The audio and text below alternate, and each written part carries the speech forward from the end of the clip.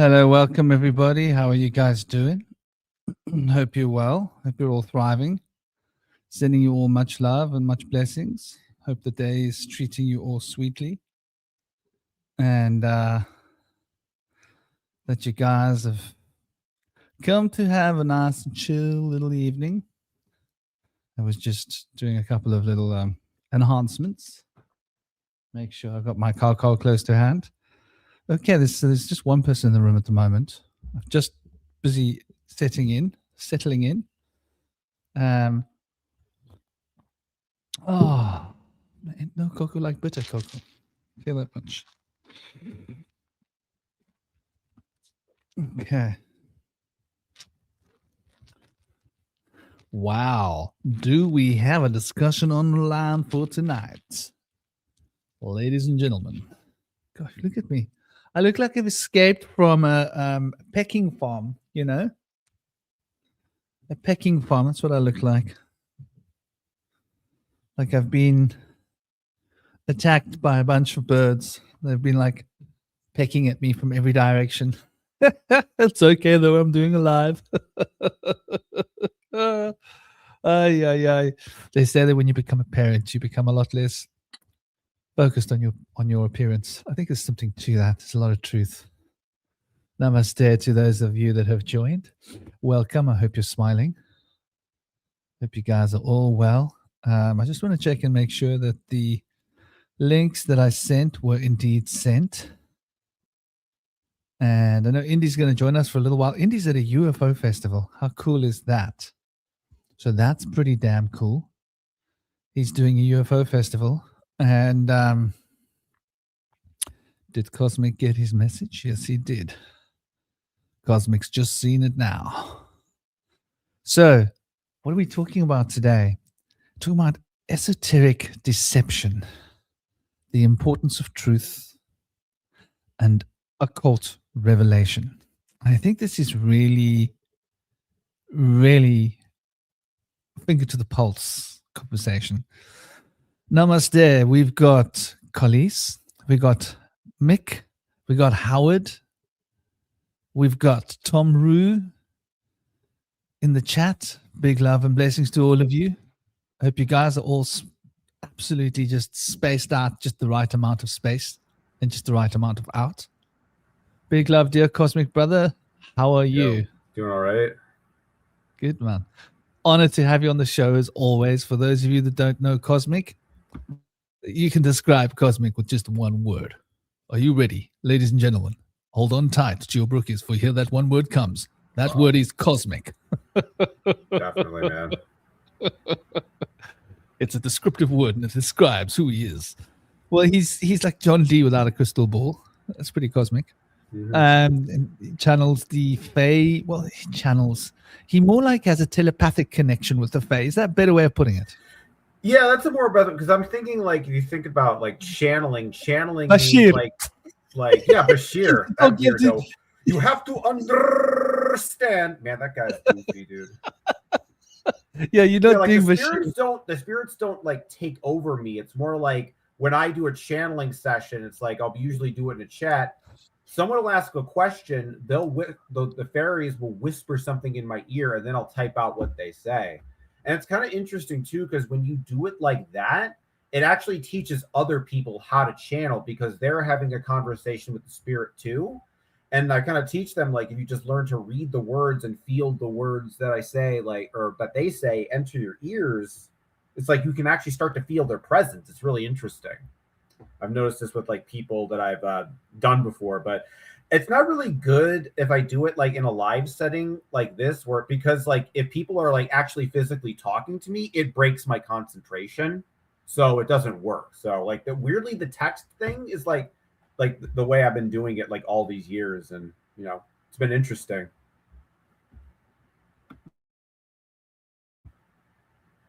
You're muted, Franklin.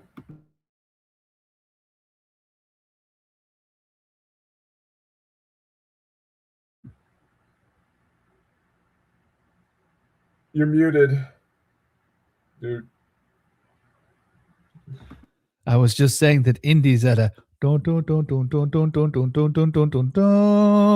Here's an alien festival, ladies and gentlemen. Ooh. Oh, So, is it a rave? no, it's not a rave. I think it's an alien festival. Oh, it's like actual like UFO like enthusiast type stuff. Yeah. Oh, okay. It's finger to the pulse stuff because like it's the time when this is all kicking off, right? Everybody's Yeah. like, it's vogue, isn't it? So it's a good time to get out and go to one of those. And I mean, it must be quite a good giggle on the one side, right? On the one side, it's It a good sounds like giggle. it would just be a fun blast to do. Like even if the aliens don't show up, it sounds like it'd be like a fun party regardless. That's what I'm saying. Like it's you know, and there might be some also interesting information and interesting people. Yeah, obviously you're going to have a lot of crackpots, right? Mhm. Which is going to add to the giggle factor, but then you'll also have a lot of really like switched on, grounded people. So it'll be a mix, you know.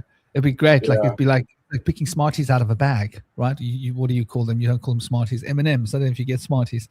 Like if you like the yellow ones and the red ones, you're picking I them feel out like of the I've bag. heard of Smarties, but it's like a different like candy. It's more like I thought it was like a sweet candy, not like a M&M, but whatever.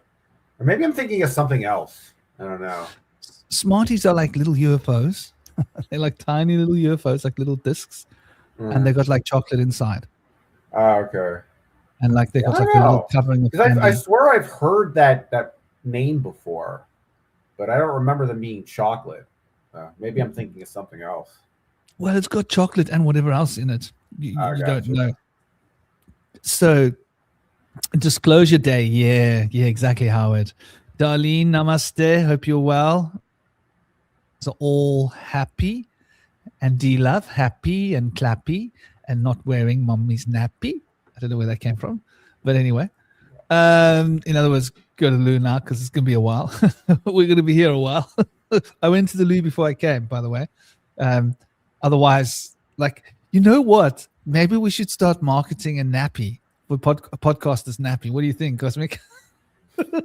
Well, These round tables going for a while, you know? yeah. No. But that aside, or even just like a special, you know, gadget that you can like fittings. Gosh, that sounds bad.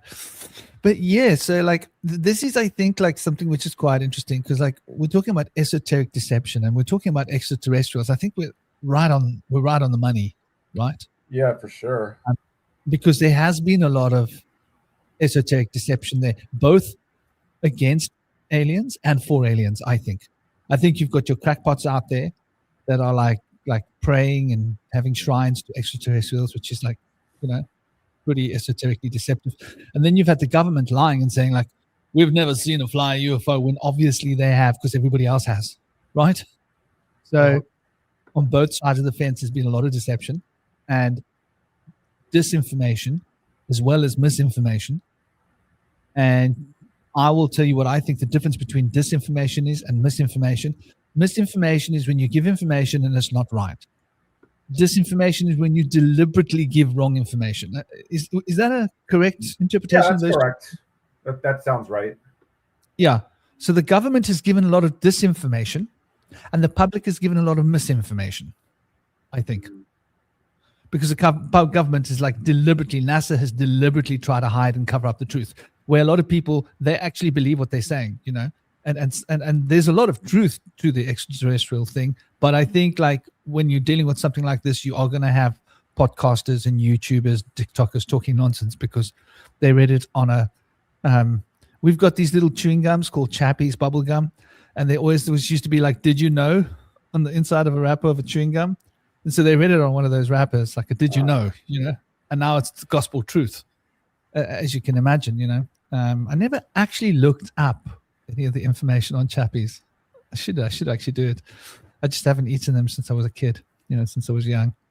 But they always used to have, like, you open the wrapper of the chewing gum, there'd be like 3 or 4 did you knows. And the things are pretty strange. You don't know whether they're true or not, right? In our days. I always got that with Snapple. They always have a little like fact under the bottle caps.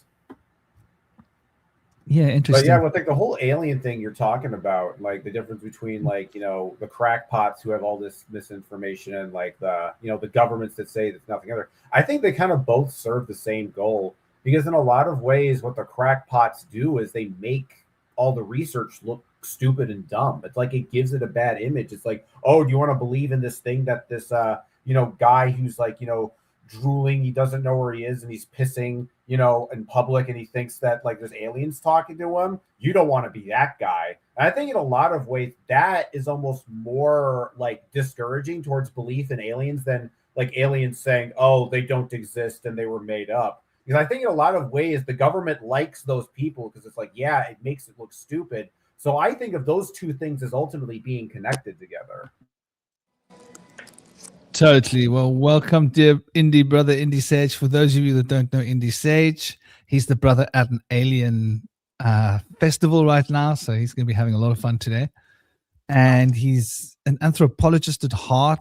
He's embedded within the Tao, Western mysticism, and occult studies and practice and alchemy.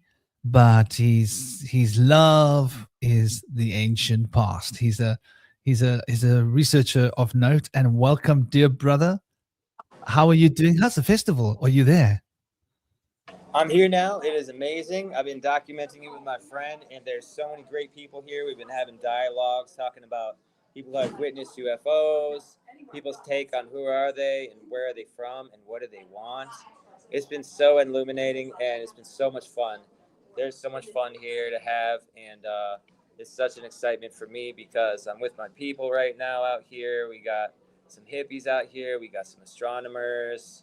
We have astrologers here. It is a wonderful crowd, and I'm just loving it right now. So glad to be with you guys. Big love, brother. What festival is it? It's called the Alien Festival in Spruce Pines, North Carolina. Spruce Pines. So if any of you are out in North Carolina, Spruce Pines, that's the place you can go. Yes. This is nice, the 5th man. festival, and it's been so great. There's a lot of artists here, and it's just such an inspiration. There's a lot of gems and really beautiful stones here. And I watched your guys' disclosure video you and Shinobi did, and I'm like halfway through that, but I love that. I'm excited about the movie, that Spielberg movie that's coming out, Disclosure Day, and if people are willing to check out some cool stuff about disclosure, there's a wonderful movie on YouTube that's called Full Disclosure, and it was made in 2018. It's very illuminating about who they are and what they're here for and what they do. But there are many different races of them, according to their story on that show, on that movie. And they say that there's up to 72 that have been documented, according to the Canadian Prime Minister, that has been whistleblowing about his involvement with them. So you know, when you talk about disclosure, it makes me think about Dr. Greer. And I was following Dr. Greer, like, I don't know when it was, man. When was he starting out? He was getting really started in his project. I think it was about 1.5 decades ago. Might have been a bit more. And in the beginning, he seemed very credible. 15 years ago, maybe more. It could have been 2005. I can't give you, no, 2010. No, it must have been more.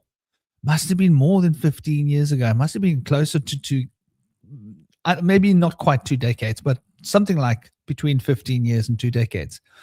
And these days, I'm just not sure what Dr. Greer is up to. I mean, I almost wonder whether there's a lot of people that are on that side of the disclosure bubble that you wonder what they are up to.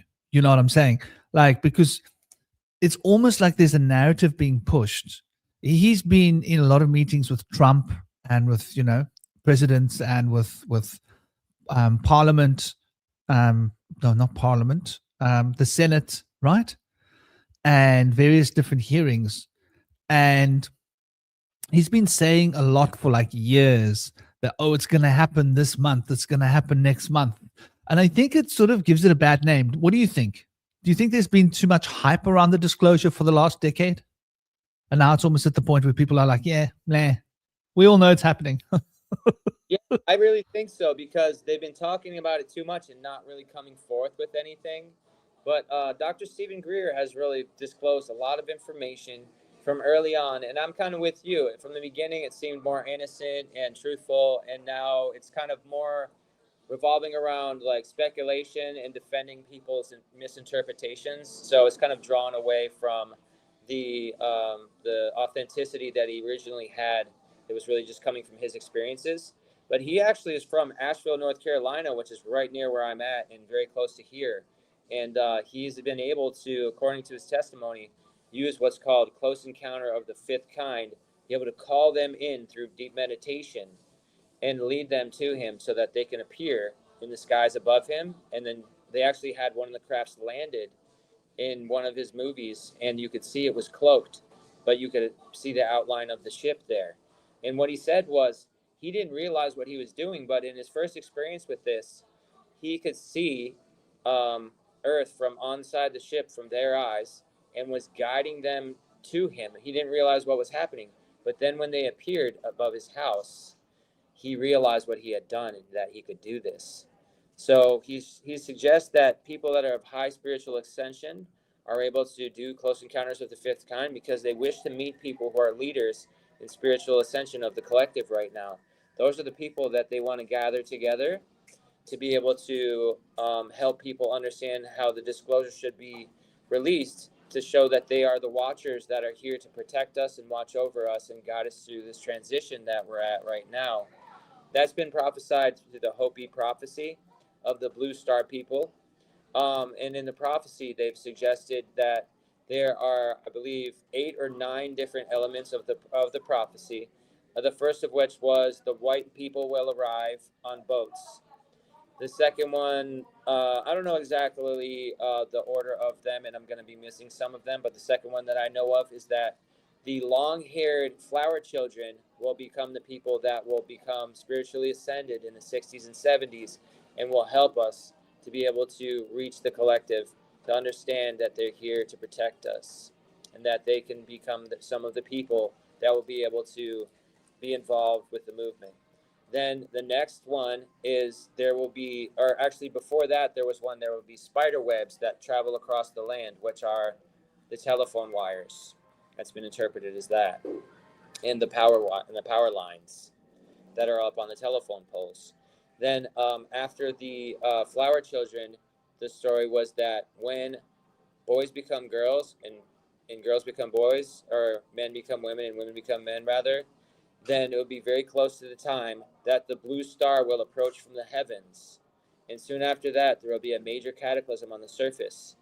And they will be gathering spiritually ascended people together to protect them. And they're hoping that we can help raise the collective consciousness so that they can gather more people to protect us from the oncoming catastrophe that has been prophesied by the blue star. And so it's your guess as good as mine as to what that blue star is, or whether that catastrophe is going to happen very soon. But a lot of remote viewers and prophets and psychics all agree that by 2050, all of the urban centers will have been depopulated. The people will be returning to sovereignty and have taken the power back and live on the land again. And it kind of seems to me that part of this involves the fact that we're going to lose a lot of the power grid, and maybe even the internet will be wiped out as well. The high technology that we have may, in fact, be replaced by the high technology that they have, which will liberate us from needing to pay for utilities and have to wire up to things to be able to receive them. So that's a definite possibility and an interesting one to me. And it's a fascinating prophecy that they have, and my mother's been following this since the 70s. And she recently told me that she was part of the Blue Star People group around then, and that when I was conceived, she said I was involved as a fetus. She said that I was possibly genetically connected to the collective consciousness of the tall white brothers of the Blue Star People. So it's called being genetically blended. And they talk about that in the Full Disclosure movie, which refers to the blue rays and the indigo rays and the violet rays. Also, the crystal children and the rainbow tribe are all involved in being genetically blended as what they consider to be hybrids of the collective.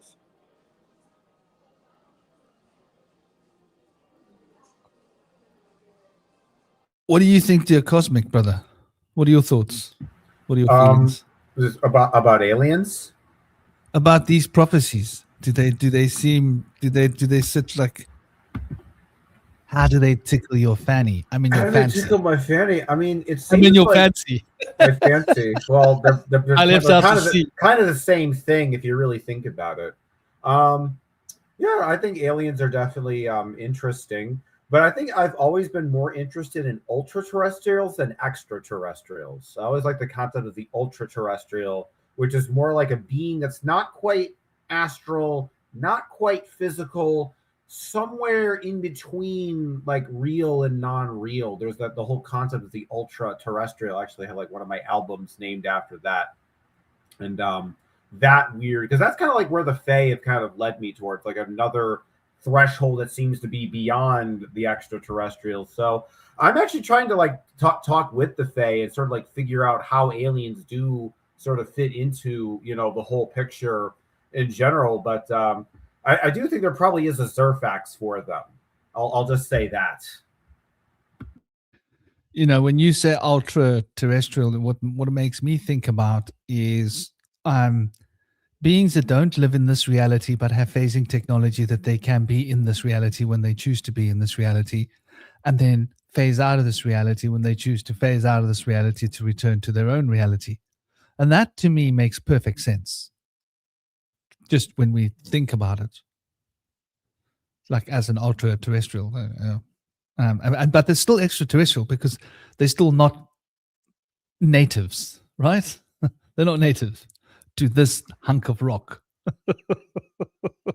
Although some of them might be underneath the hunk of rock and come out like in secret. So they might be so native that we don't even know. They might be more native than us. Who knows? Well, we might be the extraterrestrials. Like maybe it's like a dimensional intersection. Like maybe in some ways, due to space time, our planet is somehow intrinsically linked to another planet. Like if you think about it, it exists in the same like three-dimensional space coordinate, but in a different fourth dimensional area.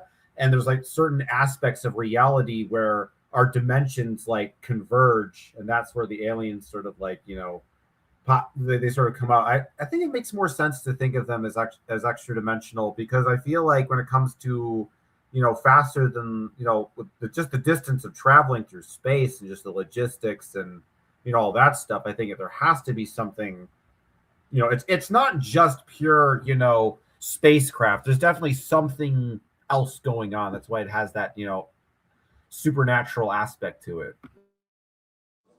Yeah, I love that. I like to refer to them as the sky people or the interdimensional beings myself because it resonates with me better. But what do you guys think about this? I feel like the word extraterrestrial to me means something different than extraplanetary. Extraplanetary would suggest that they're from another planet or not from this planet, beyond this planet. But extraterrestrial to me could be interpreted as they're not from land. They're not from, not Earth with a capital E, the planet, but from the Earth of planet Earth. Possibly coming from either the sea or from the inner Earth or the subterranean Earth, as some like to refer to it as. And possibly connected to the deep underground military bases, the DUMBs, or possibly being a little bit further down. It's been said to me that there's actually another inner Earth civilization beyond the deep underground military bases that's about 2 miles down, whereas the deep underground military bases are about 1 mile down under the Earth, or possibly less. And the fact that there are many different races of our ancestral races suggests to me that there could be ones that are surreptitious, that have a sinister agenda, and other ones that are protectors that watch over us. But I like to think that the sinister ones could be like a propaganda, possibly to like control us through fear, to keep us under wraps, to keep us obedient to our conscience, and to maybe I don't really know. It's interesting to me, but what do you guys think of that? Do you think I think another application of the term extraterrestrial, if you think of terrestrial, is like maybe it's like beyond matter. So maybe these aliens are made of dark matter. Like, what if dark matter is like some kind of like mirror like world that people can access, and like they come from that space or dimension where dark matter exists to come here, and that could also be another way to think about extraterrestrial. I think like that's really interesting idea. I think what we call dark matter is just a whole lot of matter that's not in phase with our matter, just where there's other worlds. And I think we've realized, like, hold on, we thought we were like all there was, but what's all this other stuff around there? There's a lot of dark matter. Don't they believe that most of the matter in the universe is dark matter? Isn't it getting to that kind of level? It's something like that. So my understanding where the idea of dark matter came from was that, they're looking at the equations for how the Big Bang formed, and they realized that the universe was expanding at a faster rate than the mass of the Big Bang would suggest. So they have like a kind of idea how they figure out the sort of the mass and size of the Big Bang. And the way it expands, it's like it's too fast for the calculations to make sense. So science basically came up with the concept of dark matter as a way to explain the mathematical gaps. I think Sheldrake actually talks about this a lot. Yeah, another. I just wanted to answer your question quickly before about the good and the bad, before we get sidetracked into the dark matter story, because that's an interesting conversation. Another thing I wanted to say is like I have had a lot of experience with extraterrestrials over the last 4 decades, more than 4 decades. Anyway, it's less than 5 decades. Although I don't know who I was communicating with when I was little. There were these beings that were my friends, and they remind me very much of the beings I was connected to in like the mid-90s. But I can't say for sure. They seemed good and they seemed helpful, and they opened the door for me to go in through. I thought I was traveling through the earth like a warp, like a. Oh, by the way, namaste, Vincent. And namaste, Gaz. Hope you guys are well. And who else has just arrived just to say hello to the Mansa? She is Moonfeather. Moonfeather.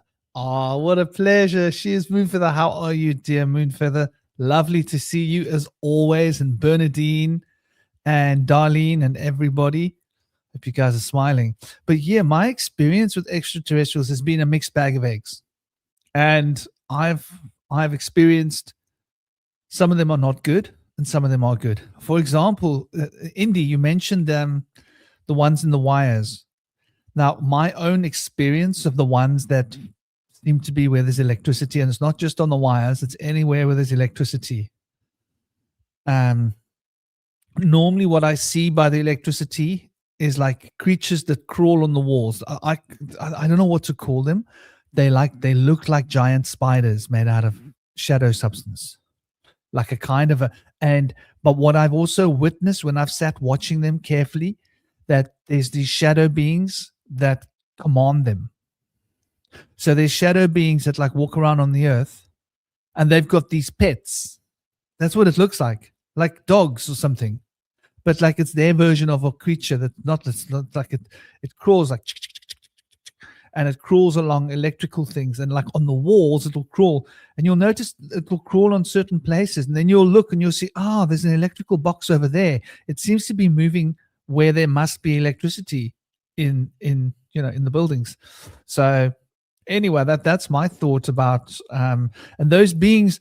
I've known them to do some pretty dismal stuff. I've had experiences with the lizard beings. I've seen the lizard beings try to cause trouble with people, seen them try to cause trouble with me. I've had very upsetting experiences with the ant beings.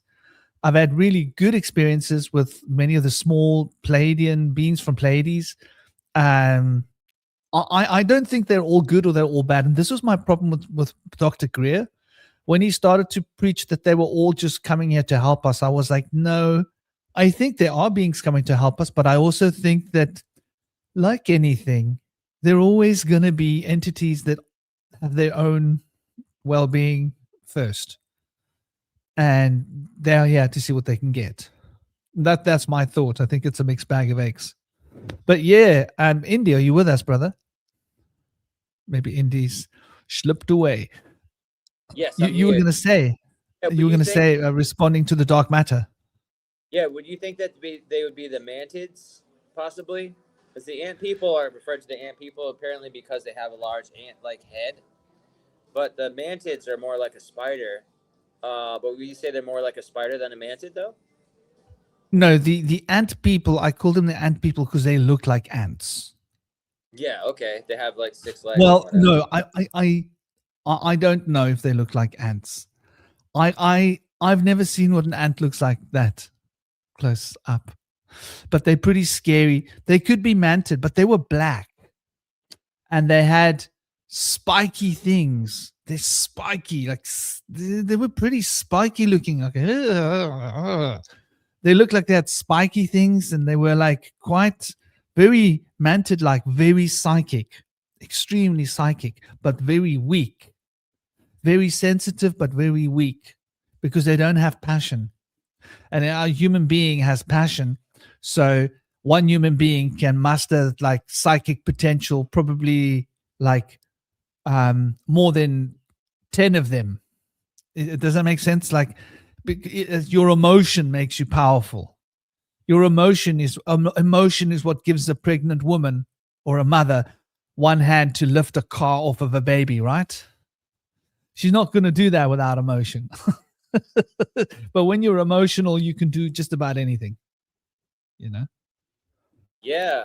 Yeah, the ant people are definitely very different than the mantid people. But I've actually had an experience where I met the Great Mother Spider during a grandmother ceremony with ayahuasca, and she presented herself to me. But in the full disclosure movie, they talk about how pretty much every one of the races is at 5th density, according to Law of One, and that they can actually dematerialize and turn to light and do star travel as light, but they can fold space and go through portals so they don't have to travel the vast distances. But to refer to the dark matter that you were talking about, Nassim Haramein has actually discovered that there is a massive source of dark matter at what they think is the center of the universe from which the Big Bang began and expanded from. And they're starting to map the expansion and consider that to be the central point of expansion. And the fact that they've somehow attributed that place to having a massive amount of dark matter that exceeds the amount in other places. But I'm with you, Franklin. I really think that that's just another form of matter that's not in phase with the matter that we're familiar with, that our sensory apparatuses can detect through our senses. It's maybe in a different frequency that we don't see in our visual range. But in the new science of tetraionics, they consider that there's 2 forms of matter, and the ones that are triangles like this we are able to see, whereas the other ones that are triangles like this we don't see, and they never touch each other. They move right by each other and they don't ever touch, and they can be simultaneously in the same place, but they never rub against each other, which would be a little bit different than antimatter, because if antimatter gets exposed to matter, it can be very explosive. But they're finding strange things in physics where they think that particles can just begin to exist out of nothing. They'll just show up out of nothing. And I started to wonder if maybe, I have a theory that matter and energy are actually bundled ether, which is now referred to as the vacuum of space, or the fabric that holds everything apart from each other to allow the volume of the cosmos to expand. Quantum And so field. this idea suggests that maybe what makes the ether bundle up would possibly be the heat of a star. And the heat of a star bundles up the ether and can make it into particles, which then unravel and expand and unwind and release layers in the electron shells that become energy as electrons in the source. And so there's gluons that hold it together, and there's muons that push it apart. So I would think that the gluons come from the heat, which to me is associated with love and light. And the muons are associated with coldness, which is associated with the lack of love and light. So I've written a lot about this on my blog site, which is you can find at vibe-tribe-scribe at .wordpress.com. And I write on there about these theories and stuff if you want to check out more. But I really feel like there's the dark matter would most likely have been something that preceded the stars, because in the current calculations of astronomy, theoretical astronomy, and the origins of the cosmos, they suggest that there was a time before stars had been coalesced from the amount of particles that had already developed from early on, but later on they coalesce into stars and then galaxies. So it would seem that the dark matter would have preceded this, and it's more fundamental to the cosmos, to having existed in the beginning. But it's all speculation, of course, and we're learning more all the time. But like Cosmic said, they're using a lot of this to basically account for anomalies of mathematical strangeness that they can't account for the masses of things. There seems to be a large mass that's unaccounted for by the stars and galaxies and nebulae, and planets. But there's also, that's kind of how they started to find these trans-Neptunian objects like Pluto and Eris and the various dwarf planets that exist beyond Neptune. They were looking to attribute to something that would account for the magnetic or the mass anomaly, that there seems to be something of great size in our solar system that's unaccounted for, and it's got a gravitational pull that we haven't accounted for yet. So they've been looking at these dwarf planets, and they think those aren't really big enough to account for it. And there might even be a binary star, which the Mesopotamians seem to refer to as Nibiru, and the Hopis refer to as Kachina. And according to the Hopi story, Kachina Red is the dwarf star that's enshrouded with a nebulous cloud. And Kachina Blue, where the blue star people are from, orbits around Kachina Red. So it might be outside of the nebulous region and be a visible blue star. I don't know. But it's all very fascinating to me. So what do we have here? I think Franklin's pulling something up here for us to see. Now, you mentioned muons, and I'm interesting they use that for the Earth penetrating radar. Yeah, it's fascinating, the muons. I actually channeled a poem while I was at the airport. I started to write a poem, and all I had was the title. And I just started writing. I didn't have anything to write, so I did a mantra to Shiva and to Ganesha, and all of a sudden the words just started to flow. And these are words that even in my studies of astronomy, I was never able to learn what those words were in my studies. And so when I was using them, after having channeled the information, I had to look them up. So it really made me feel like the words I was using were not my own. They were being given to me.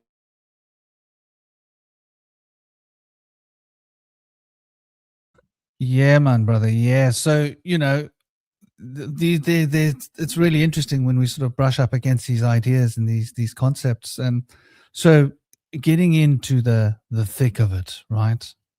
The importance of truth.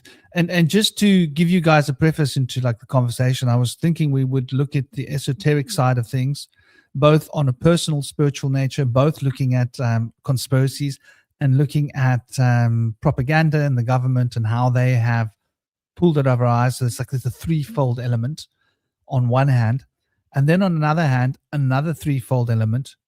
Since we mentioned gluons, let's do gluons. Look like tetrahedrons, by the way, double tetrahedrons. There's 3 particles, and they're in a spin at the top, and there's 3 in the bottom, and they make up 2 hexagons, right? They make a hexagon with a lower spinning tetrahedron and an upper spinning tetrahedron, and they've got some interesting images of gluons, and they spin in different directions. And interesting thing about gluons is like when the it's got to do with being in phase. So they are responsible for the quantum entangling process. I think it's got to do with the alignment of those charges of the Merkaba charges, because a gluon looks like a Merkaba really, and it's like a triangular spinning cone with another triangular spinning cone, and they're spinning through each other in opposite directions in the same way that a Merkaba spins.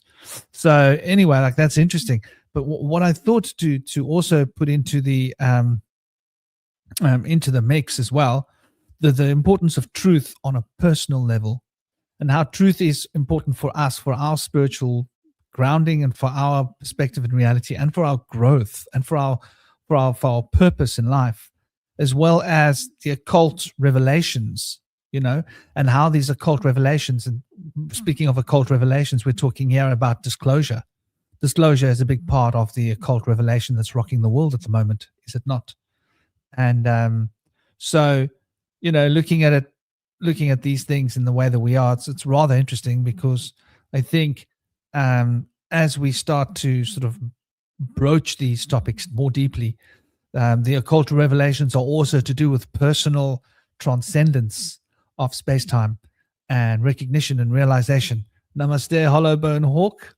Always lovely to see you there. And I'm so glad you guys got home nicely. And I hope your journey was lovely. And I hope your visit on the way was lovely. Sending you big love, my beautiful queen. Who else have we got in the chat here? She's Moon Feather. Peace and blessings. Oh, lovely to see Mooney here. And Vince, the 6th church is the door. Bush, the 6th church is the door. The 6th church, wormhole. Jacob's ladder. Jacob is a bird in my house. Out tuition. Big love, dear. Out tuition. How are you doing?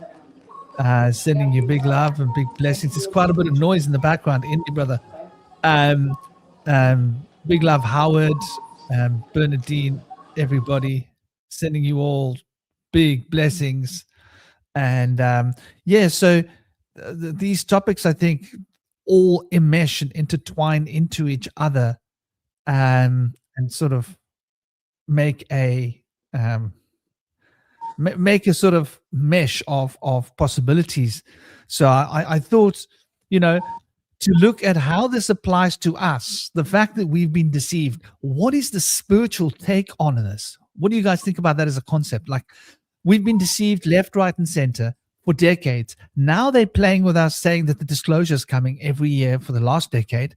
And before that, for like decades, they told us there's no such thing as little green men, And so it's from one pole to the other. It's almost like you're being smacked from pillar to post to pillar to post, and your poor head is being banged this way and banged that way.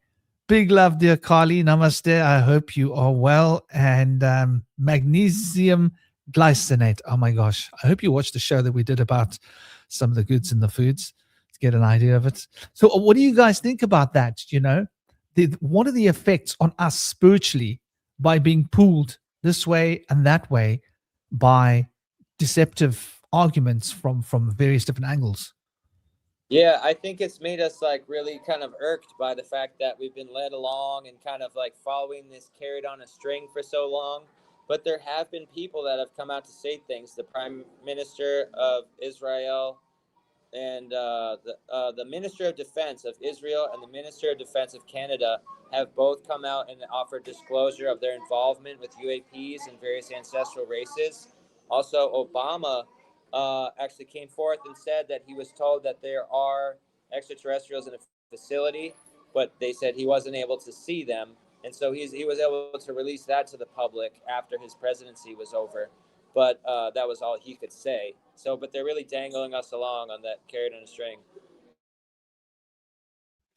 Yeah, when you mentioned the Israeli military people and the president, I'm like, that makes the hairs on my neck stand up and think that must be propaganda. And Obama, gosh, that man was a banker. He's a bloody banker, that man. And the word B and V is interchangeable. So banker, the German banker. What's a German banker? Well, he likes to go to the bank. He's a banker, I don't know like how I feel about Obama telling us that he was aware of ETs. How long ago was Obama in power? Was it like 1.5 decades ago? Now he's coming forward. It's almost like laughable, really, that they've been lying to us then. And so you almost wonder, for me, and I wonder what your thoughts are, Cosmic, as well. Like, why now? If they've been hiding the truth from us and lying to us as long as they have, why come and release the information? Now, I don't know if you're in the picture, Cosmic, or if Cosmic's in. I think when it comes to the alien, we also have to take in mind religion, because in a lot of ways, some of these alien narratives are in conflict with a lot of older, religions like, Christianity and, older stuff like that. So there's an advantage like, no, because I remember like this Tucker Carlson guy, he was saying like he thinks the aliens are all demons. Like there's the other way. There's the Christians, they think the aliens are real, but they're all satanic and they're all evil and they're all out to get to you. And then, a lot of people are actually really, terrified by the idea of aliens. And if you think about like movies from like the 1950s, it was all about just like, UFOs blowing everybody up with ray guns and stuff. So people didn't really have like a welcoming attitude towards that. It's a lot of that's a big part of it. It's like, I think it's not just that people want to hide this information, but I think there's also people out there that don't want it to be true. It somehow it conflicts with whatever they believe in, and they want to cover it up for those kinds of reasons. Or it could also be that it's like it forces them to open their minds up to, uncomfortable realities.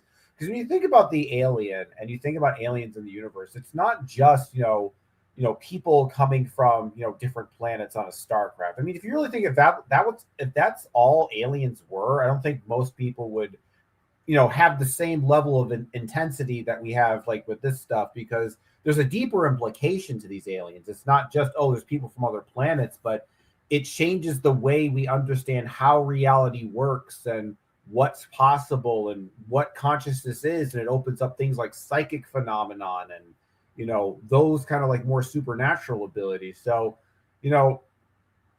I don't know. It's a lot of things that these aliens are kind of like bursting people's bubbles now. Everybody kind of had this like paradigm of like what they believed in, and the aliens kind of serve a problem for that, because it's like a lot of ways like everybody had this like dome that they were living in, and that all the narrative was tightly controlled. But then the dome cracked, and like aliens kind of like waved their hand and said hello. They're like, we got to cover up that crack, because they're trying to. Because in a lot of ways, like, I think the other reason that they cover up aliens is that I think aliens open up the idea that there are entities out there that are potentially smarter than us.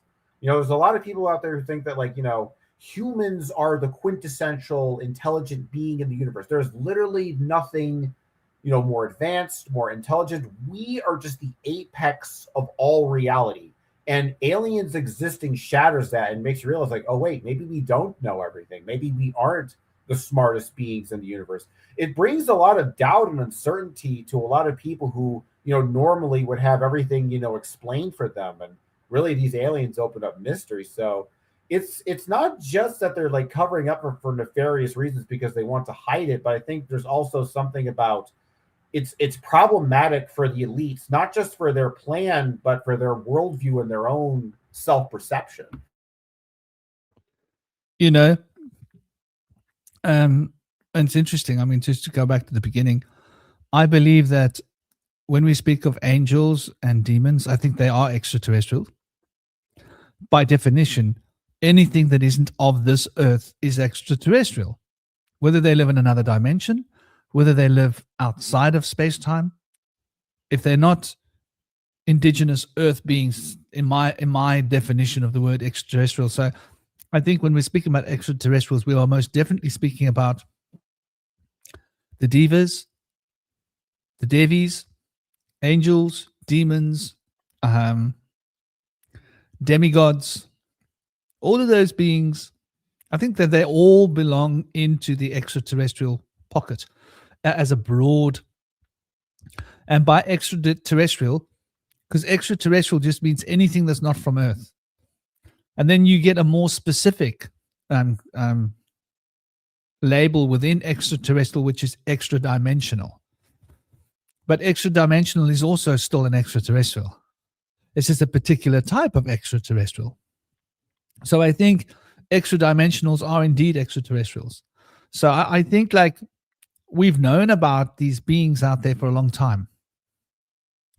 And we've written about them, and they've been used to scare humanity. And there's a lot of archaeology that relates to this information on the planet as well, which is interesting. And all over the world, you know, and very, very old archaeology. Here in South Africa, what are they called? Are they called Chaturgi? Just let me see. Chaturgi are Zulu beings,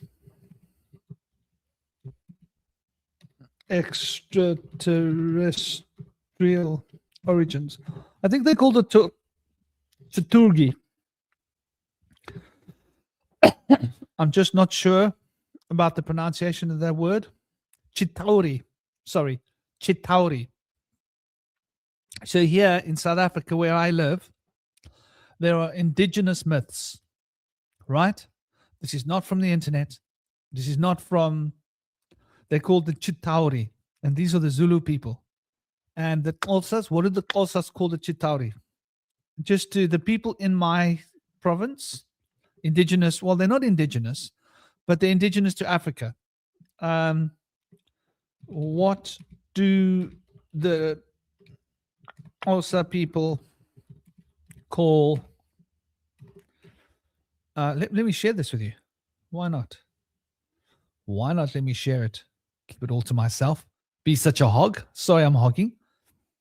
The Xhosa people do not have a traditional term for Chitauri. This is because the Chitauri are not a particular part of the traditional Xhosa mythology, cosmology. Okay, so that's a Zulu. So it's the Zulu people. So the Zulu people. But the Xhosa people will have their own. They are, yes. The Xhosa people have the Tokalosh. Oh, that's interesting. What beings control Tokelosh in Xhosa folklore? And I wonder whether that would be, okay, so they're saying that the Tokalosh is controlled as, they're known as Healy. So the Tokalosh, the Izinyanga, okay, and the Amikwehe. No, Amakwele. So this word is Amakwele, and that is Izinyanga. So these are the people that live in my city. This is their folklore. And so they believe that there are these other beings that are also extraterrestrial, and that dark sorcerers can control and summon these beings. And they will possess people, and they will become like a familiar of the sorcerer. And they can bring all sorts of powers to the person who they are bound to. And the Sanghomas will come and do purification rites. They will use the traditional medicine called muti. Also, muti is also something from India as well. That's very interesting. So that's a cross-pollinated word there, which is indigenous here to our African languages. But yeah, we've got the Sanghomas here in Cape Town. And I mean, technically, I fall into that category with what I do, even though I've got different muti. They've got the muti of Africa. I've got the muti of the Himalayas. But it's much of a muchness. Muti is muti hoga. और कुछ नहीं मिलेगा होगा. Muti hai, sab kuch hai. Chilege hoga. So if you got muti, you got muti. Who cares what label it wears? But yeah, you know, these ideas of these beings are very ancient. And in Cape Town, where I live, a lot of African people will raise their beds very high off the ground. I used to giggle, man. Sometimes these people have these beds like really high off the ground, and I'm like, dude, what if you roll up the bed, dude? Because the tokalosh are quite small. And they believe that by raising their bed further from the ground, the tokalosh can't get to them. So they have to be in touch with the earth for the tokalosh to be able to attach itself to them. And people are genuinely scared of the tokalosh. And it's not some religious, like, you know, new age thing. It's very ancient medicine. So I think there's a lot of this lore out there, and we can go further, you know. We can look at the people of Congo. We can look at the people, the Dogon people. The Dogon people had star maps that first the anthropologists laughed at. And then our telescopes got upgraded and we were able to see the star charts from further away. And they realized these Dogon people, their maps were quite accurate. How were their maps so accurate if they didn't have telescopes? So there must have been ancient maps. And their story says that there were beings that came from the heavens to earth and they were instrumental in making us. In fact, the Dogon people tell the same story of the Sumerians. Basically, verbatim, the same story that we've heard from Sumeria is what the Dogon people tell. So it's very interesting. And all of this has been hidden from us. And it's been sort of systematically released. So they hid it from us for like 50 years, right? They knew about the Dogon people since the 50s and the 60s, but it was hidden from us. The Dogon people only started to become well known in the last 30 years, 25 years really. Before 25 years ago, the Dogon people were hardly known. So suddenly now they've pushed the Dogon people's knowledge. They've pushed the knowledge of the Zulus, knowledge of the different tribal, knowledge from South America. All of these things have been like heavily pushed. And so it makes me think that by them pushing this information, and I'm gonna put this out there for you guys to dance with, right? There are a lot of people that are being influenced by extraterrestrials. A lot of people. And we just don't even know the numbers, but I'm telling you there's a lot.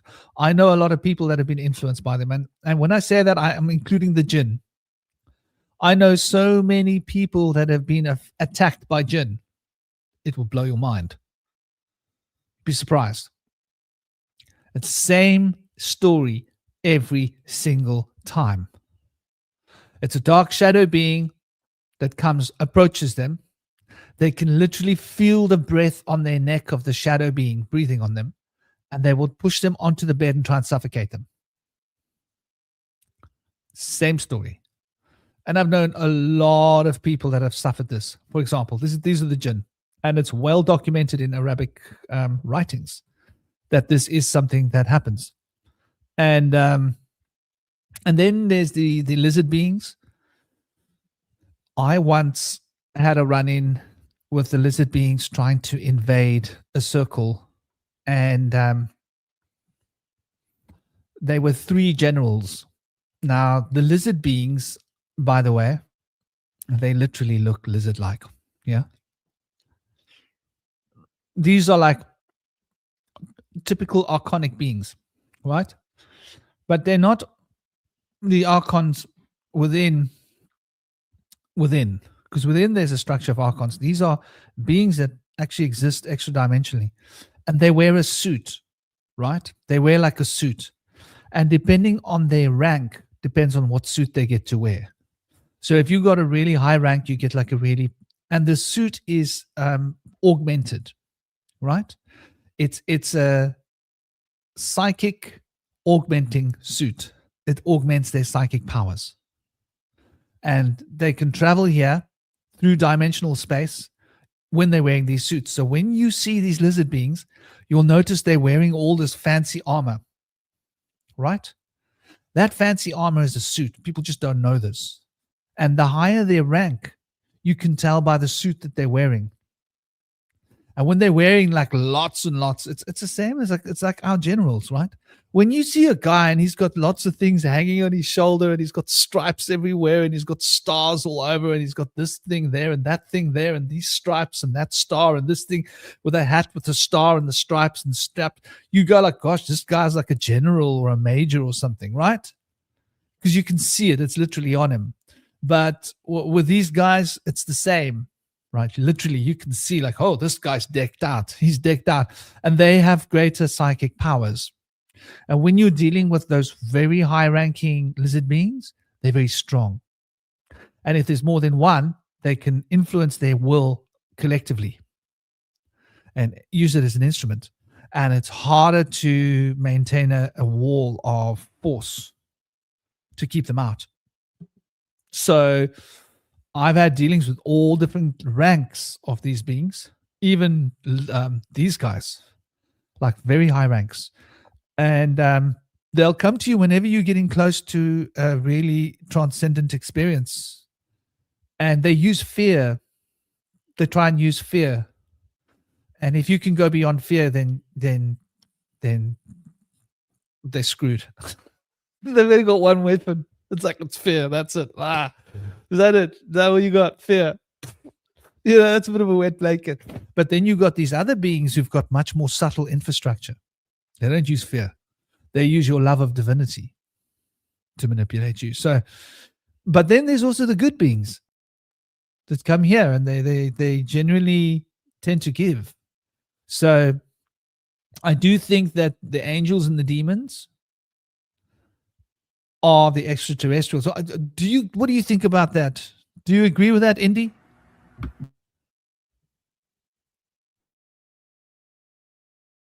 Indy's having a conversation. You know, I think what's interesting is kind of the Jungian take, and I'm pretty sure Indy will probably appreciate this too, that perhaps in a lot of ways, like our interpretation of aliens has something to do with our sort of our cultural milieu, right? So people saw these entities more as angelic beings because they were more of a spiritual, race of people. But as we kind of, Victorian era hit and people get into Western materialism, people really didn't believe in spiritual. So these entities needed a new way to sort of access us. They figure, humans, they don't believe in spirits, but they can believe in, craft from another planet. So that'll work instead. So in a lot of ways, maybe they're just the same thing, reinterpreted through a different cultural lens. So in a lot of ways, we couldn't believe in angels. So we see them as physical aliens from another dimensions, because that's sort of what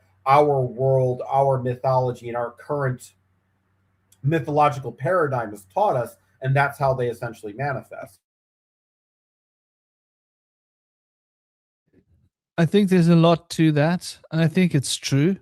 In a profound way. But I do believe that these angels, I do believe that they use technology, right? And even in ancient times did. And I do believe that these beings that we're talking about as aliens are spiritual beings.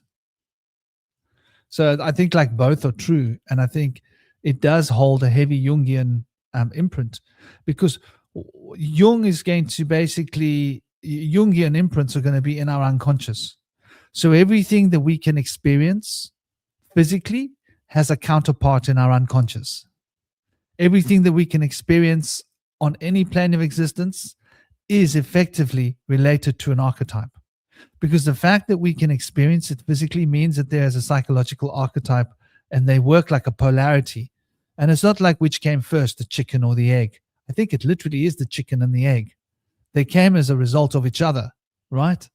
And so anything that, if I look at this bottle, right, it's a physical bottle, but it's also, there's an archetypal reflection of this in my consciousness, right?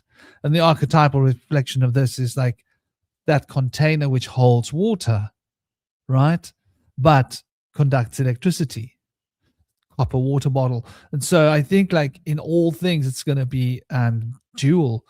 And I do think that you're right that our cultural meshing, cultural re-identification is going to change the way we look at it. And you're completely right, you know. But when you look at something like Ezekiel's vision, right, Ezekiel is describing something rather interesting.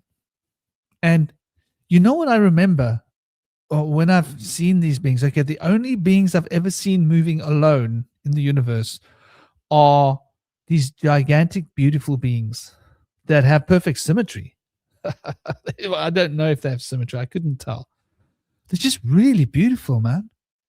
They're big, gigantic, like beautiful beings, right? Very beautiful. They're very big. They're very sophisticated, and they're sitting in like a throne. They travel all on their own. Yeah, now that I think about this, there's an interesting kind of implication here, because if you think about how angels are basically depicted in the Bible, you know, in the Bible, they're always talking about, you know, bringing the kingdom of, you know, heaven on earth. And that kind of sounds similar to, you know, utopian aliens coming down and bringing technology. And if you think about both the scenario of God coming down and bringing a gold city to the earth, and aliens coming down and bringing technology, it's kind of a similar dynamic if you actually think about it. And I think that's one thing about angels, that they are kind of intrinsically, you know, tied in with technology.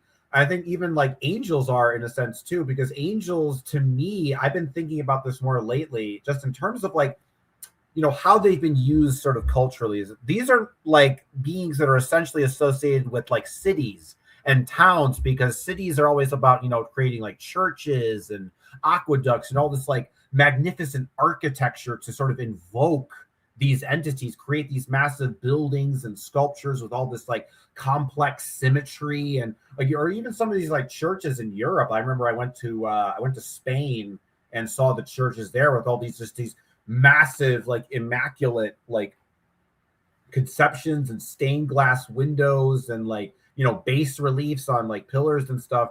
And you think about like, you know, the DMT archetype and these aliens living in these like hyperdimensional palaces, you see that there's a corollary between these two concepts. So yeah, I would say that in a lot of ways, if you think about what angels are and what aliens are, there's some kind of intrinsic link between these things, because I'm starting to think about it more and more. And like, I remember, I don't know if you know, there's this one occultist like was reading up on Enochian magic, and like this guy Poke Runyon, his experience working with the Enochian angels, he says the angels felt more like aliens to him. And maybe there's some truth to that. Like you think about like, you know, some of the stuff, and you look at like Enoch and the Bible and like the book of Enoch and that Enochian language, you know, for example, and just how utterly, you know, strange and alien too. And all those, you know, angel like symbols and stuff, if you look at them, it's like they're meant to evoke something otherworldly. And then you also tie into the fact that angels are associated with the heavens and the stars, and aliens are associated with the heavens and the stars. So maybe in a lot of ways, they're just kind of like the same being cosplaying with different suits. You know, I think this is it. I think like we're starting to brush up against something that seems to me to be really relevant. And then there's the idea of false mysticism, right? Our printing press, we talk about Enochian magic, right? We talk about Golden Dawn magic, right? We talk about all these systems. And what do we know about these systems, right? Well, what do we know? Well, we know that you weren't allowed to disclose the secrets of your order, right? This was universal in the West. Even in India, right? You don't disclose. And this goes back to like the very ancient, Hermetic writings. How important it is that you don't disclose. No one. The whole idea of Kabbalah was originally never written down so that the wrong people didn't get hold of the information. Pythagoras taught all of his mysticism, all of his mysteries. He taught it verbally only, and nobody was permitted to write down a word that he ever said. This is why there's no writings of Pythagoras. We have to go on secondhand other people who learned some of Pythagorean mysteries and wrote about it. But Pythagoras himself, these mysteries were hidden. So throughout all time and through all traditions, these mysteries have been kept under lock and key. Now, suddenly, in the last few centuries, these writers have been disclosing like the mother lode. There's something a little bit off about this. And I put Aleister Crowley in with that crowd. Like, he's the first person that I shoot down, if I'm honest. But if I'm going to be honest, we need to be fair. We need to keep enough bullets for everybody, right? He can't take all the fire. Like Aleister Crowley needs to take his medicine, but the others too. And so it seems like, suddenly all this information is being released. And I believe that that what happened was they realized that humanity was getting to a point where we were going to evolve and we were going to expand our consciousness, and the potential for humanity to recognize these symbolic spiritual truths was approaching. So what did they do?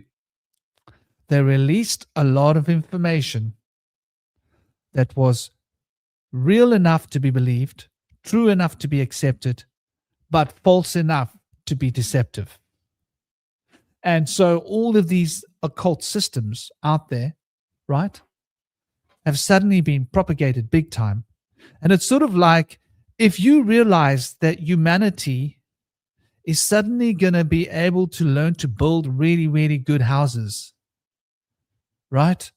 And you're like the person who owns like all the architecture, like you're the architecture guild. Yeah. The Guild of Architects. Let's just go down a metaphor land. And tell me how you're going to go with this, Cosmic. I think it's an interesting concept. If you're the Guild of Architects and you realize that humanity is going to go through some kind of an evolution and everybody's going to be able to build their own house, what do? You quickly disclose all of your architectural files to the world immediately. But you make sure that there's something wrong with the files. You make sure that the knowledge that you've taught is they can build a house, but within 30 years, it's going to collapse because there's certain faults. And you teach the principles that are being taught on those architectural designs slightly skew, so that even if somebody reads all of the plans and studies all of the architecture, they're never going to be able to build a proper house because they've been given everything they need to build a house. There's just a few very key, very important twisted pieces of information in there. And what will happen is people will be building their own houses and their houses will be failing. And what will they be forced to do? They have to turn back to us, Architects Guild. During which time the Architects Guild dissolves.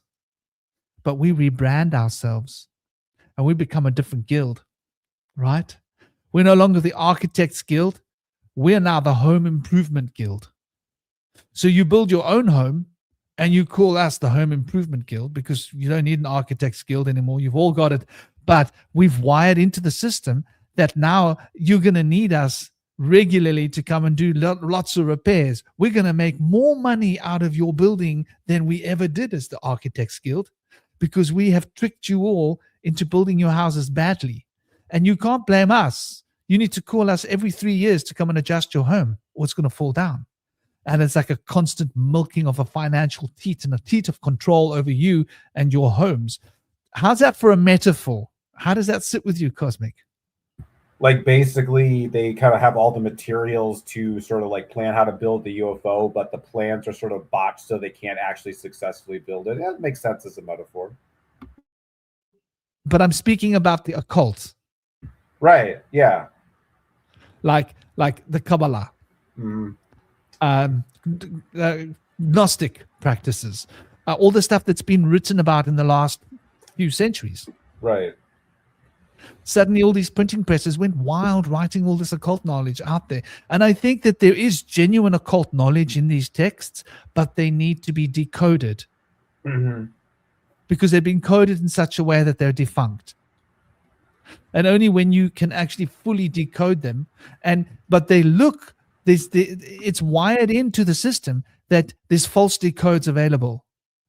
You think you've decoded it, but you haven't, because they've put in another loophole. You think you've figured out the problem with the foundation, but they've got something else, stress-bearing pillars. You think you figured out the stress-bearing, but they've got a whole lot of bits and pieces there that will screw your house up. Franklin, If that makes sense. Everything you just described is why I started my own system, because I got sick and tired of like, this is real, this isn't real, this guy is fake, no, he's like he molested women, no, he didn't molest women, that was propaganda, and this endless back and forth of like whether the guy is legit or the guru is legit or not. And I'm just like, I just want to figure this out for myself. Like, I just want to understand things on my own terms instead of like, oh, I gotta trust, this guy with the magic hat, and he's gonna tell me like what the universe is, and just like, no, it's like there's because then you'll believe that guy, and they'll say, oh, did you know that the guy with the magic hat did this to children? And you're like, no, now all those beliefs don't make sense anymore, and you got to come up with a new system. It's just endless back and forth, man. And I think when you brought up Crowley earlier, and just like I'm thinking like looking at it from like a historical like perspective, it's almost like even if Crowley didn't exist, someone like him would have filled that gap anyway. Like he's sort of like this amalgamation of, in a lot of ways, because you think about the 20th century and sort of like, we already kind of dealt with the sort of the Nietzschean death of God in the 1800s. So in a lot of ways, people were looking for a new aeon, a new sort of spirituality, because in a lot of ways, Christianity, like it has its influence in our society, but I don't think it has the same influence as it did like in the medieval times, like before the Renaissance, where it really had, reigns and control. So it wasn't really at the top of the pyramid, anymore. So there was kind of a vacancy up there. And, Crowley was just kind of basically the first sperm to essentially hit the egg, but there was a bunch of other sperms willing to hit that egg and willing to become the next Messiah or whatever. So in a lot of ways, that Nietzschean death of God did leave a kind of a spiritual power vacuum that I think a lot of the elites of the world say, oh, this is a good idea to take advantage of that. So it's like if it wasn't going to be Crowley, there was going to be some other weirdo curmudgeon-y guy that was going to start some kind of movement or cult. It just seems like inevitable because like I said, there was a kind of a spiritual power vacuum. Like in the same way, if you take a country and you kill its dictator, you kill its ruler, usually there'll be a revolution. Some other person is going to vie and take control of that space. Well, I think from a spiritual and occult perspective, that same principle, reigns true. And so I think that's kind of what essentially Crowley represents, as somebody trying to fill that power vacuum that happened after that Nietzschean death of God, if you will. I think there's a lot there, and I think there's something to that. And I agree with you. There's a lot of contrasting information out there. And I think, the whole Nietzschean death of God story is, I think it's quite finger to the pulse of what we're talking about here. I think science, like we're always talking about seance, like science isn't science anymore, right? Science has become a religion. We're always saying this, right? Everybody comes here, knows this, understands it, appreciates it. The religion of science, seance. And so I think religion has just transformed itself in the same way that our perspective of what angels and demons are have transformed itself into extraterrestrials. The idea of religion has transformed itself into religion. And so, the idea of religion has transformed itself into the idea of science. And so you have all these materialism, scientism, which is exactly what, what was the church selling let's just look at what the church was selling, right? The church, as we knew it, was selling this. There is only one way to get into heaven, and that is by this bloke. And you must let this bloke who has a physical body into your heart, and he's going to take you there. That's it. So you need to believe, all you need to believe is that this bloke came to earth to clean away your sins. That's all you got to believe. And once you believe that, you need to accept and acknowledge that God has placed these priests here to administrate this bloke's work, right? And you just make sure you give the priests their 10% of everything you earn, taxation, and you do what they're told. You do what you're told, right? Make sure you go there for your weekly dose of propaganda and programming, and make sure you do what everybody else does, right? Isn't that what science is? I think I want to say one more follow-up to what I was saying before, because I think that in a lot of ways I was talking about the death of God, but I think that is part of the deception right there. I'm thinking to myself, this sort of God of Western civilization, it never really actually died, because in a lot of ways you still see its fingertips and its presence behind the shadows still kind of controlling society, but it just doesn't call itself God anymore. It's no longer the, bearded man, up in the sky. Basically, what it really happened is that God essentially like faked his death and put on a lab coat instead. And now that's what we're really dealing with. And we think, oh, no, God's not dead. It's like he's in disguise. And if anything, that's the real psyop here. In the old days, God was explained, or the mysteries of the divine were explained as a sexual act, right? And we've replaced the sexual act of gods and goddesses, or Shiva and Shakti, right, for the Big Bang. Only nobody even took part in the Big Bang. What kind of a bang is it if nobody even took part in it? Do you know what I mean? Like, you've got to giggle at the way they've put these words out there, right? Because they're a bunch of gangbangers, and I do think like this gangbanging idea of the scientists in the lab coat are portraying God. Only these days, God is an equation. Would that be a good way of putting it, Cosmic? God became an equation. Yeah, you're kind of right about that, because in a lot of ways, but I think at the end of the day, God kind of always was an equation. Like, if you really understand like the origins of science, you go back like further, like into the Renaissance, and even if you look at Christians and how, and you when I listen to people who are on the right wing and are having more of the Christian spiritual perspective, like, if you didn't know these people were Christians, when they're talking about science, you would assume they're atheists, because they have that same logical, objective framework. I mean, it's kind of like how, like, Christ is associated with the logos meaning logic, ergo God is logic. So I think in a lot of ways, I think God is more mystical than it was before. I think back in the Dark Ages and medieval time, there was a much more literal kind of God. But I think in a lot of ways, I think that the demiurge just kind of taken notes from the Hindu mystics and the Hermeticists and kind of realized that there's a power in abstraction. Because I think if you think about the difference between sort of like the gods of the East and the gods of the West, if you think about like, the God of the Bible, or whatever, God has very specific parameters. He's this being, and he decrees this thing. Whereas I think in Eastern mysticism, God is a lot more abstract. It's like there's all these like avatars that it expresses itself with, and each avatar is kind of the thing, but it's not quite the thing. And it's much more difficult to disprove or dilute, because it is so elusive and flexible and multifaceted like that.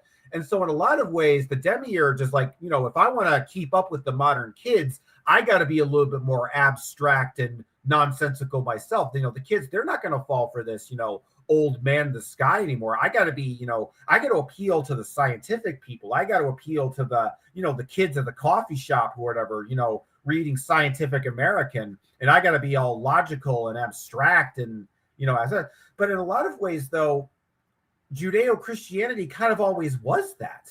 And if you look at a lot of their stuff about, things needing to, the whole idea of faith and, other religions being wrong and evil, that ties into the very philosophical concept of objective truth. They're the ones who kind of started the whole idea that something has to be objectively true because there is one objective God and he's one objective reality to it, and none of the other religions have to be true. There's only one truth. And that idea started from religion, but it mutated over into the scientific paradigm that we're actually seeing today. So really, in a lot of ways, scientific materialism and Christian biblical whatever, if you really kind of like look at it from like a zoomed out perspective, you kind of start to see, wait a minute, this is the same entity. This is the exact same thing, just expressing itself through different, eras of time and sort of evolving and changing.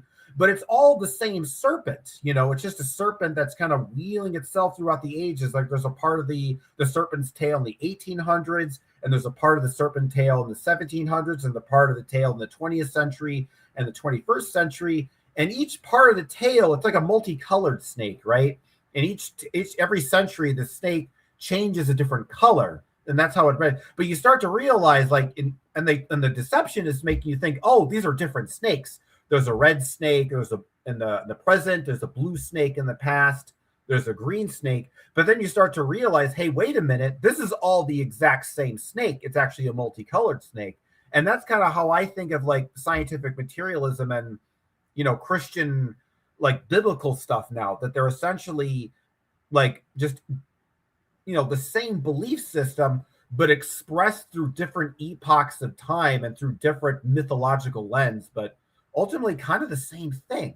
And so if you understand it from that perspective, you actually start to see the sort of the mystical and occult roots of science. That's actually probably another good topic for a roundtable, the mystical roots of science, like where all that stuff actually came from. So I think that would be an interesting insight.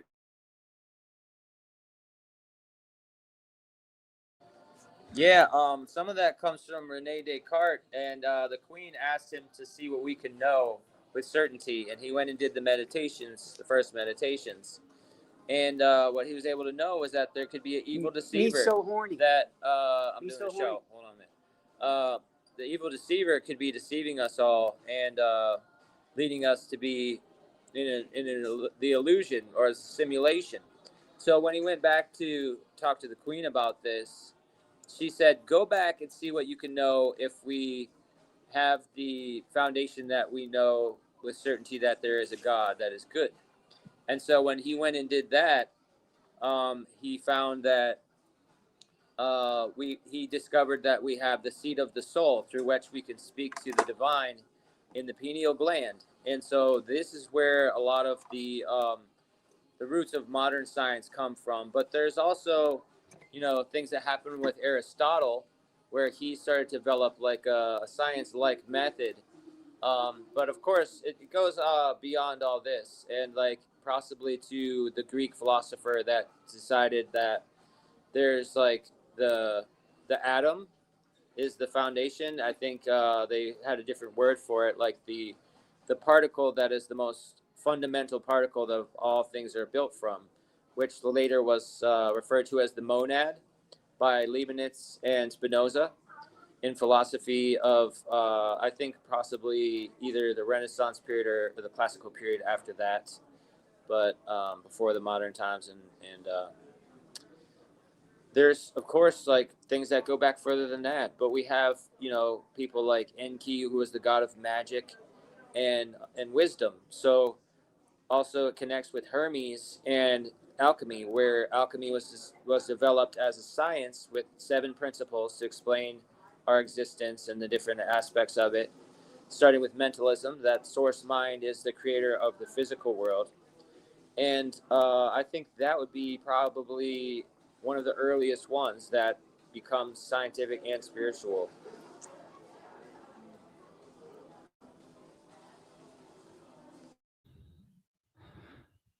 Yeah, I think there's definitely these old concepts are definitely buried in our ancient roots. And the same ideas seem to be propagated everywhere around the world, just in different names and different, different boxes. Like the Vedic system, the 7 chakras and the 7 principles, and it's all really the same if you look at it. It's not really that different. So there's something universal in this that we can appreciate when it comes to all of these different practices. But like even the Vedic knowledge has been polluted. I'll give you an example. I was speaking to my girlfriend about this today. Yeah, my beautiful, lovely, gifted, special girlfriend. Oh, anyway, I'll be seeing her tomorrow. I gotta concentrate. Got to keep my focus on the game here. If I start thinking about my girlfriend, I'll forget about what I'm doing. But yeah, we were talking about this, and I was explaining to her about fakir, right? And the roots of fakir, what fakir were, right? Was it today? No, it was last night. We were talking about this conversation. I forget. We were talking about fakir last. I think I mentioned it today because we were talking about it last night. Because it somehow came up. And the fakir relates to an old concept, Sufism, which is like divine sages that walk the earth. It could be translated to someone who has taken a vow of poverty and they are living in a state of like hermits. And they travel the world seeking only spiritual wisdom, sharing only spiritual wisdom, fakir. And I was explaining to her how I was really lucky with the people I met in India. And one of the people that always stands out for me was who I call the Fakir Baba. And he was a family man. He didn't live in a cave. I met a lot of people who lived in caves and lived on top of mountains and lived like secluded ashrams and lived in the jungles. I met people who walked around wearing nothing with glingling, clangling, dinglings like hanging from their balls. I met all sorts of people, man. Crazies. I met crazies too. I met really devout people. This guy lived with his family, but he had a lineage that was unbroken and went back more than 1,000 years, which was in the family, Keep it in the family, when the dad and the daughter become the mother and the father and the children. No, not that kind of keep it in the family. Different kind of keep it in the family. Keep it in the family where the father becomes the teacher of the son, teaching all the sacred wisdom and knowledge that his father taught him. As his father had been taught by his father before him, as his father had been taught by his father before, as his father, as his father, as his father. And it went back 1,000 years. Some skipped from father straight between grandfather and grandson. But always one person in the family would select one person in the family that had the psychic natural aptitude, the spiritual insight potential, and the disciplined character necessary to carry that, embody that law of knowledge. And the unbroken chain went back more than 1,000 years. Right? Now, this guy and myself had a very special relationship, and very honored to say I was the only person who got to be with him in his Holy of Holies when he did his puja. The only person. He literally had his own big temple in his home, which would lock up. It was a lockable temple. Nobody came near it.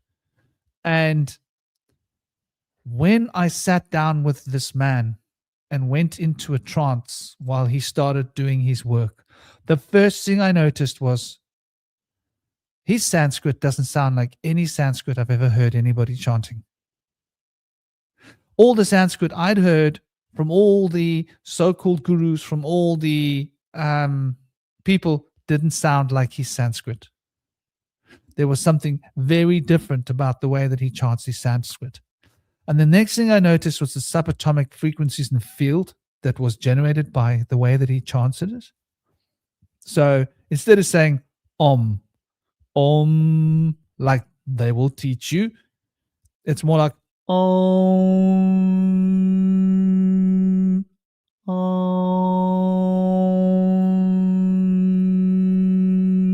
You notice all those subharmonic frequencies? Big difference. This guy chanted on various different fields of frequencies. And when he chanted, there were beings, there were spiritual beings coming around us in a circle. The ancestors were present, and I was like, wow, this is Sanskrit like I've never seen or heard it chanted before. And this guy is wielding real power. So that was a wake-up call for me. All those so-called gurus in India going om, om, om, om, om, om, exoteric mumbo-jumbo nonsense of people that have been brainwashed. Even within the Vedic knowledge schools, even there is this deception of the truth. And you have to go to somebody who really appreciates it to be able to really touch it. Like spending time with this man, we were very close. I used to, he always wanted me to come and spend time at his home with his family. He had such lovely family, lovely kids, adoring wife. He was really a beautiful hearted man. He was always helping the village. And so I would often come and spend time with him, and he loved having me there because he loved the Shakti that I brought, because like when I was there, I'd be up at like 3 o'clock in the morning meditating in his temple. And he loved having my presence in his temple because like there are not many people who sit and meditate for like 4 or 5 hours at a time in India. I know this is a big thing for you guys to digest, but it's rare. It's rare to find someone who meditates for 8 to 10 hours a day in India. You would think that this is common, wouldn't you? You would think that there's a lot of these gurus who have this experience, but most of the gurus that I met, I was like, yeah, how much experience? What have you got, like 1,000 hours of meditation experience? Really? You a guru? Like, really? And this was a pattern that I noticed, especially with the gurus that were servicing Westerners. So I had to go to non-Western places where I got there and they're like, you can't come in because you're white. I was like, oh, okay, I'm at the right place. Good. You know, if I'm not allowed in because I'm white, this is where I want to be. Because they're not looking for white people to come and like carry their fame into the world and write books and prints and all of that. And so when I found those places, I would set up shop at the gate. I wouldn't leave the gate, and I'd meditate like, 10, 12 hours a day, every day by the gate for a month or sometimes less. Different ashrams, different times. The one Guruji, I had to do it for like 30, 40 days. So almost like 40 days I had to sit by his gate. But after my 400 hours of meditation, I was allowed into the ashram. He made me work for it. But this is something which is very rare these days. And you can travel in India, you can meet a lot of people. You can go to a lot of places where there's all these powerful people, and you'll be surprised in they are very exoterically trained. In fact, the Brahmin control this knowledge. Now, there's a whole story with the Brahmin in India. I mean, I don't want to get lost in it, but I will tell you this. There have been numerous times in my life that I have condemned the Brahmin of particular villages, of particular towns. I will stand up on a bloody podium and I will condemn them. This is what I used to do. I was like a nutcracker prince. But when I saw the Brahmin using, you see, they've got elevated position in a town because of their race, right? Brahmin, elevated rank. And so they have the power to change things for the better, right? But they would maintain the status quo where certain people would be pushed down and the poor would be kept pushed down with nothing. And they would actually be part of exploiting the poor people in their villages. And I would come in there and I'd just look at this and I'd be like, this is bang out of order. I understand that you think that you're a low caste and that you don't deserve anything, but these Brahmin are supposed to be protecting all of you, not just the other Brahmin. And the Brahmin would always protect the other Brahmin that they would boister themselves and make more money. So the Brahmin always controlled a lot of the money in the village. And I thought, like, this is bang out of order. all the profitable businesses. If you were the wrong caste and you were trying to open a business in that town and village, the other Brahmin would make sure that you fail in your business so that they can keep control over what caste gets to open businesses. You understand what I'm talking about? It's organized racism. And when I recognized this, I would stand up to it and I would call these people out. And I would condemn them in the open, like, you know, and I'd get a pedestal and I'd start preaching. Preaching about how these people are like corrupted. You people looking up to these Brahmin, they can't even chant Sanskrit properly, and they've got all this esoteric nonsense, and they're practicing all this weird stuff that they're not really doing their jobs. If they're real Brahmin, they should be actually trying to bring about a sense of equality to the village. They should be thinking about that poor woman who's suffering from malnutrition with her child instead of lining that bugger's pockets, because that bugger gives this Brahmin priest a lot of money. So this Brahmin priest is going to make sure that that family bolsters and does good with business. You see? And if the Brahmin doesn't give his blessings to the business won't succeed, because no one will go to the business because it didn't get the Brahmin's blessings. Do you see how they would control their blessings and use them for financial gains? Oh, it used to make me so angry. And I would witness this in a lot of places. I lived in India for a long time. And I had people trying to end my life. I was explaining to my girlfriend how I was shocked when they knew me 1,000 kilometers away. People try to set me on fire. People did set me on fire. People try to end my life in various different ways, right? People came and put sickles to my throat. And I would say, do it. I'll call down the wraths of heaven. Do it. And they would get scared. People try to do physical things against me and my ex-wife, who was there with me at the time. Literally to the point where they staged dropping big boulders on our heads. And this was the same village where they tried to set me on fire, where I'd condemned the Brahmin. And I'd condemned two of the people that had been instrumental in ending the life of a husband, a wife, and 2 children, because I'd seen it in the fire. I'd had a vision. And I'd started asking questions in the village, and everybody went all stum, quiet on me. And I found one man, and I said to him, listen, I've seen this in the fire. I've seen this woman, I've seen this man, and I've seen that person and that person do things to them. Now, I need someone to show me where this house is. I want to go to the place, and I want to feel the rocks with my hands. I want to see what I've seen in my vision. And they took me. I found one young guy who said, I'll take you, but don't tell anyone. I don't want to leave the village with you. I will meet you a kilometer away from the village. Right? We will go secretly, but you can't tell anyone I took you there. So he took me to the ruin of this house. And when I got there, I recognized everything from my vision. And then I knew without a doubt that what I saw in the fire was the truth. And I came back and I condemned those 2 men. And then I saw so much more. I saw what the Brahmin priests had been doing. I saw what had been happening in that village, and I condemned the Brahmin priests. I condemned them for being so-called practitioners of godliness in this place. But you guys are fake. You guys have no authenticity in you. Your so-called Brahmanism is just a label that you wear to make money and to bolster your position in society. You are not Brahmin. Brahmin is something more. Brahmin is somebody who carries the fire of desire towards divinity in their hearts, and they want to reflect that outwards. And so I condemned the Brahmin. I condemned a lot of people in this village. And the Brahmin had instigated someone to set me on fire doing a Navratri festival. And he did. He came and dropped a whole big fire on top of me. And my hair caught fire. My clothes burnt off of my body, and I just sat. I was sitting in the lotus posture. I'd been in meditation for a few hours by that stage, 3 or 4 hours already. I was already in a trance, and I just felt the fire burning all over me, and I just sat. And then I wasn't burnt. And everybody started getting very wary.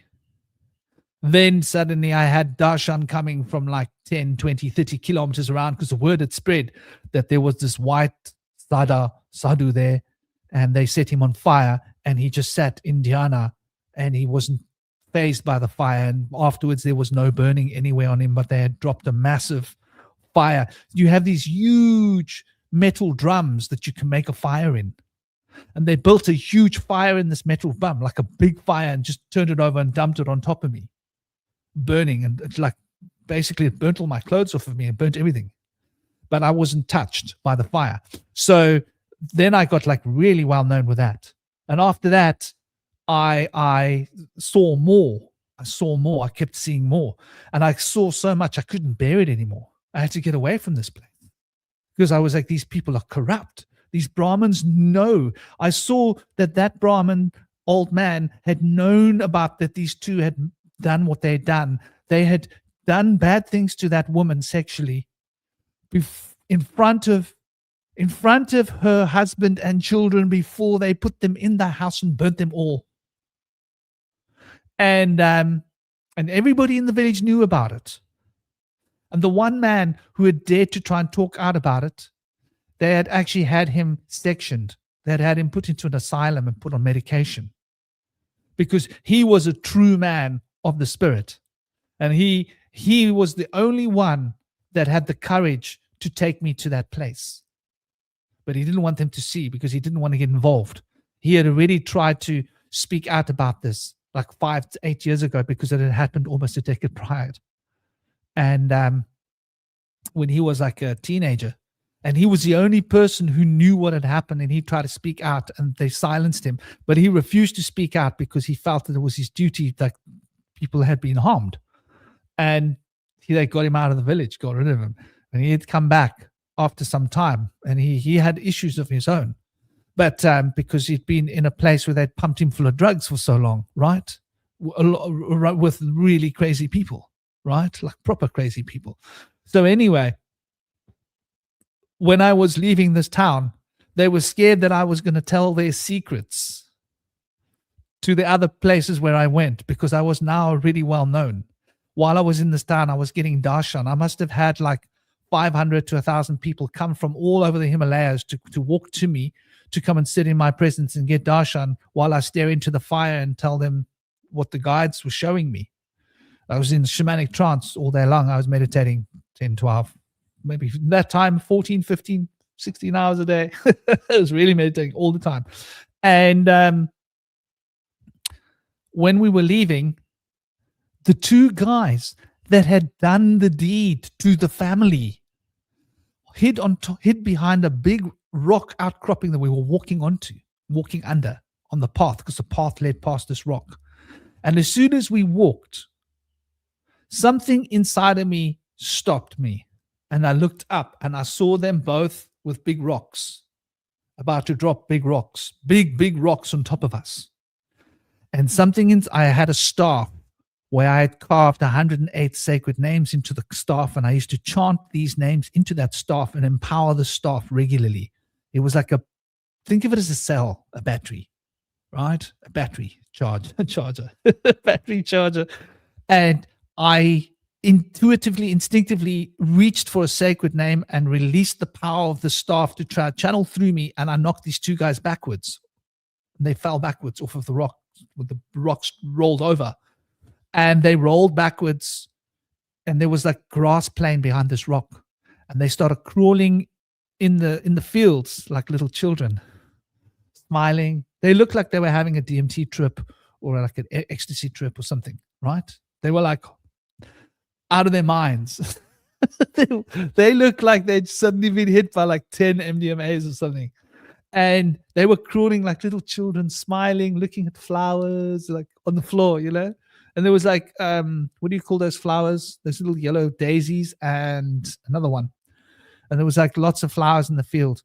And I turned around to the whole village, and they were all standing there, and they were afraid because a lot of the people that were guilty had come out to watch.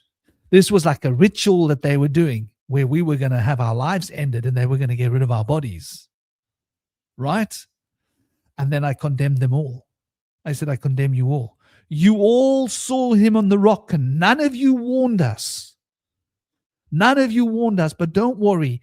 Shiva warned me. And now I will give you all the blessings of Shiva. as per your deed, so shall you receive. And we wiped our feet and left that village. But, so I got well known throughout the whole of the Himalayas for stuff that happened in that village and other villages. Like stuff that you, like it's like a movie. If I tell it, it sounds like a movie. It sounds so far-fetched, you can't believe it. But these kind of things happened. And when I was on the other side, like 1,000 kilometers across in the Himalayas, people recognized me. They were like, "You're that Baba. You're the Bholenath Baba from that side, Uttarkashi, by those villages." I was like, "Yeah." They said, "You're the Bholenath Baba." Everybody called me the Bholenath Baba. That was just what they called me. I never called myself that, but everybody called me the Bholenath Baba because I was always chanting Bholenath, Bholenath, Bholenath in my reverie when I was chanting. And so they just called me Bholenath Baba because I had Bole is the root for the word to sing, and it's the root for the word of speech.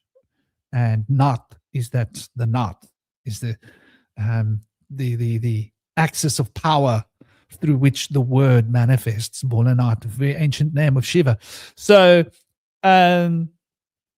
what I noticed then was that those Brahmins were fake. And as I traveled, I noticed this phenomenon everywhere else. And I noticed even the Brahmins that were in the towns where I went, they would come and do these exoteric chants. But once I had been awoken by the Fakir Baba, I could never see that in the same way again. There was something about the way that he chanted. There was something about the way that he wielded the Vedic lore and the knowledge, that there was presence and power around him when he chanted. I could see it in the astral. I could see the etheric beings dancing around us. So even in India, sorry, this has been such a long rant. Even in India, there's this deception of occult law, or actually mystical law. There's this mystical deception. And this is why we've got all this nonsense about yoga and nonsense about the chakra system and nonsense, which is pervading us in the New Age movement, because there are so many fake Vedic gurus out there that have ashrams. It's mind-blowing. Sorry, guys, I've gone on and on. Well, what do you guys think? Great story. That's incredible. I'm surprised you hadn't told that before. It's quite a tale. I love it. But it reminds me of the story of Sanyev. This somewhat of a parallel story. Sanyev was studying under the secret teachings of the mystery school of Agartha. And Agartha being the subterranean civilization of the gods under the Himalayas. He was from France, and his name is Saint Yves, if you pronounce the words in English, but it's pronounced Sanyev in French. They brought him high up in the teachings, but he was skeptical that there could be another civilization that could be higher than the European civilization technologically. So they told him that his arrogance was too strong, that he was not able to accept that this is our ancestral race, that they're highly advanced breakaway civilization. And he got cut off. They kicked him out of their school. They said he could no longer study under them. And, because they see the white people, the Europeans, as usually somewhat ignorant as far as being willing to accept that there's people that are more advanced than them spiritually, which they are in India, and more advanced than them technologically, which they are in Agartha. So there's a lot of good information that Sanyev was able to write in his books about those teachings, but he was never allowed to go visit Agartha. And that it brought that to mind, that story for me, which was surprising. He wasn't the only one, but there was other people that were actually able to go into that civilization. A troop of explorers with a man named, I believe it was Eric Rorick, went to the Himalayas with, I think they had about a month worth of supplies, and they disappeared for, I think, at least 6 months or maybe a year. And they came back and they were perfectly fine and seemed well fed. So it was thought that they had someone take them in to be able to provide for them. Is this the right one, by the way, on the screen? I don't know if you can see it. Look. Oh no, it's YVES, Sanyeves. Yeah, that one looks cool though. Christian martyr. But Sanyev, there was actually a documentary on YouTube that was taken down. It was very much of a whistleblowing situation of the underground civilizations. And he was actually taught about them and their wisdom. And he was taught that there are three gods of the underworld, and that the three gods, one is the knower of future events, one knows the purpose of the future events, and the other one is the king of the world. And the king of the world is named Brahitma. And Brahitma, Mahitma, and then the other one, I can't think of the name. But it said that they are aware of, in the Agarthian mystery school with Sanyev, we'll bring it up to distinguish him from Sanyev Day, whatever that was. I think that's a different figure. But his studies were mind-blowing to me when I learned about this stuff. And it said that just like the story of the Watchers by Freddie Silva, and the Full Disclosure, where they refer to the white brothers of the Blue Star people being the Watchers, it suggests that these ancestral races watch over us and protect us from ourselves, particularly stopping like nuclear holocausts from happening in the past recently, but also helping us through the Lachamps event like 40,000 years ago and other times as well. But it's thought that they were the gods of ancient time, the pantheon of the gods, which is mentioned in the Hebrew lore. In the Hebrew scripture, they talk about various other gods that are part of the pantheon. They've chosen to worship the one God, Jehovah or Yahweh, or the Tetragrammaton God. In 600 BC, Isaiah translated all of the other different names of the gods, like El Shaddai and El Elyon, and the several other gods that there were, and Asherah, the Queen of Heaven, and the other goddess Jezebel were demonized, but the other gods had their names translated out and put into all being Yahweh only. But this kind of religion is known as henotheistic instead of monotheistic, because there's a whole pantheon that's acknowledged, but they've chosen to only worship one of them. So the various gods of the underworld were thought to have lived on the surface with us until the Great Deluge, and at which point they started to develop an underground civilization. But then they were here with us in our presence and taught us and created us. And then after Marduk, who was later known as Amun-Ra in Egypt, and then Molech and Baal and Yahweh, he was given 50 names after he slaughtered his great-grandmother Tiamat, who was known as Leviathan in the Bible. And after she was slain, the gods and the goddesses returned to the underworld and exiled Marduk and his legions, being humanity, who warred against the gods with him as his soldiers and troops and warriors. But it was found that the people at that point became plagued with diseases, and they suffered from all kinds of maladies, and were very savage. So there was a prophecy that was developed by the Kabbalah. The Kabbalists developed a prophecy that this society will only last so long until they reach the utmost intensity of egoism, at which point it will fall, and the gods and the watchers will return to the surface to guide us, possibly bringing us back to the underworld and opening the gates. So this is kind of all spiraled out from my learning about the teachings of Sanyev with the Agarthian Mystery School, which has been pretty well covered up on the internet, although there was at one point a full documentary that was available. Luckily, I took screenshots of all of the slides from that show, and so I have all of this information at my fingertips to this day. But unfortunately, it's not available on YouTube as far as I know, and I've always tried to look back to see if somebody snuck it back in. But Sanyev has a lot of books that are available in libraries if you want to look into this and learn more about it. So it's quite fascinating. So I've been on the show for about 2 hours, and I think I'm going to head out and go back to the Alien Festival, try to gather some more intel about these visitors that we have here, and I shall see you all next week and fill you in on some more 411, guys. But it's been really good being here today for a couple hours. May the force be with you. All right, man, it's been cool. Show some May the cool alien force be shit with you. later. Big love. Enjoy it, brother. Thank Thanks. Big love to y'all, and Om thanks to Shanti. everybody in the comments. Appreciate everybody. Thanks to you, Big Franklin. love.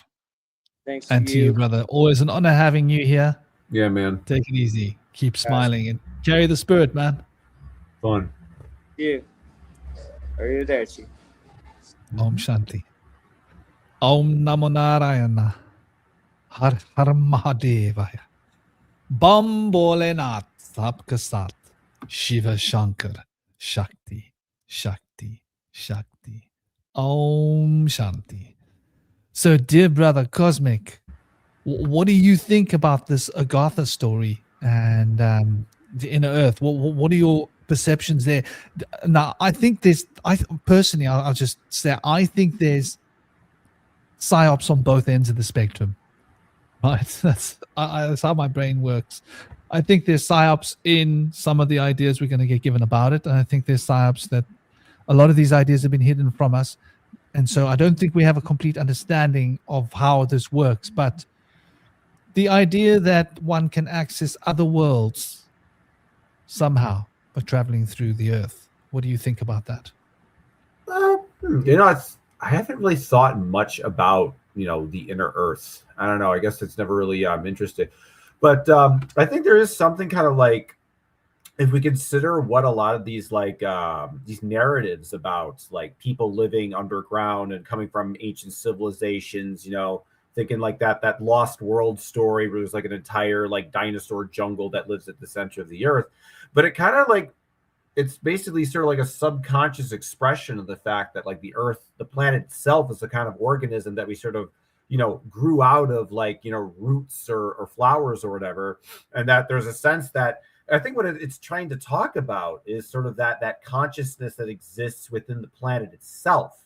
And that these kind of, these narratives about cities and civilizations is kind of our way to sort of like understand that, because it is kind of like, the idea of a planet being conscious, it's very alien to us. So we have to come up with these narratives and myths as a way to make it more tangible for our senses to understand.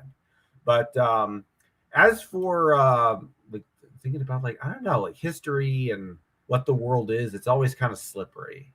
And I never really settle on really one narrative about really anything.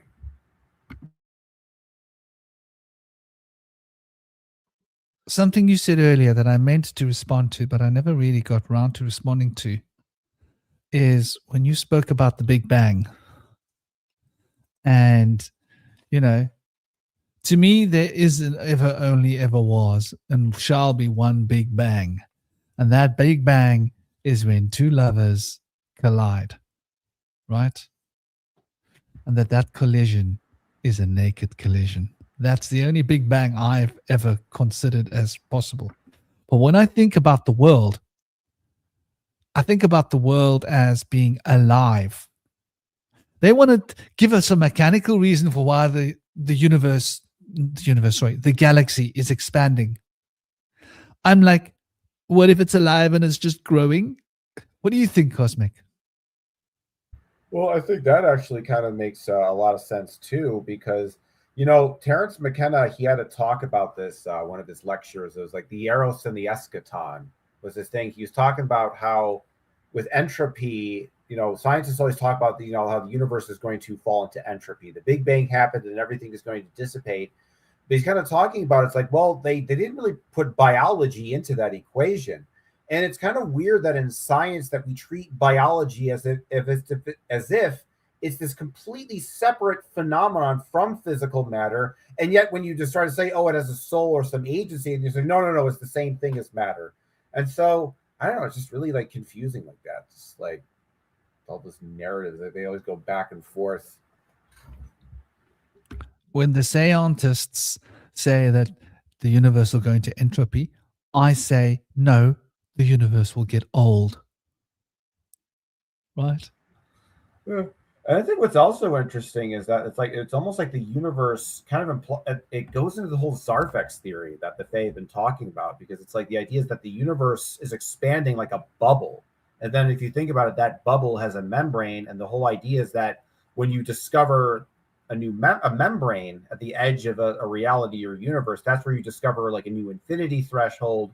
and that's where you kind of go into, you know, another like level or another Zarfex or, you know, whatever. So I've been really thinking about how in a lot of ways, like even atoms themselves are almost like Zerfaxes in a sense. They're just these like spheres of movement and energy.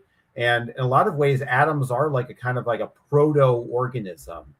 I mean, if you think about organism as essentially having organs, well, I don't know, maybe you could make an argument that there are some other subatomic particles within the atom that function like organs. Like, yeah, actually, no, maybe if you think about like, you know, electrons and protons and, you know, all the other like subatomic like stuff that they discovered recently, it's definitely like, you know, organic like that. And I'm just losing my train of thought here, but you know, and I guess what I'm saying is I think that this Big Bang, it's definitely not the first one. I don't think that time really has a beginning, and if there is a Big Bang, there's probably a whole bunch more that have already happened and will happen. And but what I think is interesting, though, and you bring this up to the mechanical part, is that one of the things that is similar to, you know, the narrative of how God created the universe versus how, you know, the materialists tell us the created universe, is that it defies cause and effect. Like, it's basically the Big Bang is something that defies cause and effect, all logic and reason, but everything else after that is logical and makes sense. It's like Terence McKenna, you know, give us one free miracle and we'll do the rest. That classic line. And you know, and I think when it comes to that whole Big Bang, it's also you don't think about there being more than one Big Bang, because I was, you know, what I've been thinking about lately is how, like, I think in different universes, like that dark matter we're talking about, I think that matter in different universes have different levels of sentience, right? And that's how different laws of physics are created. So I've been thinking that the more sentient the matter is within a particular dimension, the more complex its laws of physics are going to be, because there's all these different consciousness factors and dimensions that matter can experience, and thus new physical laws are there. Gravity works differently, mass is effective differently, you know, the speed of light is different. And sort of looking at it from like that perspective, that sort of that meta perspective, you start to see that what we think of as the Big Bang is just one kind of tiny blip in a much larger, you know, infinite cosmic sea of causality.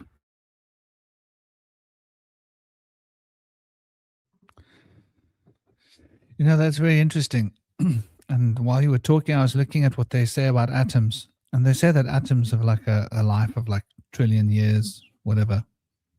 And that's interesting. I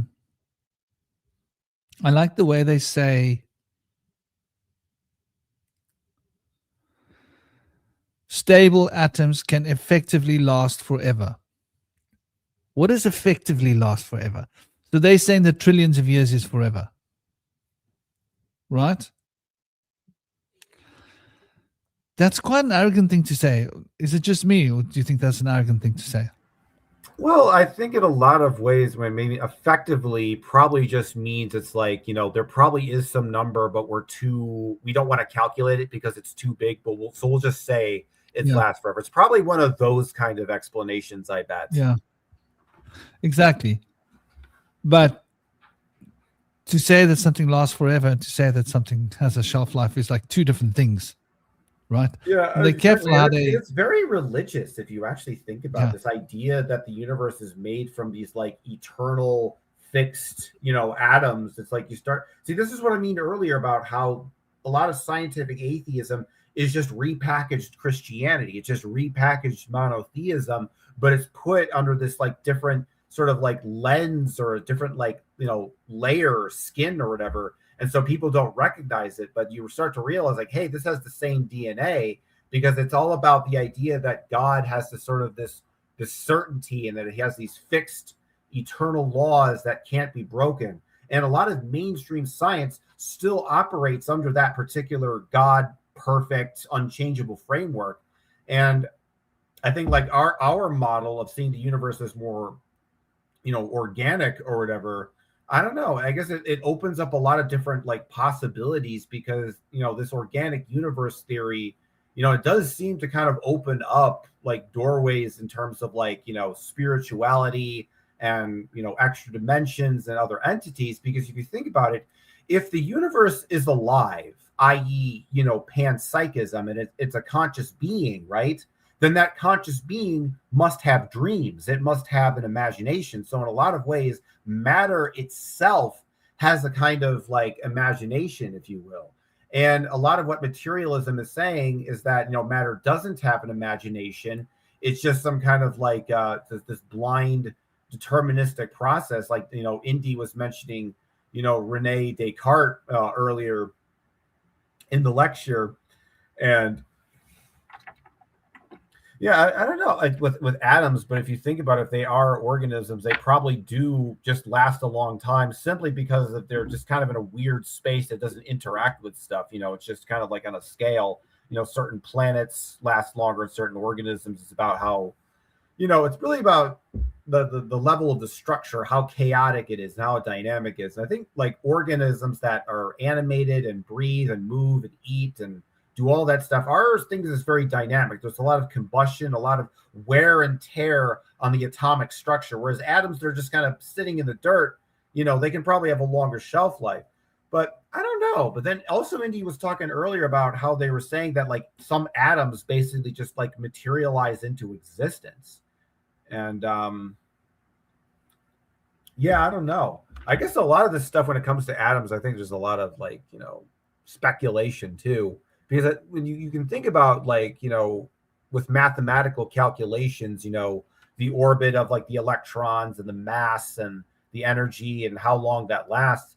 But I think in a lot of ways, these systems, they're dynamic, right? So, they'll interact with other particles, things will change and the environment shifts and changes. So, I mean, I can kind of just ramble, on and on about this, but, I guess it does, I don't know. But then again, doesn't the idea of living and dying like even make it like organic? Maybe that's something we should consider too. I don't know. There's a lot of things. There's a lot of questions to ask here, is what I'm saying. Yeah, I just find it interesting that the all elements break down except for the noble elements. And even noble elements break down, but they last long, like gold, silver. Is copper a noble element? It might be. But most of the other minerals, they break down. They oxidize. They degenerate. So they say that the essential gaseous elements, most of them, and a lot of the elements, they don't break down, the actual atoms, but the elements break down. So what happens to the atoms when the elements break down? They become a gas cloud, right?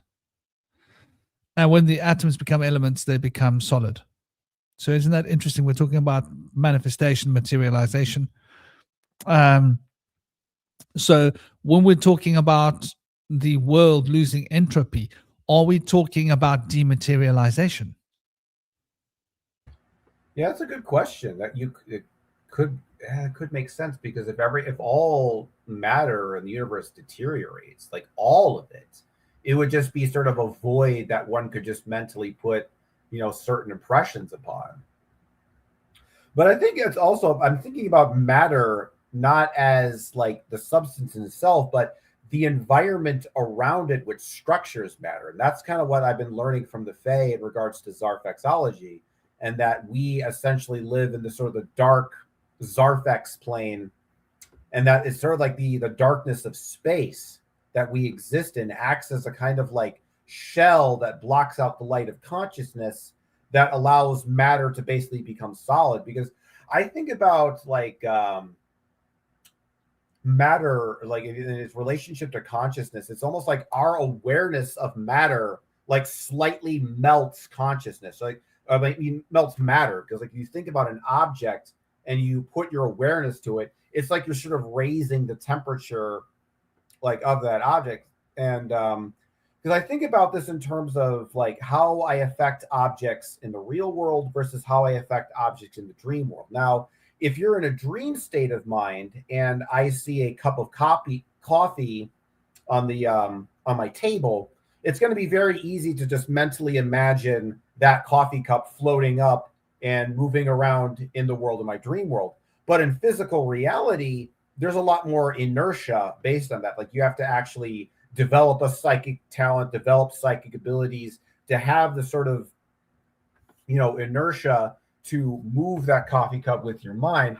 So reality and why I think matter exists in the way it does is that if there isn't that aspect where it's solid and it's hard for it to be changed via psychic abilities, this entire universe would essentially just melt. There would be no Earth. It would just be some weird protoplasmic goo, and that's what the Fae talk about, like fluid Zarfex as being sort of overneath, and the solid Zarfex is reflecting upward to, give them shape and form.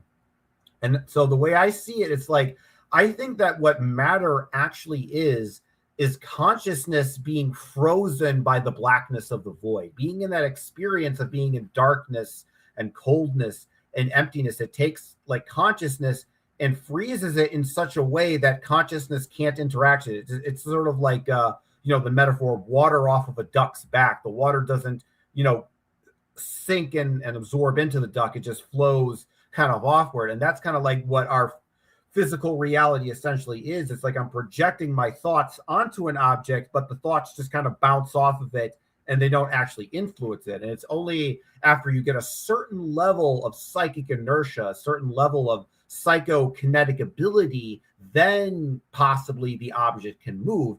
But the thing is, in physical reality, there is that initial inertia. And without that inertia, there would be no consistency. You wouldn't be able to form bodies or planets or stars.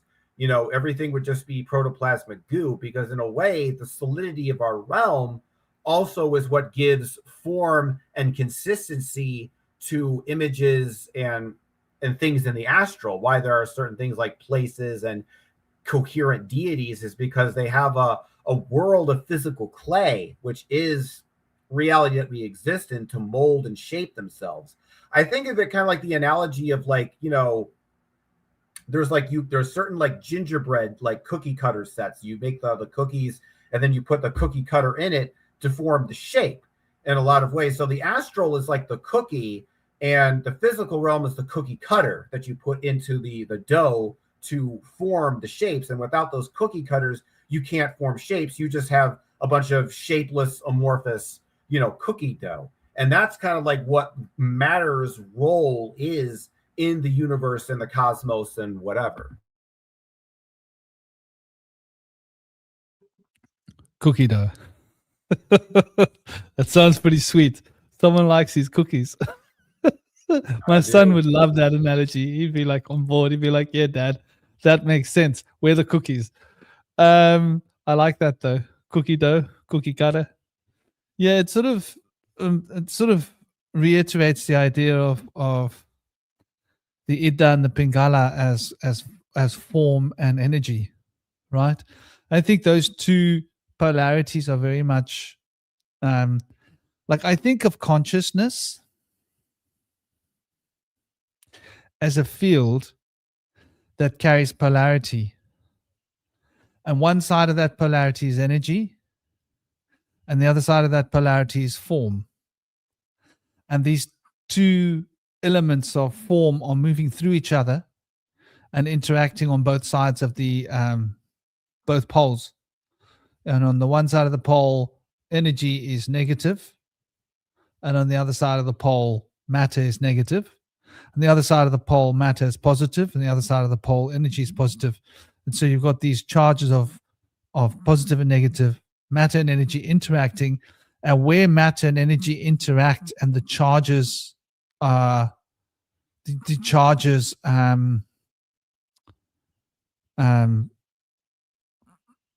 become expressed, right? Maybe they balance each other out, and that becomes expressed as a point in matter. And so this is how my consciousness understands it. And so this whole everything is just a field of consciousness, and these polarities are interacting. And certain places, the polarities do this, bing, And where they do that, there's a point in matter.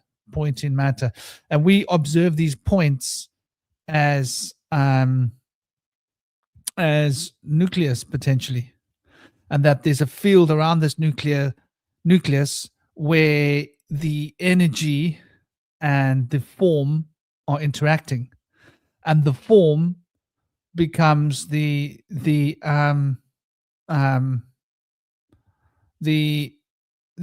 shapes of these orbitals that they describe, and the energy is this non-substantial electron as a concept, right? Which is this energetic polarity flowing through the shape that gives structure to an electromagnetic field.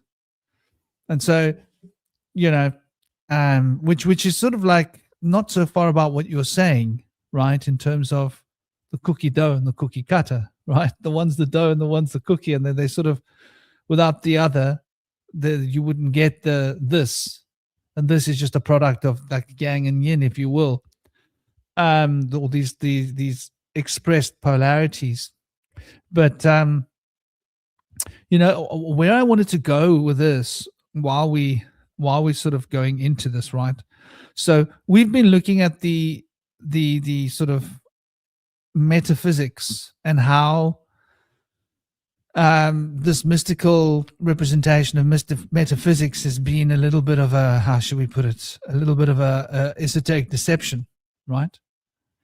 And that certain occult revelations have been given and certain have been denied, right? Certain occult revelations have been given, like that the universe is expanding, that, there seems to be a point of a beginning, of a big bang, but then other things have been sort of denied as well, like along the way.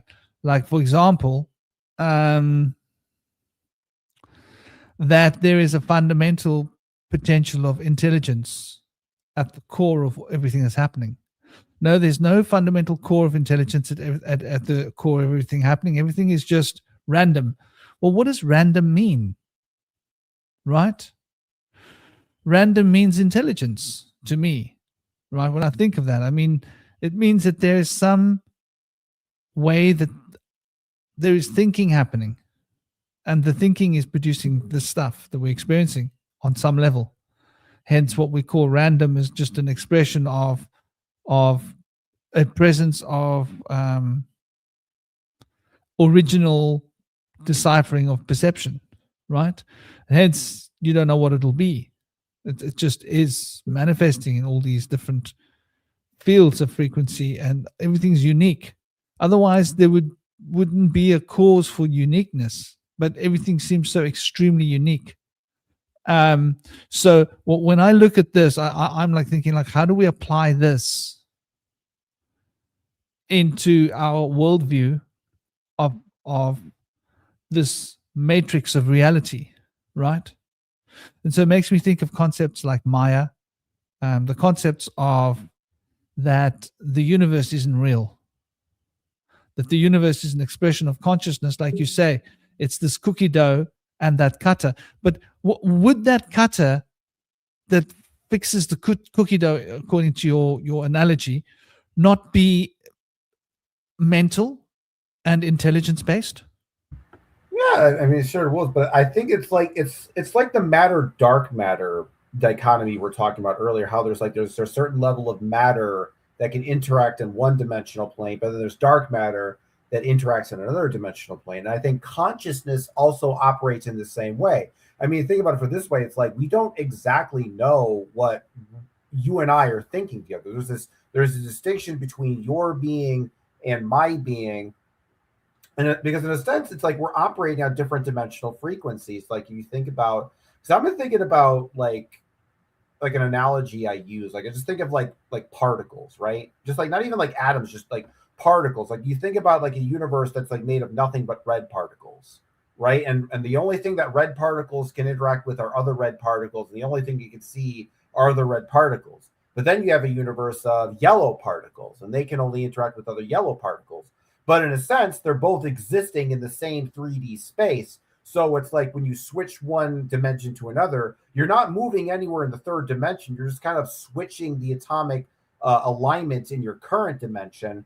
And that's more or less how I understand the fourth dimension. So in a lot of ways, if we all exist, if we all have a different soul, a unique soul, a unique consciousness, then in a sense, we all have our own unique dimension in which we are experiencing reality. So it's a lot of ways, it's like, because I think about it, if we were all experiencing the same frequency, there would be no different individuals. There would be no you and me and us and them.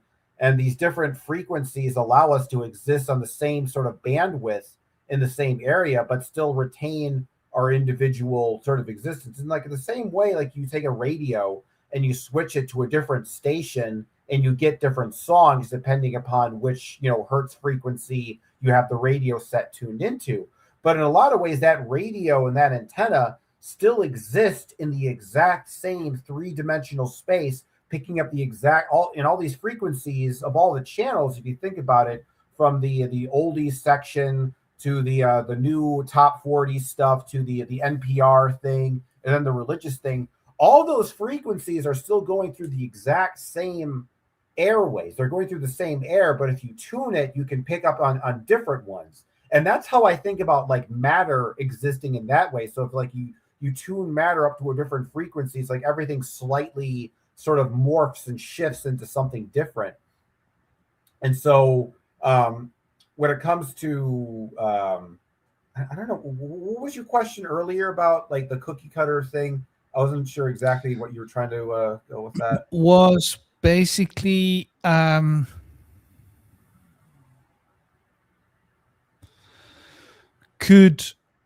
you had the analogy of the cookie dough and the cookie cutter, right? Mm-hmm. Yeah. So the cookie cutter is what denotes the shapes and the form. Exactly. It gives it a sense of like, so basically, I guess, it's like basically, so when you build up the shape, you build up your little your little cookie duck, it doesn't squish down back into the shapeless amorphous cookie dough. And that's kind of what physical matter does for consciousness. So the question was, could the cookie cutter, what you're describing as the cookie cutter, not be intelligence? Yeah, I think there's definitely mental energy. Yeah, mental because it's a back and forth relationship. Because in a lot of ways, the cookie dough also kind of shapes the cookie cutter, and it's like in a lot of ways we're the cookie dough, and the cookie cutter is like the ideas and of the realizations and the symbols that we come up with that sort of solidify, the reality that we exist in. So what you just said is that your God is a cookie cutter. Pretty much, yeah. Those cookies better be good, bro. Yeah. But I mean, we've just defined like what the idea of God is this fundamental intelligence behind all things. Like what stops the cookie dough from collapsing? Well, there's some kind of an intelligence that maintains the cookie structure, right? Some kind of informational system, and it keeps the information required for that substance to maintain like that. Mm-hmm. The moment you take that information intelligence away, then it just goes back to like mush. Yeah. That's the idea. Basically. You got it. So that's quite an interesting concept, I think, because it gives us a sense of how humans have anthropomorphized this principle. Mm-hmm. No, it's a bloke sitting on a chair, and he's got like a cool little wand, and he's pointing fingers at all the naughty people. Yeah, right. Exactly. Like, naughty people. But maybe there in this intelligence, there's some kind of a structure that is a perpetuation, right? So, like, if one thing starts a process, it has to finish that process. Uh-huh. Yeah, it's probably learning from other universes and other dimensions in the same way we have, like, we take on knowledge from our ancestors and other things. I think in a lot of ways, with my Zarfex theory and that they have been showing me, is that obviously our Zarfex that we exist in is not the only one. but it's also shaped by all the Zarfaxes that exist outside of it. And there's that sort of that extra understanding. So in a lot of ways, it's like it's like the universe is sort of like forming intelligence, it's learning. And so in a lot of ways, what the structure that we have is basically beings from other times and other spaces of existence that learned things, went through mistakes, and said, okay, this works, this doesn't work. And so when we create a universe, this is how we're going to structure it. And we're sort of, and we as human beings dealing with it are still kind of like figuring out the nuts and bolts. And we're still evolving and growing and figuring out. It's like, wait, well, hold on. Like, okay, you gods had this, thing figured out in your universe, but in this universe, we figured out some other shit that you didn't consider, and you should look at this stuff too. And it sort of makes me think to change gears a little bit. So as above, so below, if we're going to take that as a concept, then what that means that whatever the intelligence of the cookie cutter is, that's going to be the shape of the cookie, right? Yeah. So as above, so below, right? Mm-hmm. Like the cookie shall reflect the cookie cutter, right? Exactly. There's a new way of saying that, like as above, so below, the cookie shall reflect the cookie cutter. And so the cookie cutter then becomes, it's quite a nice little metaphor. I like the cookie cutter metaphor. I dig it. It works. So the cookie cutter then is what we would like to call above. I don't know why we call it above. We could call it inside, or we could call it outside. For some reason, we call it above. Isn't that bizarre? That's what anthropomorphic nonsense going on there, right? Exactly. Like, it's got to be better because it's up there. So, and why does it have to be better? So the cookie cutter reflects the cookie. Although the cookie and the cookie cutter are reflections of each other. Basically, it's a negative impression, right? The cookie will be a negative impression of the cookie cutter. Yeah, that would make sense. It will reflect exactly equally but opposite. So if the cookie cutter has got a rounded top, and the right hand side is like this and like this, then if the cookie cutter is like concave, then the cookie will be convex. Mm-hmm. Does that make sense? So it will be exactly proportional. Like if we imagine a cookie cutter, right? But also you have to consider that when you're making cookies, like in my analogy, I'm thinking of like candy canes and gingerbread men, like you would make for Christmas. You have, when you make a gingerbread man, it's not necessarily like the perfect gingerbread shape when you put in the cookie dough. It's got little like bumps and cracks and stuff like that. And I think in a lot of ways, a lot of the sort of the evil authoritarian powers in the world, they want us to be totally perfect with no flaws whatsoever. But in a lot of ways, that's kind of what makes the cookie dough taste great. What makes it taste good, because they're just like, I don't know. I was going somewhere this line of thought, but then I'm like, sometimes like you go down a tree or a line of thought, then you reach a dead end, and you kind of have to like redirect your your thoughts or whatever. But I don't know, and that's the thing too, is like in a lot of ways that we also have to think about the one who's making the cookie cutter shapes, and that recognizing that sometimes people can make, you might be able to realize that here's what it is. Here's what the analogy is. They make you think that a cookie is a cookie cutter, right? So I take like a gingerbread man, but like they think like, oh, you can't like take a bite out of this and eat it. They want to make you think, no, this isn't a cookie. This is a cookie cutter. But then you take a bite out of it, like, no, this is a cookie just like everything else. There's a way to kind of like distinguish it from everything else. Because I think that's what we have to really realize is like what we think are cookie cutters are actually just cookie dough in some situations. That's interesting. Something to consider. Think about that.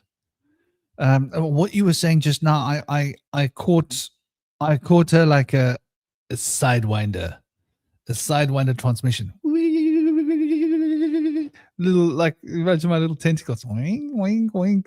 Like imagine Teletubbies, right? Okay, everybody, we are the Teletubbies. We're communicating like Teletubbies. And when you were talking about that, it made me think about like how the cookie mass, big love, welcome back, is de-love back. I thought you were here the whole time. Maybe I was. I only see the chat from time to time. This bright light keeps me occupied. The cookie mass is not necessarily uniform, is what you were saying, right? And because the cookie mass is not uniform, the cookie is not going to be the same as every other cookie, even though it comes from the same cookie cutter, basically, as an analogy. Yeah. Mm-hmm. Which means that there are, and I'm going to use this word liberally, even though it's not the right word, there are proverbial faults. Some cookies will be likely to crack because of that fault. Some cookies will keep their shape. Some cookies will want to crumble on that edge because of that fault. The same way as like continents, for example. So I use that word fault, not like a mistake, but a fault, like a fault line, like a continent, you know? And so that makes me think about physical reality that we're living in, how we appreciate this cookie. And it made me think about a place where I actually want to take my child. Maybe I should take my child and my girlfriend sometime. It's not a very safe place to go here in Cape Town because you want to go there at night. But maybe I'll take my samurai sword. That would be a bit much, wouldn't it? Bloody hell. Maybe not. Because it involves going on the mountain in the night. But there are places where you can go to find where the veil is thin, where you can watch the jinn more easily than other places, and where a lot of people can see the jinn. Like if I could be like a jinn tour guide. How's that sound for an idea? Bush Whisperer, the jinn tour guide. Come for Bush Whisperer tours, and I'll take you to see the jinn. What kind of places would they typically be in? Because this is like the whole idea of like dimensional intersections has been something I've been kind of like been interested in lately. So like I'm trying to figure out like what's the common theme behind those kind of things and what is it, like, you know? I don't know what the theme is, but I just know where some places are on the mountain. They're on the mountain, on Table Mountain. So I'm guessing that they've got to do with elements in the earth and moving water under the earth and quartz crystal in the earth and minerals in the earth. Cape Town is on a big aquifer, and so there might be underground rivers. In fact, I know there'll be underground rivers. And I think there are places where there are underground rivers that has some effect, right? We're talking about the cookie substance, the cookie mix. This cookie mix has got a lot of fast-flowing water underneath the ground, and maybe that fast-flowing water is flowing over quartz crystal. And the quartz crystal is piezoelectric, and it's generating an electric charge, and it's creating a field. And that field is affecting our brainwaves. Does that make sense? Yeah, I guess I was more thinking about like in terms of places like going into towns or cities or houses or buildings, that I noticed that there are certain, I guess you call them liminal spaces, where you kind of feel that when you're standing in them, there's just something that just feels off. Because in a lot of ways, like there's certain areas in a building where there's like, you know, the people are supposed to be, but you don't, but I'm talking about areas where it's like you're behind like the plant in a corner of a room. Nobody stands in the corner of the room like that, right? But I noticed that when you go to spaces like that, there's something that feels very odd psychically. Like there's something weird and peculiar about them. So I was wondering maybe if like the when it comes to like seeing the jinn, that maybe it's something like that. I don't think that's so different to what I'm talking about necessarily. Like there could be places where there are, once again, disturbances in the earth. And so the earth has got different polarizing elements. It's really, really interesting. The way the positive and negative ions distribute themselves are They seem random, right? So I can feng shui out my house and find where's the positive and negative hydrogen ion rich hotspots, right? And you can do this in the jungle as well. And the plants grow in particular patterns. They know where to grow. They know where not to grow. And where those plants don't grow, something else will grow that's not the same as that plant. And so there are certain different kinds of things. There are certain places where thorns will thrive. There are certain places where these will thrive. There will be places where there's thorns, but this thorn bush will be here and that thorn bush will be there. And between them, there'll be these bushes. And these kind of creatures will be attracted to this zone, and those kind of creatures will be attracted to this. I see. So you're talking more like on like the organic level when it comes to these kind of portals, like the idea of like a mineral intelligence sort of having that. The Fae have definitely got something like that too. Actually, I should really consider that more, just like the idea of like an area that being covered by quartz being like a portal. But I'm talking like but I think in a lot of they ways, make grids. yeah, like in terms of like city grids and stuff like that, how these towns and these cities are structured, I noticed that in a lot of ways that there are little corners and gaps where it's like there's like sort of gaps in the energy flow, right? There's sort of like little like secret kind of like areas or little special, or just going to odd locations and stuff like that. And you start to realize that it's like from a spiritual and astral dimension, it feels different. Because I think of it like this: like if you're at some kind of like a shopping center or whatever, and there's like a certain there's certain aisles, people will move generally in like a location where there's sort of the items on the shelves and the checkout aisle and stuff like that. But then there's always like parts of a store that no person like ever walks to. Like maybe there's like a display of plants or a display of furniture in the corner. Like sometimes I'll go to like a hardware store and I'll just like sit on like the patio furniture there that's like inside the store with like the fake like green stuff, just to sit there, not to even do that. And you start to realize it's like there's just a very like odd feeling, because like when it comes to these buildings, it's like there's a magical effect to what temples, buildings, just in terms of the color, how it's built, what kind of materials, what kind of stone, what kind of wood, how the rooms are laid out and stuff like that, like how like certain buildings have a certain personality to them, And so I've always been kind of interested in the idea of like the liminal spaces within one's like place of business or whatever. Like I think about like the Lion, Witch, and the Wardrobe, the idea of like going into like a wardrobe to enter like a magical world right now, because I think in a lot of ways that closet is that kind of that weird like space. And but to me, that's kind of like sort of the nature sort of creeping into our infrastructure. Like there's little holes and gaps. So in the same way, like if you have like a hole in your roof and little like raccoons and insects could kind of sneak into the structure, I think within towns and building civilizations and suburbs and stuff, that there's these kind of weird like psychic like gaps. Like they build these grids of all these cities, but within these within the gaps and little like alleyways and stuff, there's like little dimensional portals and stuff. So I just always found that concept is just something I've always found fascinating, even as a little kid.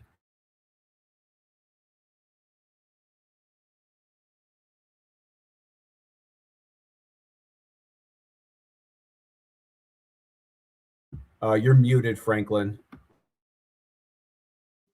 Thank you, brother. Yeah, I've shown some, which is rather exoteric information, because this is all Google has access to. But it's been explained to me by Imam that there's an exact science behind where the Khalifkas and the Imams would situate a Holy of Holies for a temple, for a mosque, right? And I think in the ancient times we had this knowledge. And there are certain points where energies just happen to meet. So like you got to understand like what made the people in that hardware store avoid that piece of ground. Does that make sense? Yeah, it's like it's all planned. Yeah, but like what made them do it? Because it's not very practical.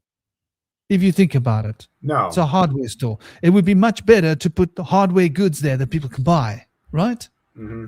But for some reason, they decided to have an installation there at that point.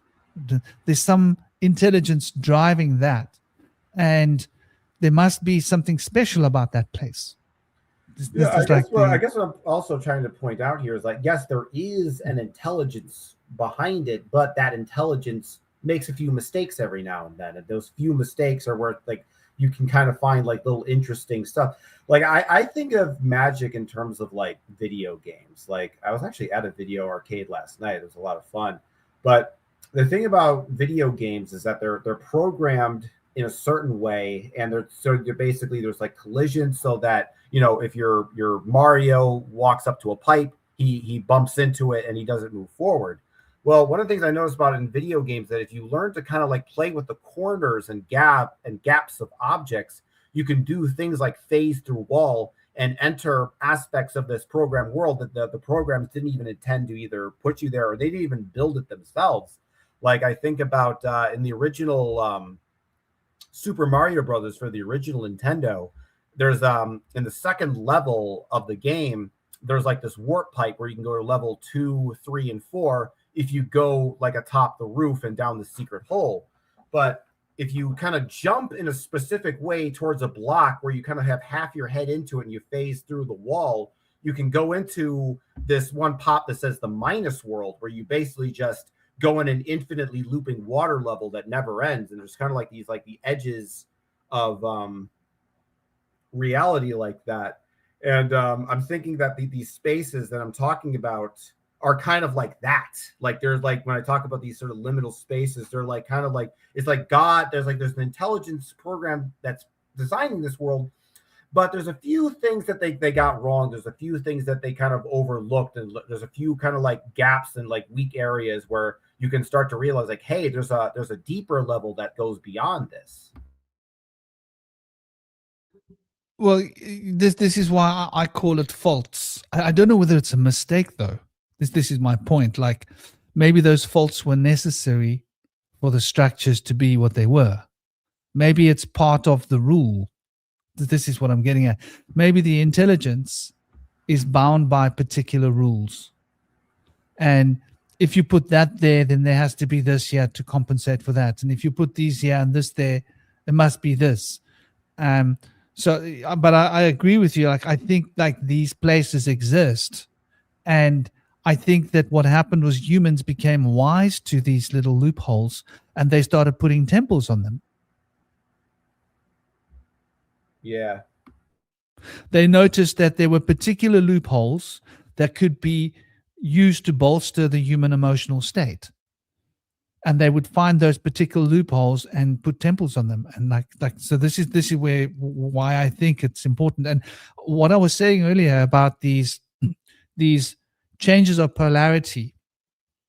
So the changes of polarity, let me see if I can find Google on it. Just the grid lines. Grid lines of polarity between positive and negative ions along the Earth can be from 2 feet to 20 feet or more. And so I just want to see if Google's going to be able to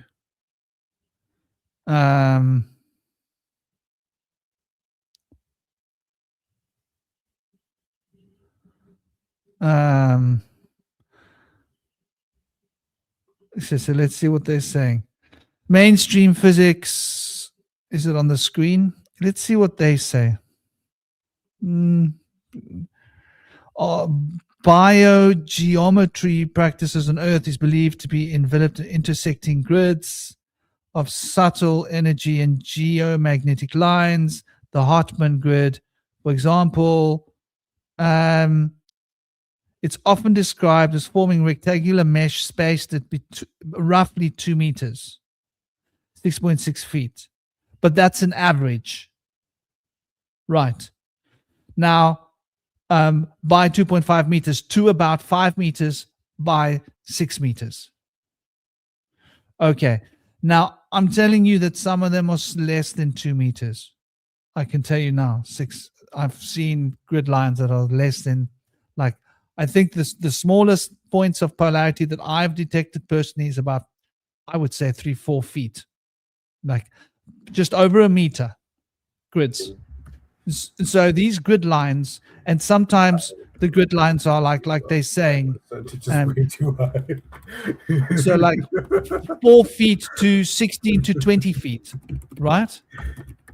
I agree. So these grid lines, do you see the randomness we're talking about here? They say it's between 6 feet and 5 point something feet and 20 feet almost. But I would say it's more like 3 to 4 feet till maybe more 25 feet. Because I've noticed 10 meter, I've calculated almost 10 meter grid lines in certain places where I've been. Here in my house, the average grid lines are about, the average grid lines here are about, I'd say about 2-3 meters, which is about 9 feet, just in this house, my property. So you can calculate the grid lines. If you're sensitive in your feet, you can feel them through the earth when they change polarity, when you move slowly. And you can use a dowsing rod to detect these grid lines too. So I think these grid lines, namaste Tracy. I hope you're having a lovely day, by the way. I hope you guys are all good. So these grid lines, there are places where these grid lines converge. Way too hard. Does that make sense, Cosmic? Yeah. We're talking about them like a square grid, but there are places where they converge. And where they converge, they become exponentially more polarized. And those convergence points, like if you imagine a spider web, we're thinking about straight square grid lines, but that's not how nature works. Nature's more like a spider's web of grid lines. And so there comes points where those grid lines all converge into a single place, and they converge on points, and those points become supercharged places. And so you might be finding that a point of convergence in someone's home or in a building, and for some reason it would often be a place that people avoid because it would be intense to sit there. Mm-hmm. Maybe people avoid that place because it's an intense place. It might be intensely positive, it might be intensely negative, whichever one it is, depending upon those polarities. If it's a positive ionic field, it's going to affect you to make you feel negative. If it's a negative ionic field, you're going to feel positive about it. But that euphoria can be so overwhelming that it's negative. And the same thing with the negative, the negativity that you experience can be so underwhelming that it becomes positive. So if you see where I'm coming from, mm-hmm. I don't think it's black and white. You know, like you can become so euphoric that you become crazy and you behave like a madman. And that's like, well, that's not true euphoria, is it? That's like craziness. Or you can become so down that you're contemplating the impermanence of life and how everything, and that can in itself become a source of inspiration for you to realize, wow, life's short. Wow. Like I've actually got to make the best of my life. I really need to like reach out and like be like strong with my friends and my family and be like integrous, and you know, so that negativity can give you fuel for positivity, and the positivity can give you fuel for negativity, like in terms of human ideas of positive and negative interaction and activity.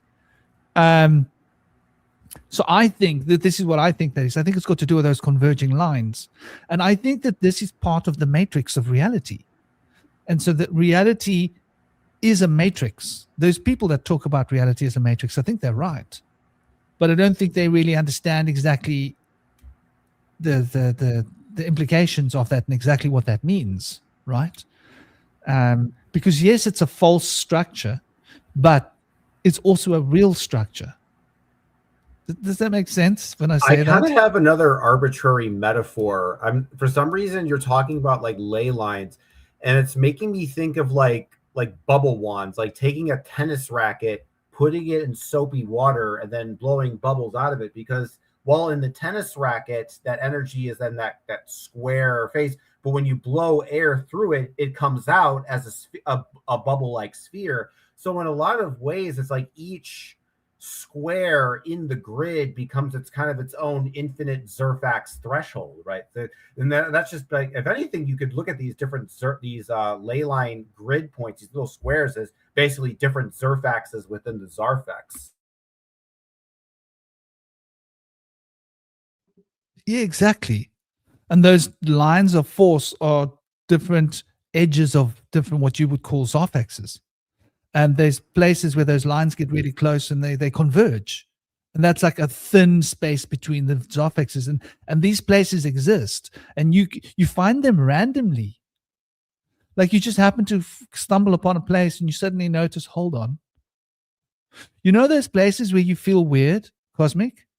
Mm-hmm. You should spend a lot of time there and look and see. You might see a village of jinn if you spend enough time. Like people will think you're daft. Like, who's this dude staring at the wall for like an hour? Like, screw him, you know? Like, you stare at that wall until the wall's no longer there, right? And you're now looking at a village of something else. But I think like there's something to this, you know? I've found places on the mountain. Now I don't know exactly where they are location wise, but I know how to find them and I know where they are. So I could find them if I went out there and took time to re-energize on the earth and track the energy lines on the earth to the point. Does that make sense? Like you got to get onto the lines to follow the lines. Like it's like following train tracks to get to like the terminus, if that makes sense. Yeah, you switch into a different sort of channel or whatever, reception-wise. Exactly. You follow the lines to get to the points. So, but yeah, this I think is evidence of the fact that, like you say, the cookie isn't consistent. There are what we would call imperfections in the cookie, right? But I think those imperfections are part of the system. Without those imperfections, the system couldn't be. And so the imperfections are important because, like in a spider web, right? There will be places where it's weaker and there will be places where it's stronger. That's just geometry, math. But it's designed so that the strongest part of the web is where the animal's going to go in. Does that make sense? Yeah, I guess so. So the weak points don't matter because it's designed to catch you here. But if you study the web, you'll find the weak points and go, oh, well, that's weak points in the web. But the web needs to be that way in order to exist. So the matrix, in order for this matrix to exist as a solid matrix, it has to have weak spots. And those weak spots can be exploited by shaman, wizards, sorcerers, right? Magicians, psychics, mediums, whatever you want to, you know, term these people. And so that's quite interesting, just to look at the sort of metaphysics behind it. Are you still nice and high, by the way? What was your flavor? My flavor of what? You obviously had a toke. What? You had a smoke. Oh, yes. No, I had a couple the little mushroom gummies there earlier. So yeah. Oh, nice mushroom gummies. What mushrooms were they? Lion's mane mostly. Okay, nice. One of those kind of like just like a brain kind of like booster. Kind of makes you good. It gets you a little bit buzzed, but no, I've got something else here called skeletium. I'll put it into the thing. Skeletium. And I eat some skeletium, and I eat skeletium and ashwagandha combination before my lady love comes to visit. I always feel when I hear the word ashwagandha, that's what, like, I think that to me that word sounds like a Hindu discovering his wife cheating on him. Ashwagandha. Yeah, well, ganda means dirty. So I think ashwagandha removes the dirty part. I'm guessing. I think. But the ashwag is the energy, empowerment, and the skeletum, that is a rare type of a sage, kind of a, I think it's of the sage family. Just let me check. Is skeletum of the sage family? Is skeletum from the sage family? And no, it's not from the sage family. Commonly known as, for those of you that are curious, skeletum, it's potent herb elixirs. It's from the Azoaceae family, like marigold and ice plant family, and it's native to Cape Province. This is where I live, Cape Town. It's indigenous native here, and it's a low-growing succulent.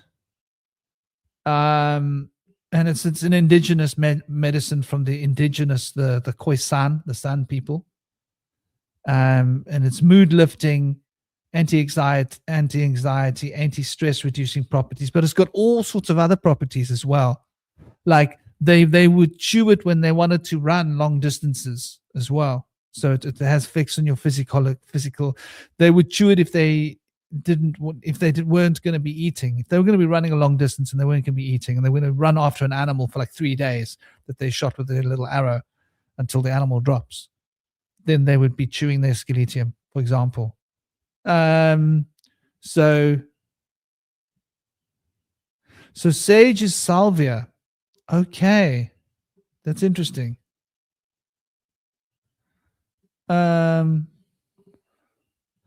So the sage is a salvia. Did you know that salvia is from the sage family? Yeah, I think I remember somewhere saying that salvia is in the mint family, so it's related to that. Yeah. Also, potatoes are part of the nightshade family, which is like Datura and belladonna. Exactly. So I for some reason I thought that Schelenium was part of that family, but it's the Azochea family. I hope I'm saying that right. But it's similar to that, because that the salvia also affects your emotional, right? Digestion, memory, mood enhancement, right? As you can see, mood enhancement, stress relief. And here you see also skeletum, also mood lifting, anti-anxiety, stress reducing, right? So you can see there's a similarity between skeletum and salvia. That's why I always thought that skeletum might fall into the same family, because it has somehow similar effects, but it also makes you very slightly more switched on. It doesn't make you stoned or anything. You just feel more sort of present, you know? Mm-hmm. Like those lion's mane do similar things. Lion's mane as well. Lion's mane, mood. Oh, did I put an AI in there? Mood enhancement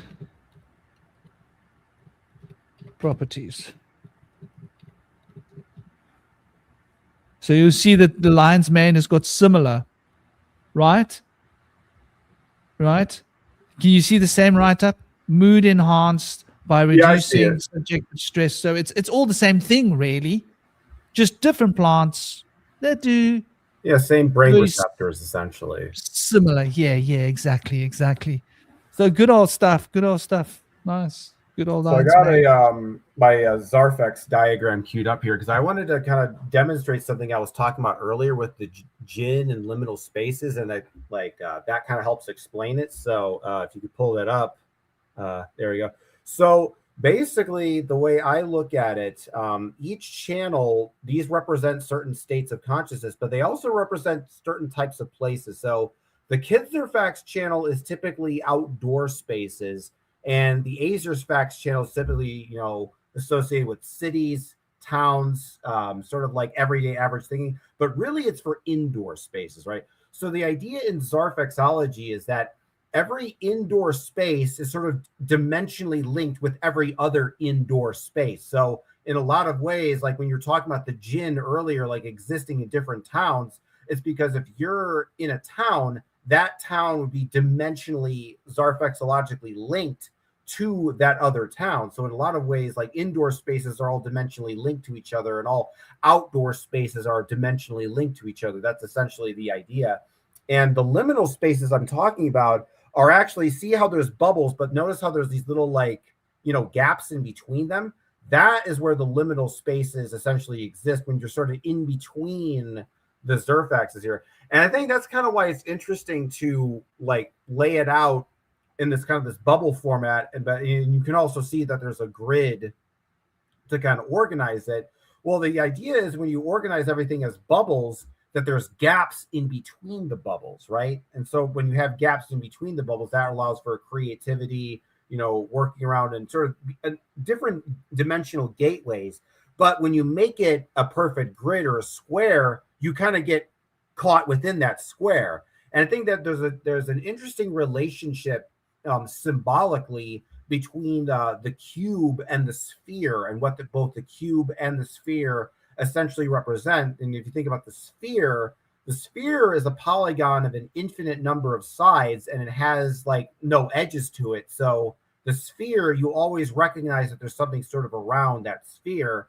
Whereas with the square, when you're sort of inside the square, there is a limited number of faces on a square. It's actually probably one of the most simple of the polygons in the shape world. There's sort of like six sides, if you will. And every side is perfectly flat and perfectly structured and perfectly that. And in a lot of ways, that's what the Fae talk about, that there's different sort of ways to map out the universe. And they have an argument with the elves, and the elves think that cubes and squares are better, and the Fae think that spheres are better. And they have all sort of, in the upper dimensions, they have philosophical arguments about which methodology is better for understanding sort of the extra dimensional spaces that exist outside of us.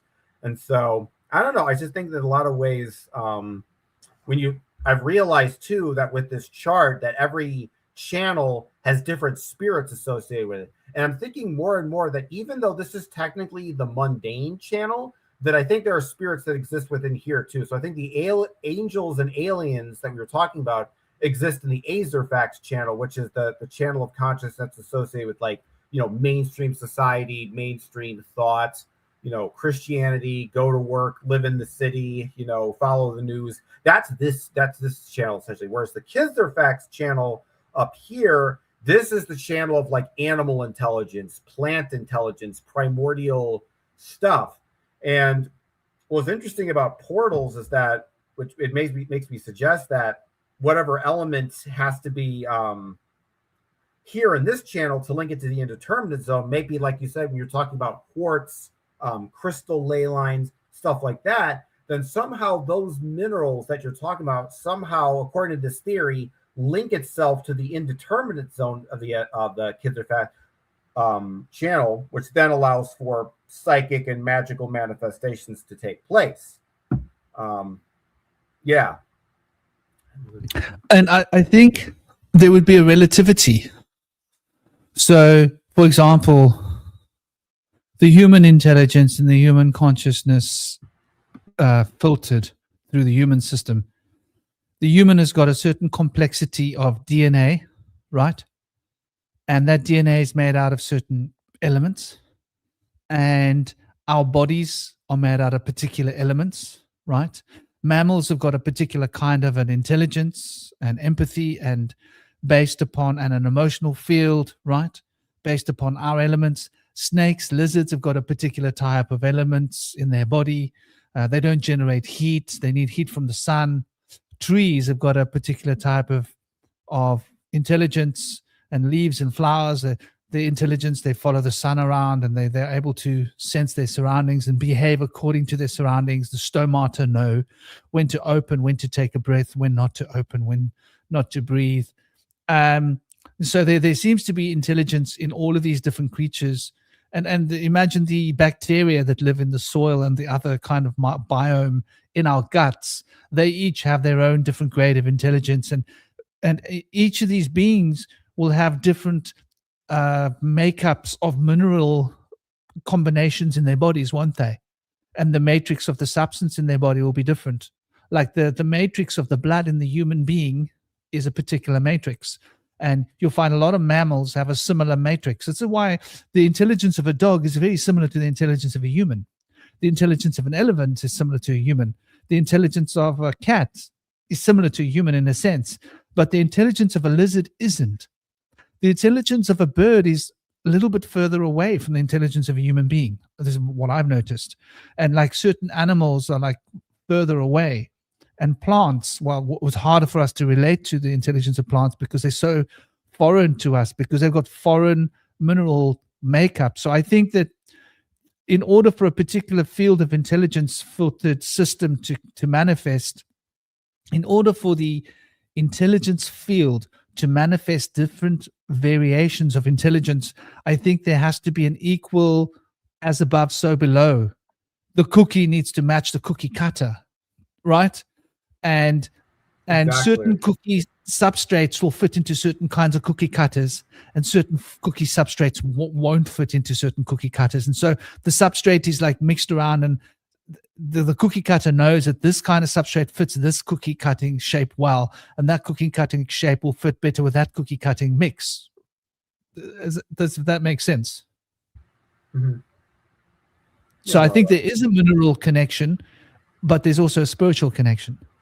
I've also been thinking with our conversation that I think that the Uzurfax here might represent matter, and that maybe the Feezerfax is dark matter. That's something I've been postulating lately, because the idea is this Zerfax right here, Fee, this is why solid matter exists. It's this particular Zerfax channel right here, which is weirdly on the indeterminate zone a reflection of the Vidzerfax channel, which is basically the psychedelic DMT interhyperdimensional channel is up here in the Vidzerfax channel. But when it reflects into solid reality, it's almost the exact opposite.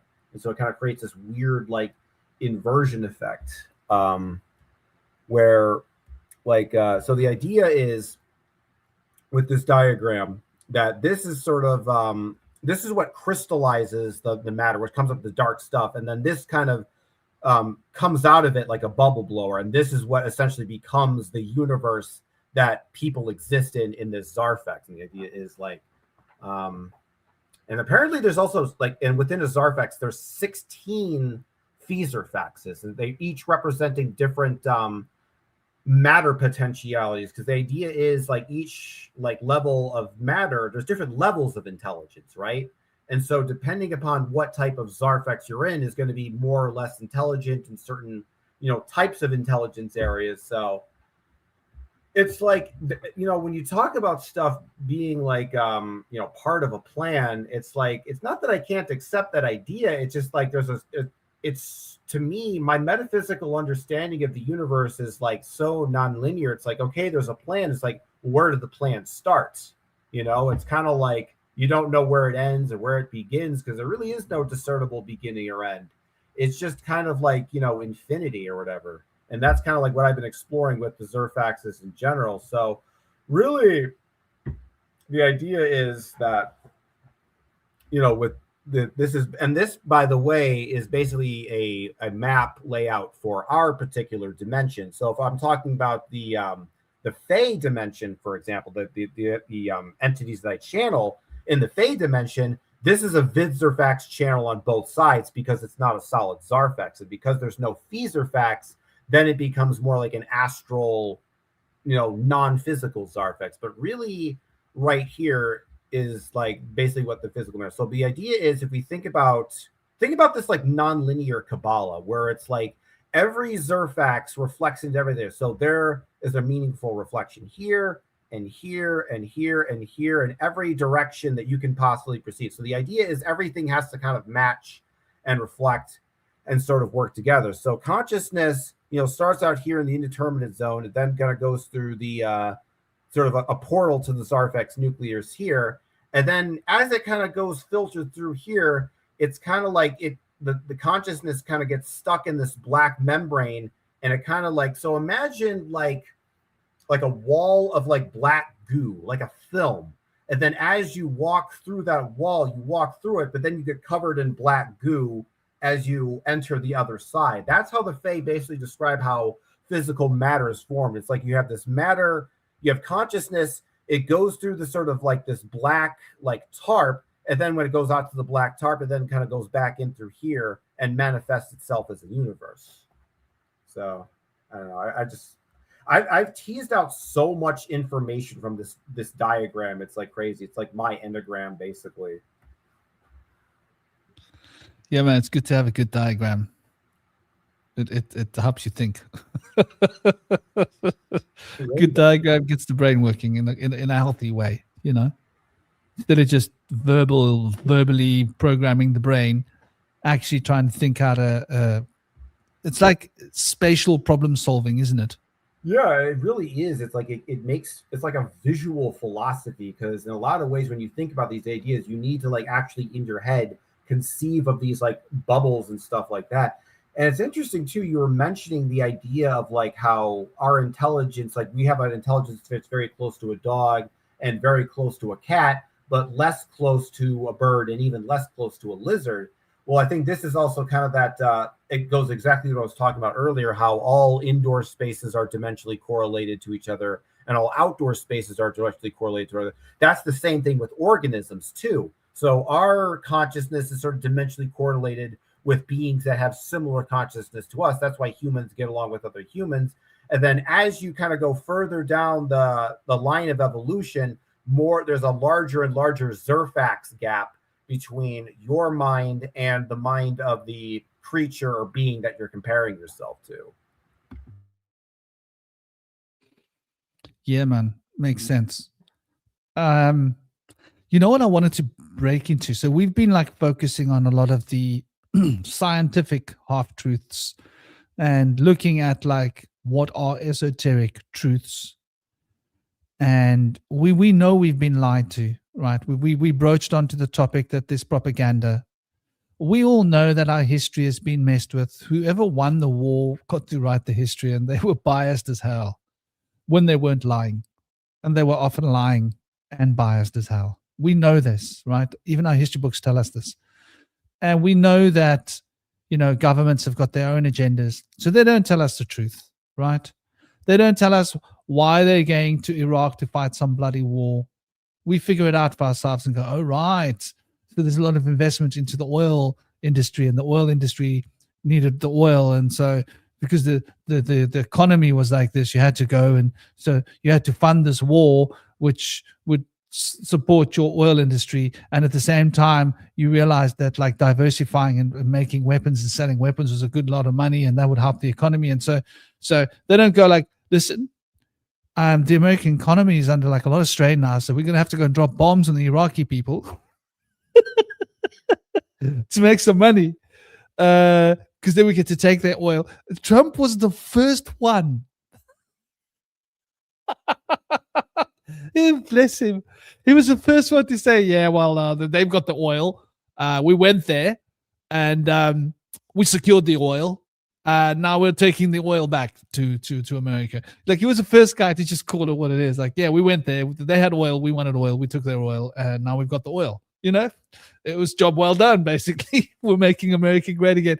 But this is like a global policy with all the countries, right? This is not like one country or another. Like, and even within domestic policies, it's the same thing, right? Well, you know, we need to make the rich very rich.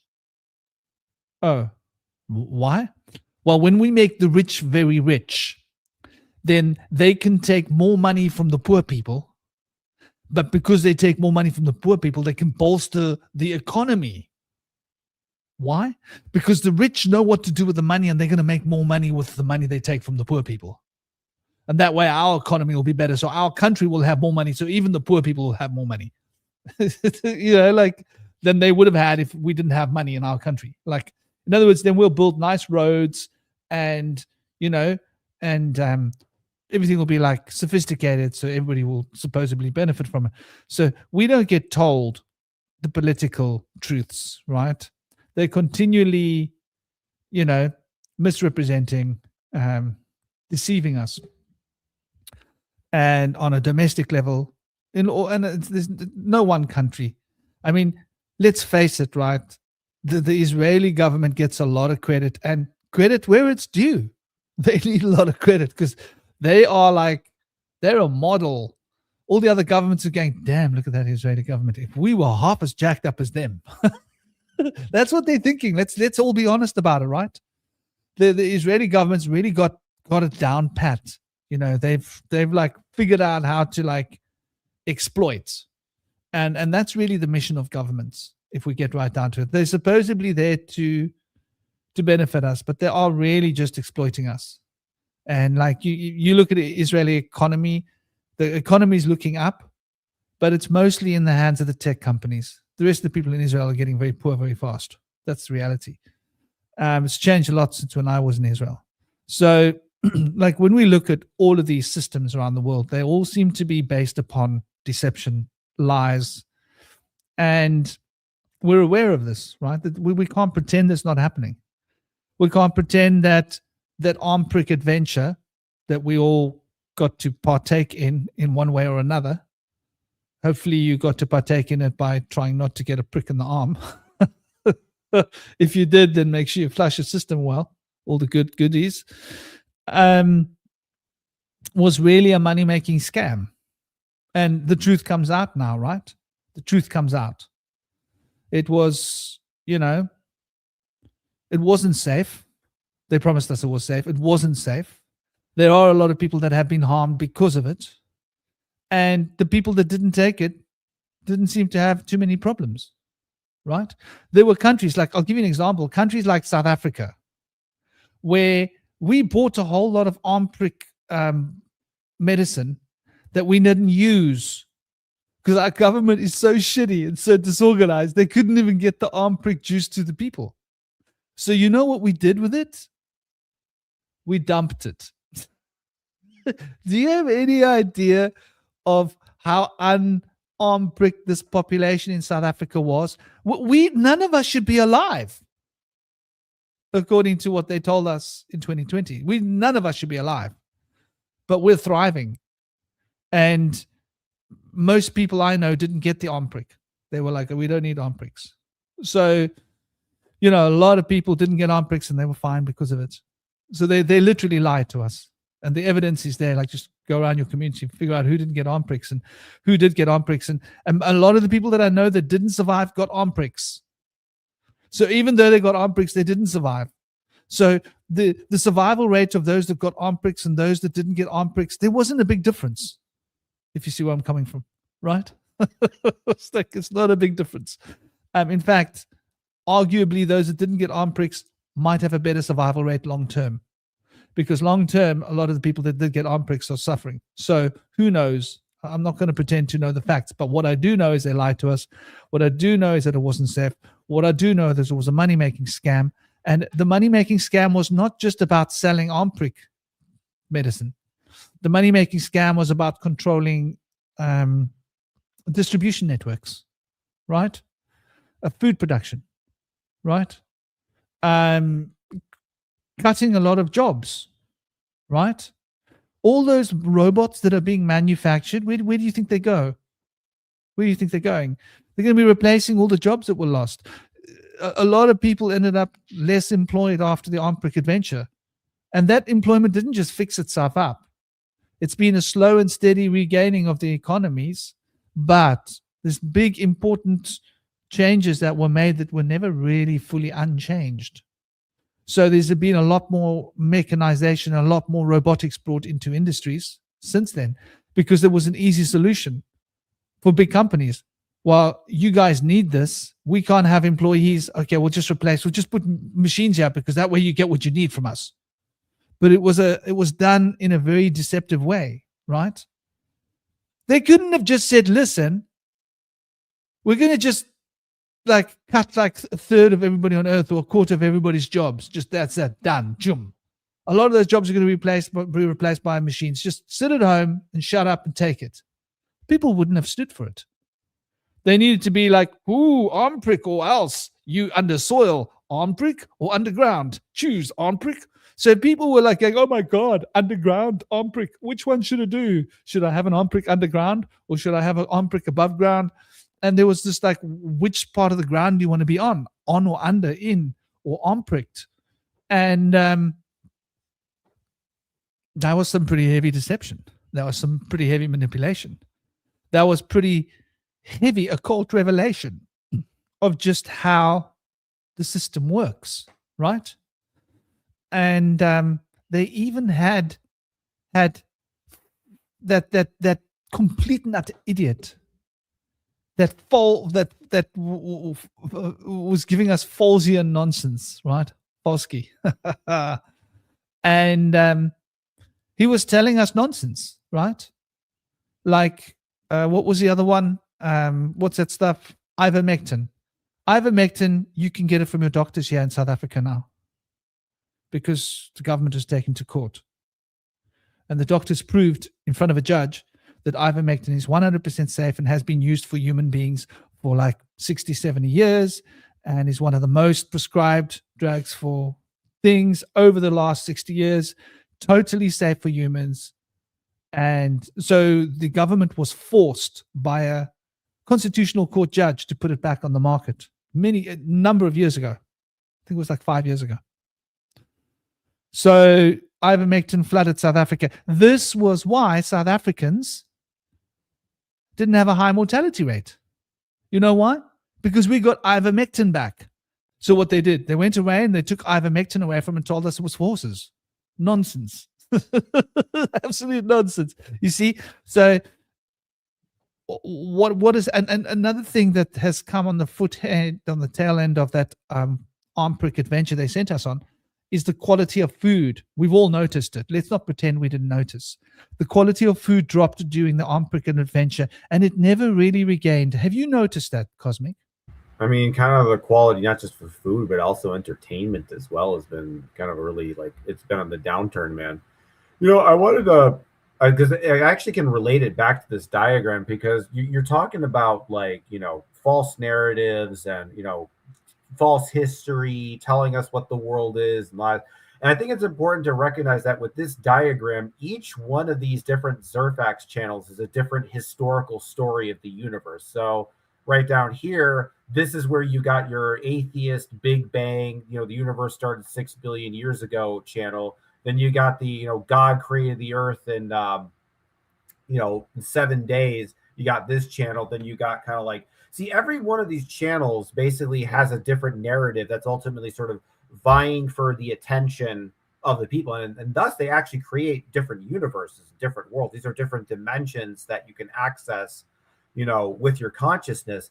And I've realized that there's an amazing power in not sticking to one universe and sticking to sort of like one, you know, paradigm, if you will. If you can learn to realize that there are more than universes, you can shift between different realms, because I feel like the powers that be in the world, they seem to hinge on the idea that there's only one universe, one world, one truth. And in a lot of ways, what you're doing when you're telling that person, you're locking them within one particular Zerfax and one particular Zerfax channel. Because the idea is each one of the people who exist in channels, these channels, they think that their channel is the truth and they think their channel is ultimate reality, right? So they don't want the competition from any of the other channels, right? And then, so they're all creating their own narratives, they're all creating their own histories, creating their own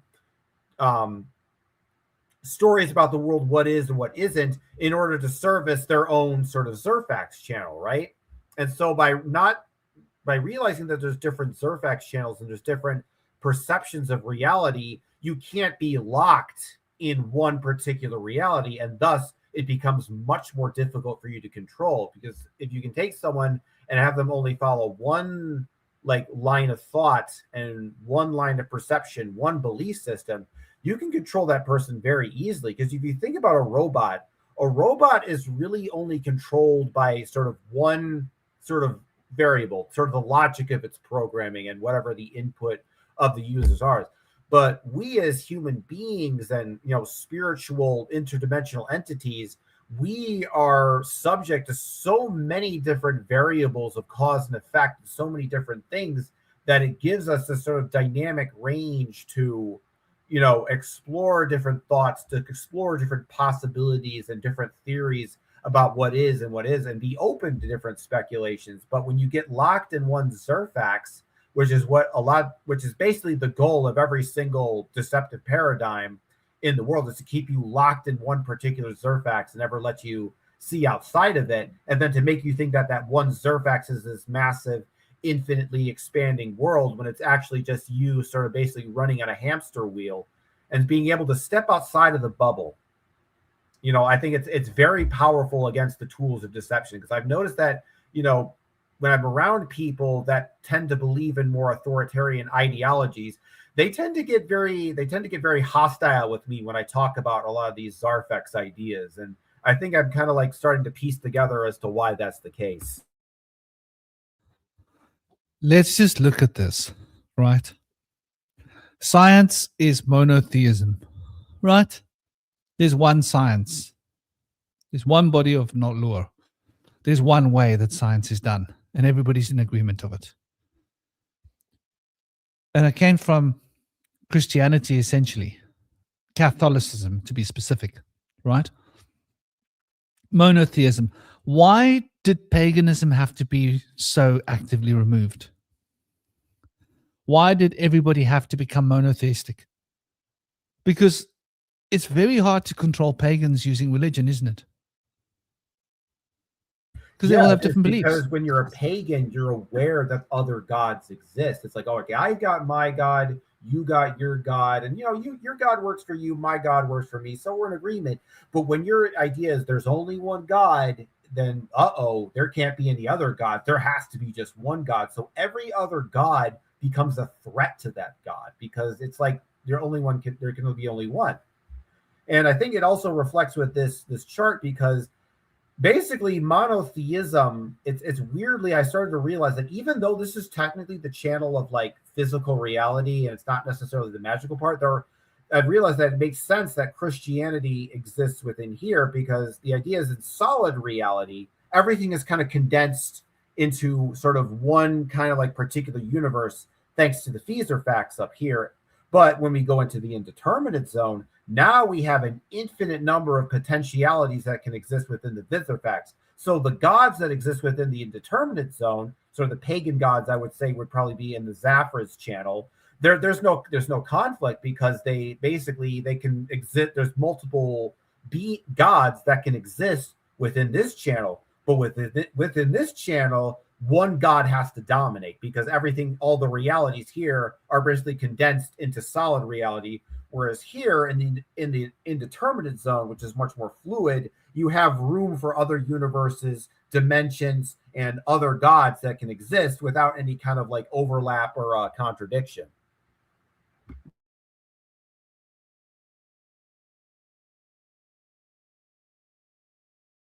You're muted again.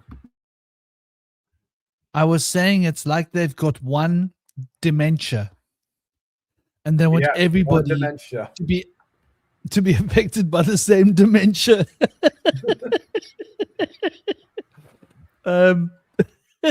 Sorry, but that's how it is. And so we can see basically what you're saying is like on point, and also it's about resources. Because when everybody was worshipping the same god, then everybody had to give a tithe to whoever controlled that organization, right?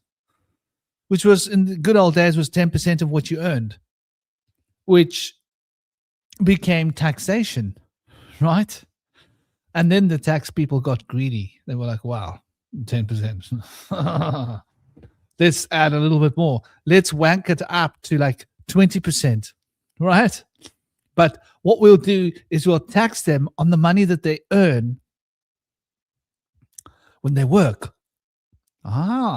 Then, once they've worked and earned that money, we'll tax them on their homes as well, where they live. Ooh, I like it. Then we'll tax them on the electricity. Then we'll tax them on their water. Ooh, you know what? We could tax their clothes. We could tax their food. Why not tax their fuel? We could tax everything they buy. Right? And so they did it.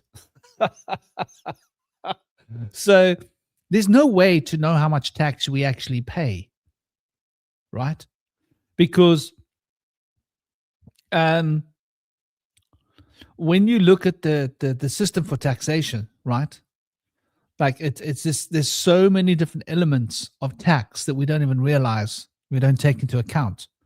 Everything we pay is taxed, but we're using money that's already been taxed to buy the stuff, right? That we're being taxed on. It's like when you really look at it, it's like, how much is this taxation really thing working? How much of it is backstage? And it's not really represented openly. Once again, deceptive. I wanted to change gears and take all of the stuff that we're talking about now and imply it to the person. Because now we're talking about the macrocosm, right? And the psychic manipulation, which we know is the media. They rule the arm prick. Okay, so we know the media is all rigged. It's just part of the story. And like big money owns this YT that we're on now and everything. And, you know, the printing press that wrote all the books on mysticism was all bought and paid for by a little boys club, right? That got to control what was published. And between deceptions, lies, and half-truths, we've been fed a constant diet of BS that challenges the integrity of the system that we're living in. And people have become so used to living in a lie. Here's where it comes to the personal. Let's do this, baby. People are so used to living in a lie where they almost want to run back to the lie to be safe. Isn't that interesting? And let me give you an example of what I'm talking about. So we're so used to our system around us being a lie, the world around us being based on lies, our history is lies, our politicians are lying to us, right? The education system, they're lying to us. The science, they're lying to us. They're keeping the really good science for the military. We only get like the afal, the little bits that they don't want. And they keep the good science for themselves. And they've acknowledged that they keep the good science for themselves. It's called national security. And then they disclose what science they were doing a while ago. We were told that AI was only invented in the last 5-10 years. But when you really look at it, the AI has been around since 1950s, right? AI has been alive and kicking since the 1950s. I want you just to digest that. We only just discovered it like in the last decade, like properly, you know? But the AI that we are experiencing is not new. The patents have been there, as have been actual AI systems controlling like nuclear warheads and what have you. So basically, we as people are then so used to living in an ocean of lies that we then start lying to ourselves, because it's the only survival technique that we often find. And we're either strong enough to swim against the current, right? You know, you're either strong enough to find your own system, esoterically cosmic, or to just go, oh, this is too hard. I'm just going to go with that system because it seems to be all right, right? Like most people do. Yeah, definitely. But no, rather swim against the current. It's a lot harder, but this is where you want to swim. You're going to swim against the current because you want to get there. You don't want to go there where everybody else is going. You don't want to be a sheeple. And so it means that it's a way of separating those that are going to be authentic and genuine and follow true truth within themselves, but most people won't. And here's an example. How many people do you think, and what do you guys think in the chat about this? How many husbands are there in the world that go to work and come home? These days it could be wives, anyone. And they know that their partner is having an affair. They know it deep down in their hearts. They can sense it. But they're in denial. They don't want to face it. Let me give you a story. When myself and my ex-wife, this was the tsunami, right? I was like, we got to get out of this country right now. We got to fly. Let's fly. Where do you want to fly? South Africa or England? And my ex-wife was like, England. I was like, okay, let's go. So we rushed to get to the airport, Sri Lanka, to get out of the country before the tsunami hit. And we managed to get out 24 hours before it hit. And we got into the UK literally maybe 24 hours before. Because when you're flying, there's about 7-8 hours difference in the time, right? When you fly to the UK. So we got out maybe just a little less than 24 hours. We got to the UK a little less than 24 hours, but we got out of Sri Lanka maybe a bit more than 24 hours before. We were cutting it close.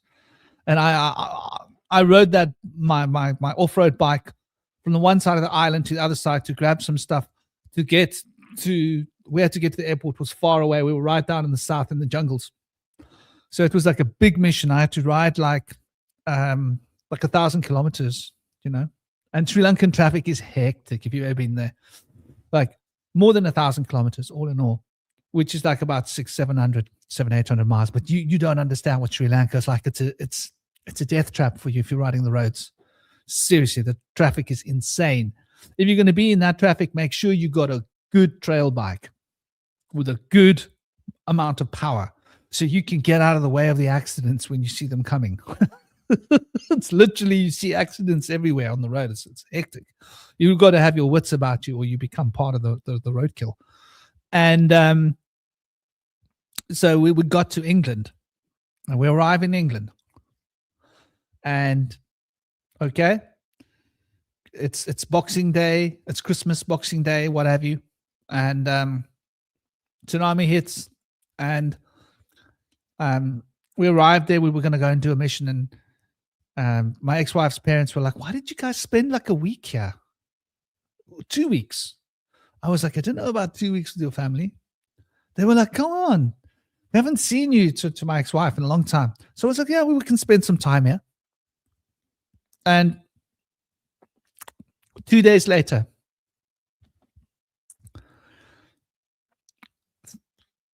just after Christmas, her father, Robert, aka Bob, as Mr. Bean would say. His name was Bob. And he comes home.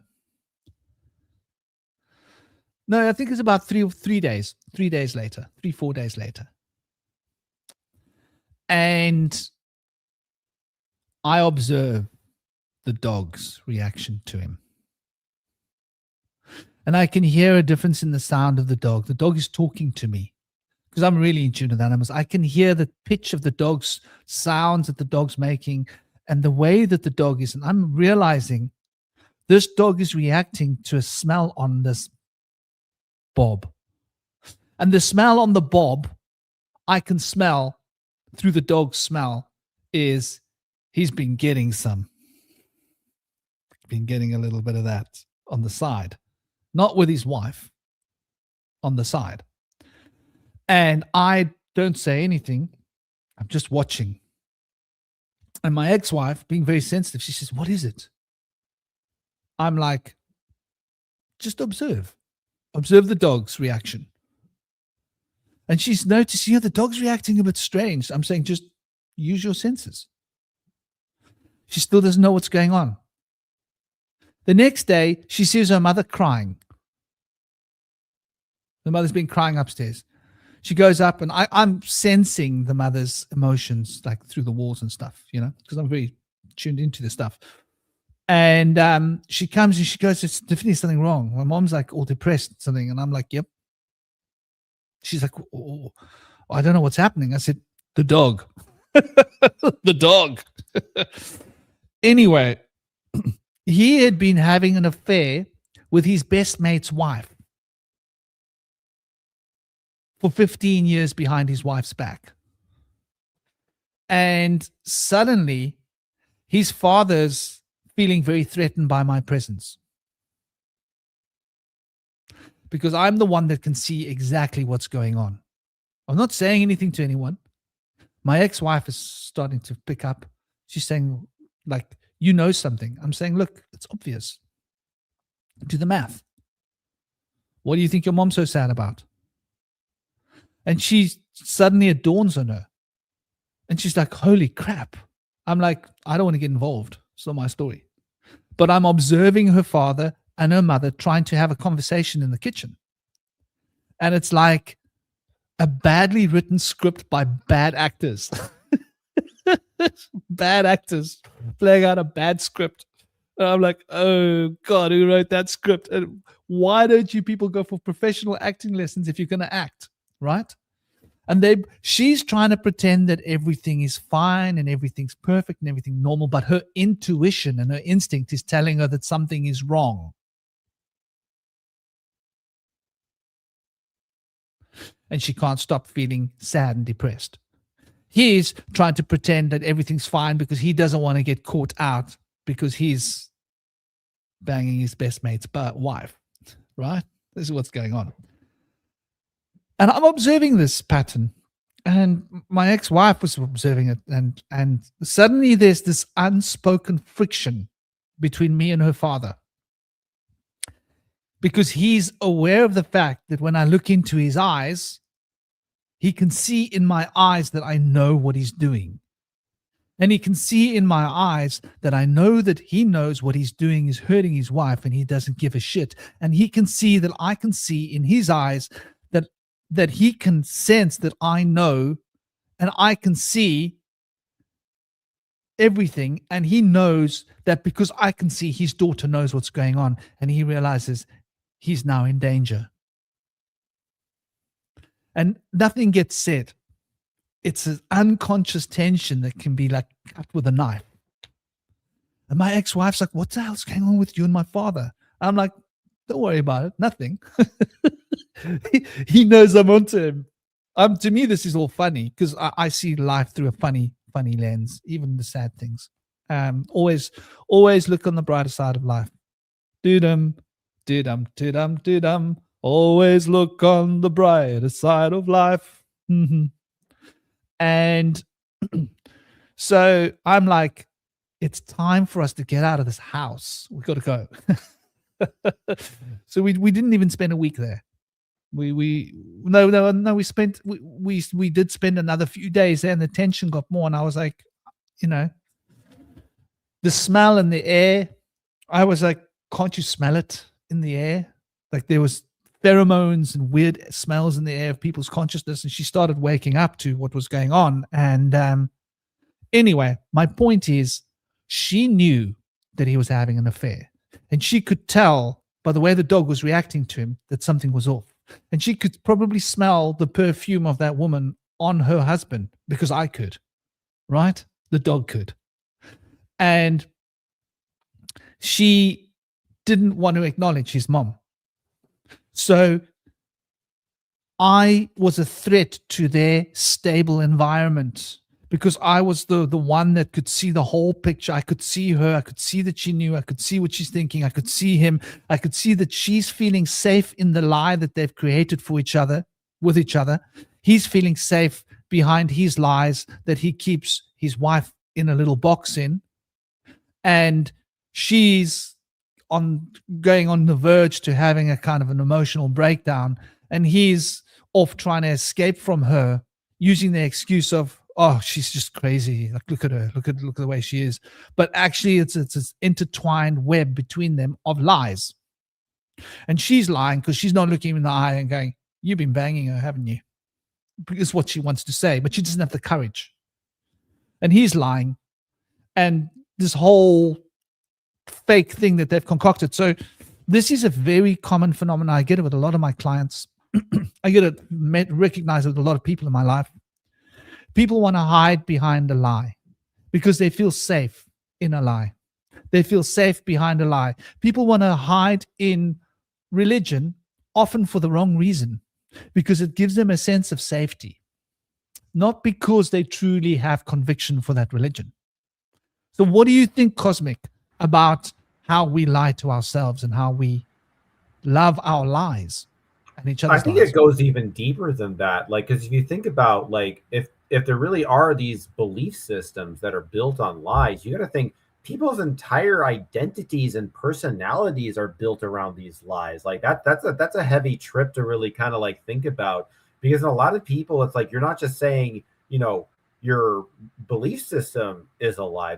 Your entire personality, who you are, is a lie. In a lot of ways, it's like acknowledging something is a lie is almost like acknowledging that you're going to die or something like that. Your entire existence is going to be erased.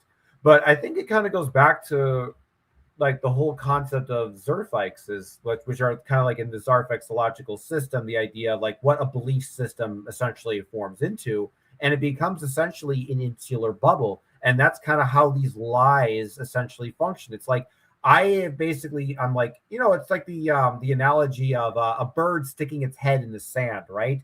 A bird sticks its head in the sand to be kind of like, oh, well, there's nothing going on. I don't see anything because my head's in the sand and nothing is happening. And I think with belief systems and lies and stuff like that, it's kind of like that. Like you're insulating yourself from the truth. You're insulating yourself from the outer, you know, mysteries or whatever. Like there's an insulation aspect to it. Exactly. So there can be no realization. One can't get real. If one is hiding in a web of lies for safety, there can be no being in tune with what's real. And if we can't be in tune with what's real, we cannot realize who we are. And if we cannot realize who we are, we become disempowered. And then that disempowerment of not realizing who we are, we lose the recollection of what we could be. And when we lose the recollection of what we could be, we're one step closer to being a blank slate that can be programmed by the state or whoever wants to do the programming. I think there's this, like you say, there's this really fundamental relationship between the framework that we stake our belief system on, our ideologies, and how we relate to the world through this lens, and how we view ourselves, and then how that self-perception actualizes as personality traits, and how we then relate that back to the world, like a double feedback loop, if you will. And I think, you know, there are a lot of us that are lost in this lack of truth. And so the only solution is truth. And truth is difficult. I have, you know, let me give you an example.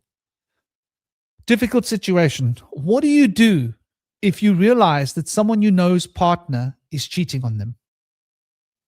Right? Are you going to be the harbinger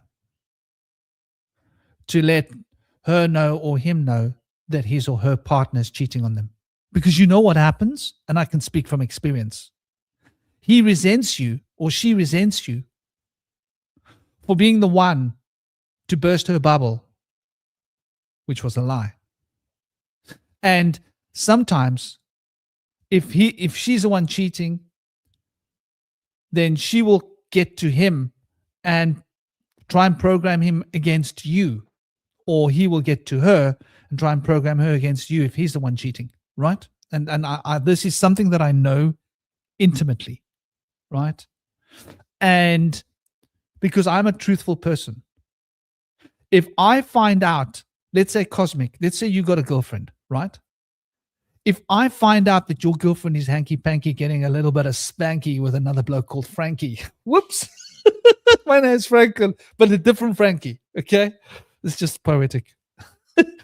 I'm going to be the dude who comes to you and says, Cosmic, dude, I don't know what's true, but I think you got to speak to Trudy, because Cosmic's girlfriend, of course, would be called Trudy. Yeah. Why Trudy? Because she's got two of them. Why two? Double D. Sorry, Yeah. Cosmic. I can't help myself. I can't help myself. You don't have anything against double D, do you, Cosmic? No. Okay, well, good. I'm glad. Of course, the offense, because I don't know. Like, some guys don't like double D. Some guys like double D. I'm not a double D guy, but some guys, they like, bring out the double Ds. So anyway, you would have one of two choices. You would want to like delve deep into this and figure out what's truly up to you. Or you might be like, shucks, if I delve deep here, I might lose Trudy. Is it worth the risk? Does that make sense? And that fear Yeah. can often make people go, no, Franklin, you're the evil bastard. And Trudy goes, yeah, he's just trying, he's an evil bastard. Next thing now, I'm the evil bastard. Both of you hate me because your lie gives you a sense of stability. Does that make sense? Have you ever been in that position? Where Yeah, I think I understand essentially what you're talking about here. Yeah. And it's not just about that, right? Yeah. It's not just about that. It's like you are the one. Now, this applies to, let's say, John is in love with his authoritarian philosophy. And Cosmic comes and says, listen, mate, that authoritarian philosophy, she's cheating behind your back. She's lying to you, right? How many of you, by the way, how many of you in the chat are Americans? But I think in a lot of ways, what you're kind of pointing out is relationships. Like, one of the most powerful aspects of control is like, friends, family, and losing those connections. So because we form these human connections, but kind of the paradox of like, it's great that you're connected to people and you're part of a community, but a community is like an organism, and you got to kind of conform to the needs and the necessities of that organism, and you can kind of lose yourself in that mix. And it's like, because I've been thinking lately about just like, tribal like mentality, and like how like somebody in a group of people will defend a murderer because they're one of their people, even though they clearly committed the crime. And I'm thinking about like, well, why is that case? But it's because these people, they don't have as much of a sense of individual identity. And I think when you have your own sense of identity and who you define yourself as, you become harder to control because you are essentially the arbiter of your own narrative.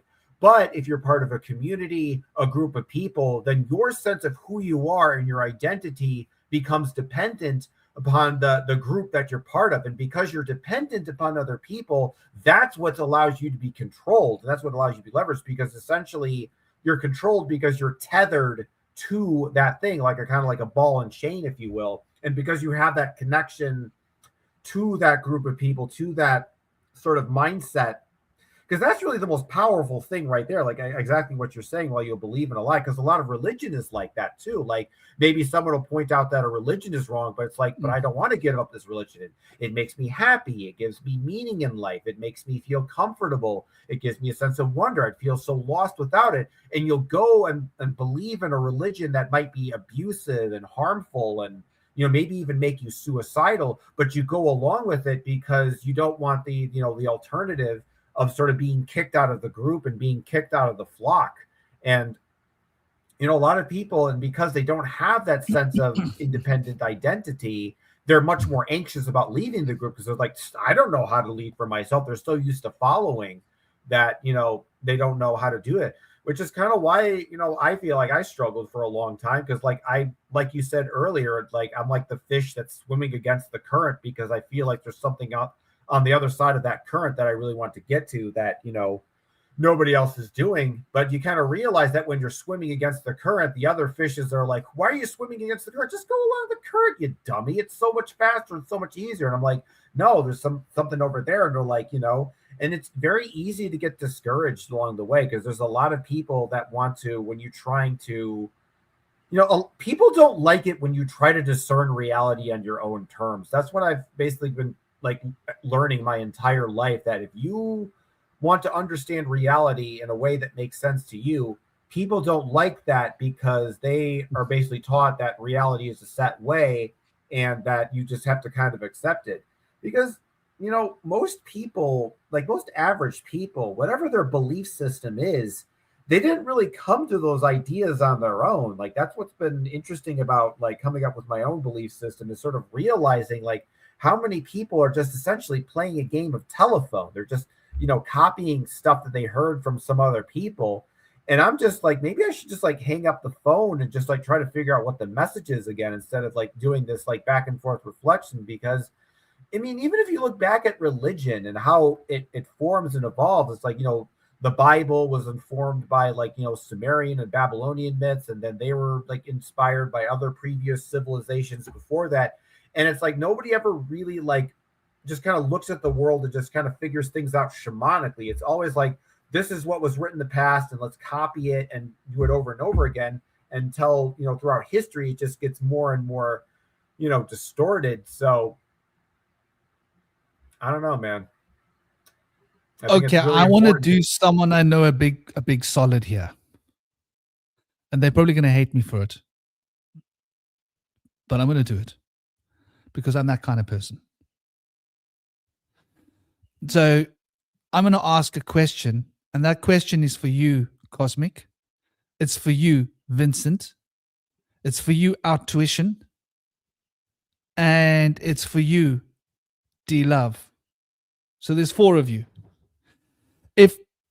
If I was an American, let's just say hypothetically I'm an American, and there's a woman that I love and she's out of America, and I want to keep her on a string, hypothetically, right?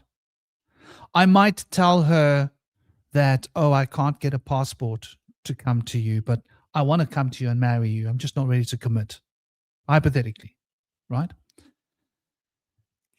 Cosmic, when you apply for a passport in America, how long does it take? I mean, usually you have to wait for it to come in the mail, so I'm not sure the exact time, but it's definitely not immediate. How many years does it take? I actually don't know the answer to that question. You don't know? No. Okay. What about the rest of you? Vincent, D-Love, and Outtuition. If I told someone that it would take a year and a half, between a year and a half, for me to get a passport, a year and a half, what would it smell like bullshit? Just from Americans who live in America, because as far as I know, it takes a number of weeks to get your passport. Usually, maybe it could take 6 weeks or 7 weeks, but there would be an expedition fee that you can pay. Am I right? I'm a South African and I've traveled around the world a lot, spent decades traveling. And I can tell you now that I've ordered passports. I've had new passports in Sri Lanka. I've had new passports in England. I've had new passports in South Africa. I've had new passports. I've had emergency passports in other places in India as well. And I'm telling you now that there's always an expedition fee that you can pay, that you can get it quicker.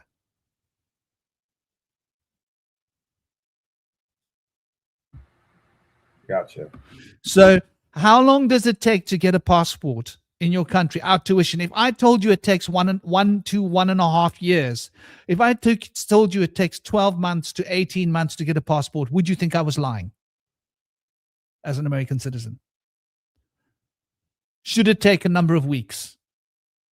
At most, a couple of months. But there should be an expedition potential. Who of you know? Says like 4 to 6 weeks for American passports. Exactly. 4 to 6 weeks. So you're saying it's not going to take 52 to 76 weeks.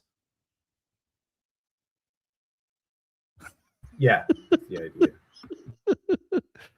So if somebody was told by an American that it's going to take between 52 and 76 weeks to get a passport, because that's how long the waiting list is for Americans to get passports, would you think they were telling the truth? I guess in this scenario, probably no.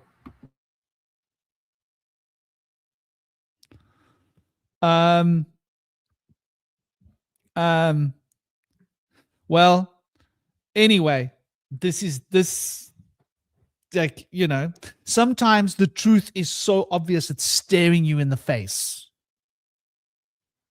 Staring you in the face. An American friend of mine said that they were going to travel and they needed to get a new passport. And I think it took them weeks to get the passport, not so long ago.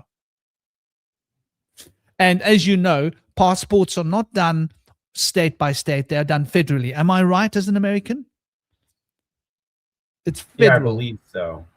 Yes. So it's all in this federal database. It's all in the federal system. And some states might be a little faster than others, but none of the states are like 1.5 years, right?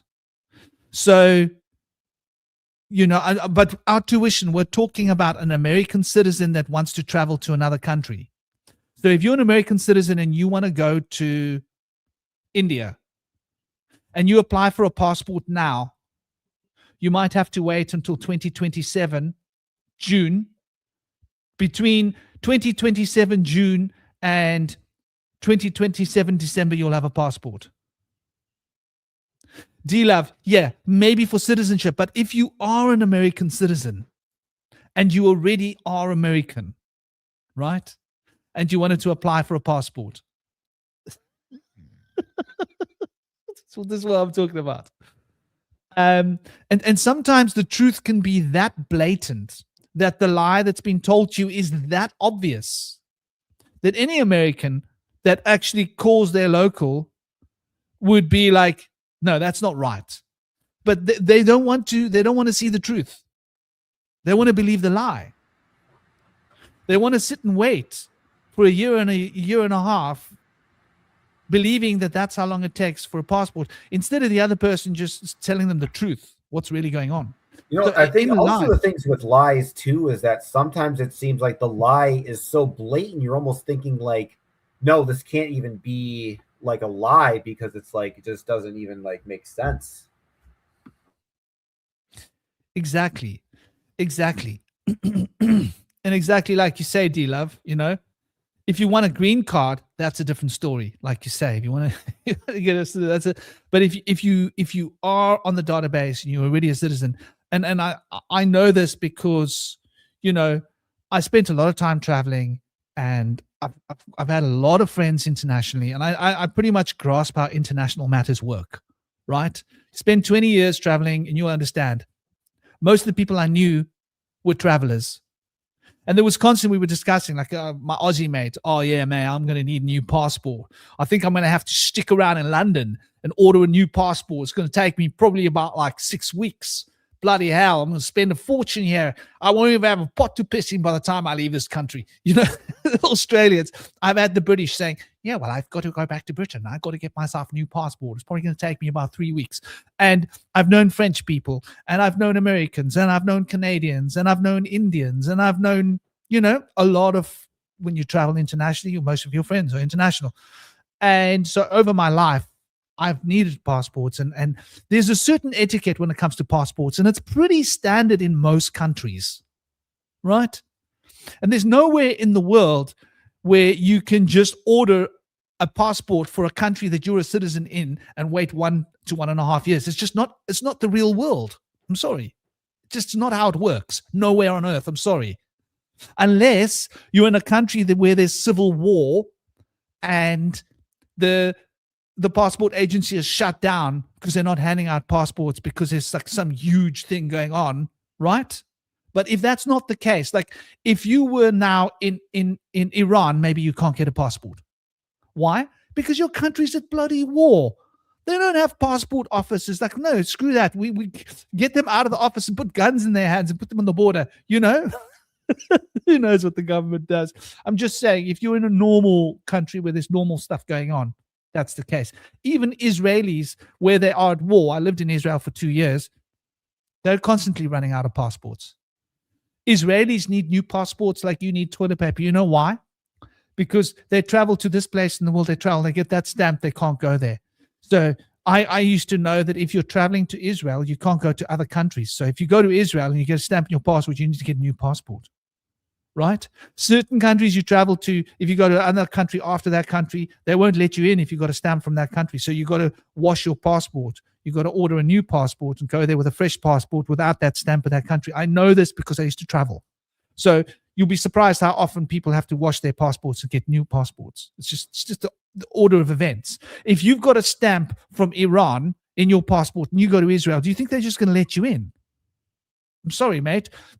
Cavity search. Do you want to have a cavity search? Anybody out there keen on a cavity search? Go to Iran, get a stamp from Iran, and go to Israel and tell me how the cavity search worked out for you. You know, because this is how it works. So anybody that doesn't want a cavity search, they get the new passport because it's just damn easier, and it only costs you $50 or whatever. So $30, and if you're traveling, then you know it's a better it's a better investment because nobody wants to walk that way. Nobody wants to walk funny. Who wants to walk around like, hey, dude, why you walk like that? Dude, I went to Israel. I got a cavity search. Give me a break, you know? Sorry, guys. But I'm just pointing out to the extent that people will believe lies, right? The extent that people will believe lies is you wouldn't believe it. And let's apply that to ourselves, within ourselves, right? The extent that I would believe lies about myself, you know, wow, I'm an amazing guy. You know, I'm really such a good guy.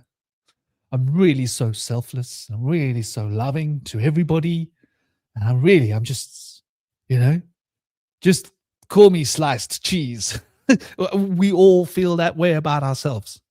Let's be honest, right? Like, you know, yeah, I'm damn good. I'm the best. You know, we all have that little shadow, I'm the best, running in our programs. Maybe most of you don't, but if you were Leo, you would get it. Those of you that are Leo, you get exactly what I'm. Yep, I know what you're saying. We've got to learn to question ourselves. Or those that are like, oh my gosh, I'm not good enough. Oh, you know, then you get people telling themselves they're failures, they're not good enough, they're this. Oh, I'm such a waste of space. So whichever lie works for your character is the lies we're going to tell ourselves. And those lies are generally lies that were told to us before by someone else, maybe our parents, right? Like, you know, when parents tell their kids, you're not stupid.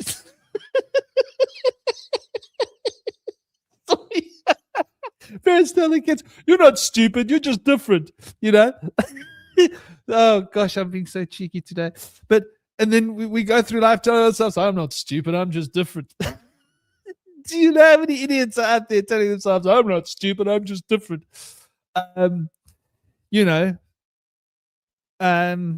maybe I'm just being ridiculous. Please excuse me. But my point is, we all tell ourselves lies all the time, and we don't recognize how many lies we tell ourselves. And I have to catch myself telling myself a lie, you know? Okay, so let's think. What lie do I tell myself? I tell myself I'm a really compassionate human being, right? And I try to be compassionate. I mean to be compassionate, but I'm not always compassionate to my son's mom. I'm going to be honest. She winds me up. She winds me the hell up. But I catch myself and I observe, you know, like she'll come at me from a holier than thou angle, trying to run me down and my girlfriend down because we're not married and we're not Christian and she's Christian and she's holy and all of that. And she'll try and talk nonsense like this in front of my girlfriend to make her feel uncomfortable and try and start an argument and try and talk nonsense like this to my son, in front of my son, who's 9 years old, saying like, yeah, but you guys are fornicating. You know, you've got a fornicating relationship. So I resent the hell out of her. And I'm not compassionate towards her all the time. And sometimes when she comes at me, I just tell her to shut up. Shut up, take your shit that you want to shovel and go away. Not very compassionate. I'm sorry. I try and be compassionate, but I'm not always. Sometimes I can be pretty harsh. Sometimes I can be pretty harsh with my son. if he's hurting the animals or if he's being mean to the animals, he's gonna get hell from daddy's gonna like, do you know that my boy thinks I threw his tablet in the ocean more than a week ago? He thinks he doesn't have a tablet. That's how harsh I can be. He was misbehaving the whole day. He was messing with the animals. He took the birds out of the cages. He took them to his room and he messes with the birds. And he was becoming aggressive and violent with his mom. He was being very bad when I was trying to talk to him. His attitude was like having tantrums and shouting back at me and stuff. And I was like, he's learned his mom's new tricks. So I said, okay, I've got an idea. I'm going to take your tablet for a walk to the beach. And it was nighttime. Sun had just set. And the hand is faster than the eye. I'm very good at sleight of hand. He saw me throw his tablet into the sea. I didn't say I threw it in the sea because I'm not going to lie. That's the one thing I don't do. I don't lie. So he cried, and it took him days to come to terms with the fact that he doesn't have a tablet anymore. I told him I'm not going to buy him another tablet. And I meant it, and I won't. He's still got a tablet, but he doesn't know it. I hope he doesn't find this stream anywhere. He goes behind our backs. He goes into chat rooms. He's 9 years old. He goes into random chat rooms, and his mom is just, I'm sorry, I'm not compassionate towards her. I ought to be more compassionate towards her. I wish I was more compassionate all the time, but she whines the hell out of me. She's a bad influence on my child, I think. Maybe I'm being judgmental. You see, there's another flaw. So maybe I'm being too judgmental. Maybe I'm being more compassionate. I just don't recognize it. Who knows? I could be wrong. I could be right. My point is, I think in a lot of ways that you're kind of like beating yourself up over this because, like, the Fae have kind of given me a whole different perspective on, like, morality and spirituality and stuff, because it's like, in a lot of ways, their perception of the universe is kind of just a lot more of a chaotic one, and they kind of see themselves as sort of, embracing more of their animal side, that more of a primordial or whatever.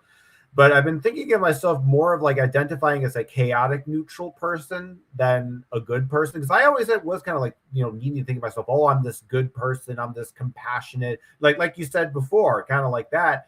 But I realized that, in a lot of ways in that effort to be, super ultra compassionate, that we, lose like personal boundaries and we let people like take advantage of us. And I was just kind of like getting, sick of that. And I don't know, I guess in a lot of ways, like when it comes to like being a good person, you just got to kind of recognize that the good that you have.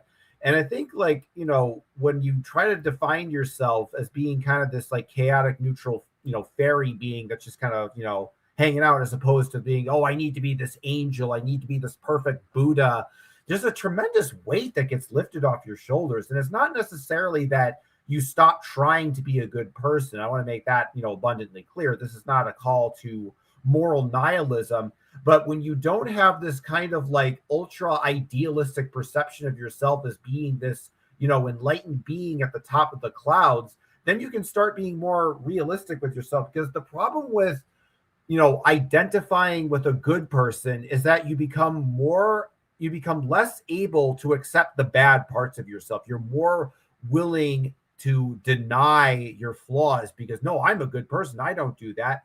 But when you remove that filter lens and you just kind of like, I'm just some primordial animal, then you can be honest with yourself, like, okay, I'm good here and I'm bad here, I'm compassionate here and I'm not compassionate here. And then you have this like, okay, now I understand, what I need to work on. But the goal is never to be like perfectly this or perfectly that. It's just to really find whatever your sense of self is and just be in that particular orbit and how you fit into the universe. Because you're not going to be, like you say, that's why it's important to mention the cookie crumb. Like, we have certain bumps and flaws in our lives, and it's not really, we shouldn't hate ourselves because of that, because in a lot of ways we live in a universe that's, there's chaos, there's storms, there's beasts and diseases and crazy people. And the idea that we're not going to get angry and we're not going to lose our temper every once in a while just is utterly, ridiculous and unrealistic, And I think if there's entities out there that they're going to recognize that this is going to happen, just looking at the conditions of the world and what we're dealing with and how people are and what's going on in the world, at the moment. So, I mean, this is kind of why I sort of stay away from like concepts like perfection, because like when you no longer feel the need to like be perfect or need to be some kind of like ideal aspect of what you want to be, you can actually figure out who you actually are besides that. And I think that's part of the problem too, is that nobody really wants to actually be themselves. They want to be this idealized version of themselves. So there's some, religious figure, some celebrity, some philosophy, and really, I want to be like that person. I want to be rather than just kind of accepting themselves because they thought, no, you're flawed, you're selfish like this, you have this particular bad habit. So, you can't be enlightened. You gotta trust this guy. And because we feel like we have to be perfect, we then feel like we have to listen to the wisdom and guidance of people who we perceive as perfect. But then you start to realize that those perfect people that made you self-conscious and that made you feel like, oh, you're not truly, you start to realize like, hey man, you're sleeping with you're sleeping with my girlfriend too, and you claim to be the one that's like on the top of the ashram here and all holier now, and you're just as filthy and animalistic as the rest of us. Because I think that's one of the things that, a lot of people, they don't like the idea of taking your guru and sort of revealing that it's just, like a pig, with like a costume on top of that. But the reason it's important to reveal the pig is that the pig is the one that's making you feel bad about yourself. It's one making you feel like you're not worthy and that you're not, good enough. You're not compassionate enough. You're not selfless enough. And look how bad you are. Look how selfish and greedy and lustful you are. Not realizing that the person who's making you feel self-conscious is just as greedy and lustful as you are, and probably worse so. But they try to make you, and see, that's what they do. They take their problems and they project them onto you. And see, they have all those proclivities of being, immoral. And then they say, no, I'm not the immoral one. You're the immoral one, because they can't, deal with that thing with them. So in a lot of ways, I think it's like, to me, my philosophy is on some level, we have to embrace the dirtiness of our being on a start, because we live in a dirty world. And I think we can't expect to be totally clean. And in a lot of ways, dirt is the soil that allows things to grow. So being totally sterile and pure, I don't necessarily think is the overall spiritual goal for everyone, or for anyone, maybe someone, I don't know. But I think there is a purity. Honesty is purity. This is what I'm getting at, right? So like, and thank you for caring that you worry that I might hate myself. Trust me. If you were me, you couldn't hate yourself. I really am the best, Cosmic. For all my flaws. No. Look, oh Lord, it's hard to be humble when you're perfect in every way. That's my advice. I got to watch out for that, because I can be damn perfect, and I was like, I was so egotistical growing up, because like, without a doubt, I was one of the best fighters in karate in South Africa as a child. The adults weren't on my level. So by the time I was 15, you find a 25-year-old that can match me. Good luck, but it just is what it is. It's the truth, because I trained harder than anybody else. So my girlfriend was cautioning me the other day, which is why I love her so much. She's so lovely, my girlfriend. She's really real. And it's about being real. And this is what it is. I think when we're real, we become pure. We might not become pure in the ideological sense of what we think pure is, but we become pure in terms of who we are, because we acknowledge our strengths and our weaknesses. We acknowledge our mistakes. We acknowledge our good things and our bad things, and we keep it in track. And what were we talking about? We were talking about something. We were talking about something, and I was pointing out something.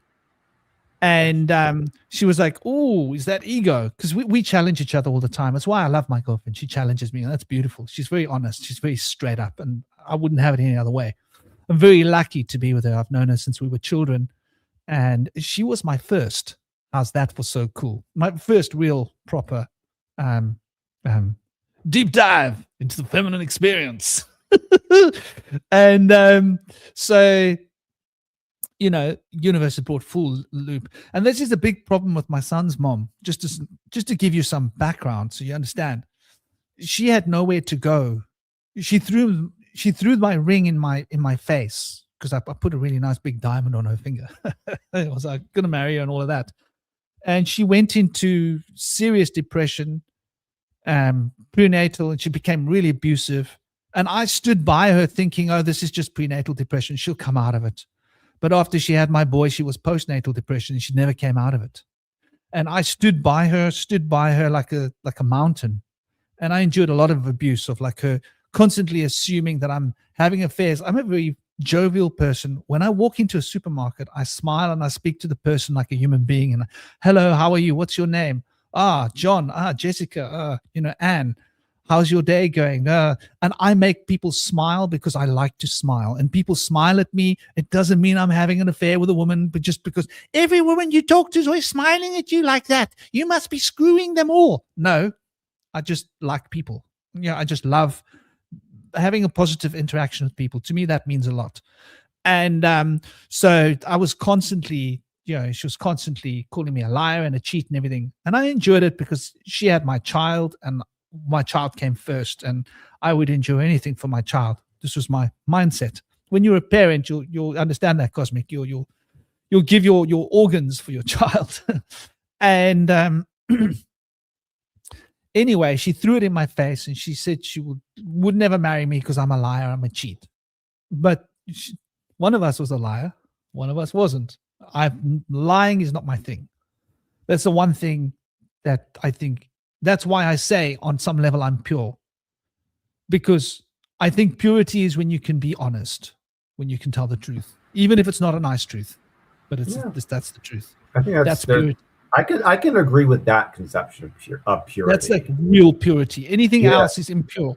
And to me, that's what I relate as purity. And I might not be perfect, but I can try and be as pure as possible. And most of the time I think I am.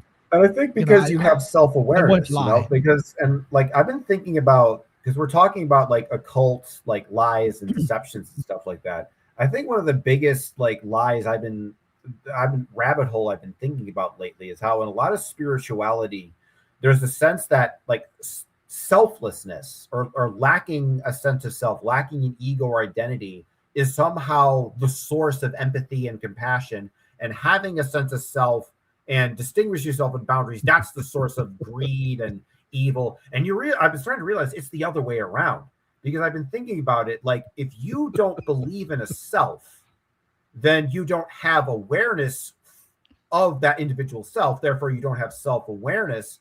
And because that's what narcissists essentially are, because they don't have a sense of self to reflect back on. They don't have that inner sense of self. So when they do, but that self-awareness I'm talking about, it's not in the sense of like, I'm aware that I'm this person and I have these feelings, but it's a sense of awareness that you are aware that other people's perceptions of you is not necessarily how you perceive yourself. Like, in a certain sense, like, I may say something that may sound like offensive or it may sound aggressive, but that's not necessarily my intent. But I can recognize, because of the tone of my voice, I can see why that person might assume that I'm angry. But when you don't have that sense of self to sort of reflect on, you just all you really have is your own internal sense of self. You just assume that everyone must perceive you the way you perceive yourself. So when someone else's perception of you is not the same, that's when they start to act and like, how dare you? No, you're lying, because they don't recognize that they themselves are lying. So I think in a lot of ways, telling people that to avoid themselves and, like we're basically taught that like the less personal boundaries you have and the more people take advantage of you, that's like proof that you're at a higher spiritual level, or that you have a deeper level of compassion, because you basically, let a bunch of vandals break into your house and take a dump on their floor. And you're like, I let those people take a dump on my floor and I didn't get angry at all. Look how enlightened I am. And people buy into that, and not realizing that kind of like selflessness is a kind of narcissism. Because if you truly, I think one of the reasons that people like the idea of having no self is that it makes them not have any personal responsibility or accountability in life. They don't have any, people to take care of. They don't have a world thing of, oh, look at me, I'm just I'm just the oneness. I'm just the infinite. I don't have to do anything. Everything is already just, taken care of by God. But it's just really kind of a way to avoid responsibility and a way to sort of reflect back on yourself, because you think, oh, well, this universe is perfect and pure and flawless and good and never does anything bad. Therefore, I, the individual, am just like that because I don't have an individual sense of self to compare the universe towards. And you know what? And that when it comes to like narcissists, they always have those fake personas. And that's the reason why. It's because they don't have any actual real sense of self, because they don't have a sense of self that's based on experiences. They have like a character. They have like a costume that they essentially wear. That's their identity. But underneath that costume, there's no person. It's kind of like, the old Invisible Man movie where you got the guy with like the suit coat on and like the hat and the glasses, but there's nobody behind the glasses, right? They just have like a bunch of like mummy tape behind it, because otherwise they'd look invisible. And a lot of these people are just kind of invisible. So, I don't know where I was going with this, but when it comes to that narcissism stuff, I really do think it makes more sense that it's a lack of a sense of self rather than having too much of a sense of self. And that sense of having too much of a sense of self that most people assume is actually the fake persona that they created to compensate for the lack of self that they actually have. Because I think about it, like my sense of self is actually what makes me have empathy. Because like for example, like you see somebody, who has like a big cut on their leg. They got maybe they got cut by a sword or something like that. And because I can relate to that and say, oh, I know what it feels like to be cut by a sword myself, I can recognize and identify with that person's empathy, because I can think, oh, that could happen to me. But the person who doesn't have that sense of self, they think, oh, well, that will never have to be. That's some person that's external to me. And because they don't have that sense of self to relate to that other person's sense of self, they can't form that empathic, compassionate connection. So that's the way I look at it. I think you're completely right. And I think there's a polarity there between the ego and the persona. So if the ego has no sense of self, then the persona will compensate by becoming totally self-absorbed. That's something to think about. If the ego is totally self-absorbed, then the persona will react by having no personality. Right? So there's like a compensation, like the yang and the yin. They'll be the opposite of each other. So whatever we in our ego hold in, our persona will reflect out the opposite of, right? Sort of like this is what I've come to recognize. And that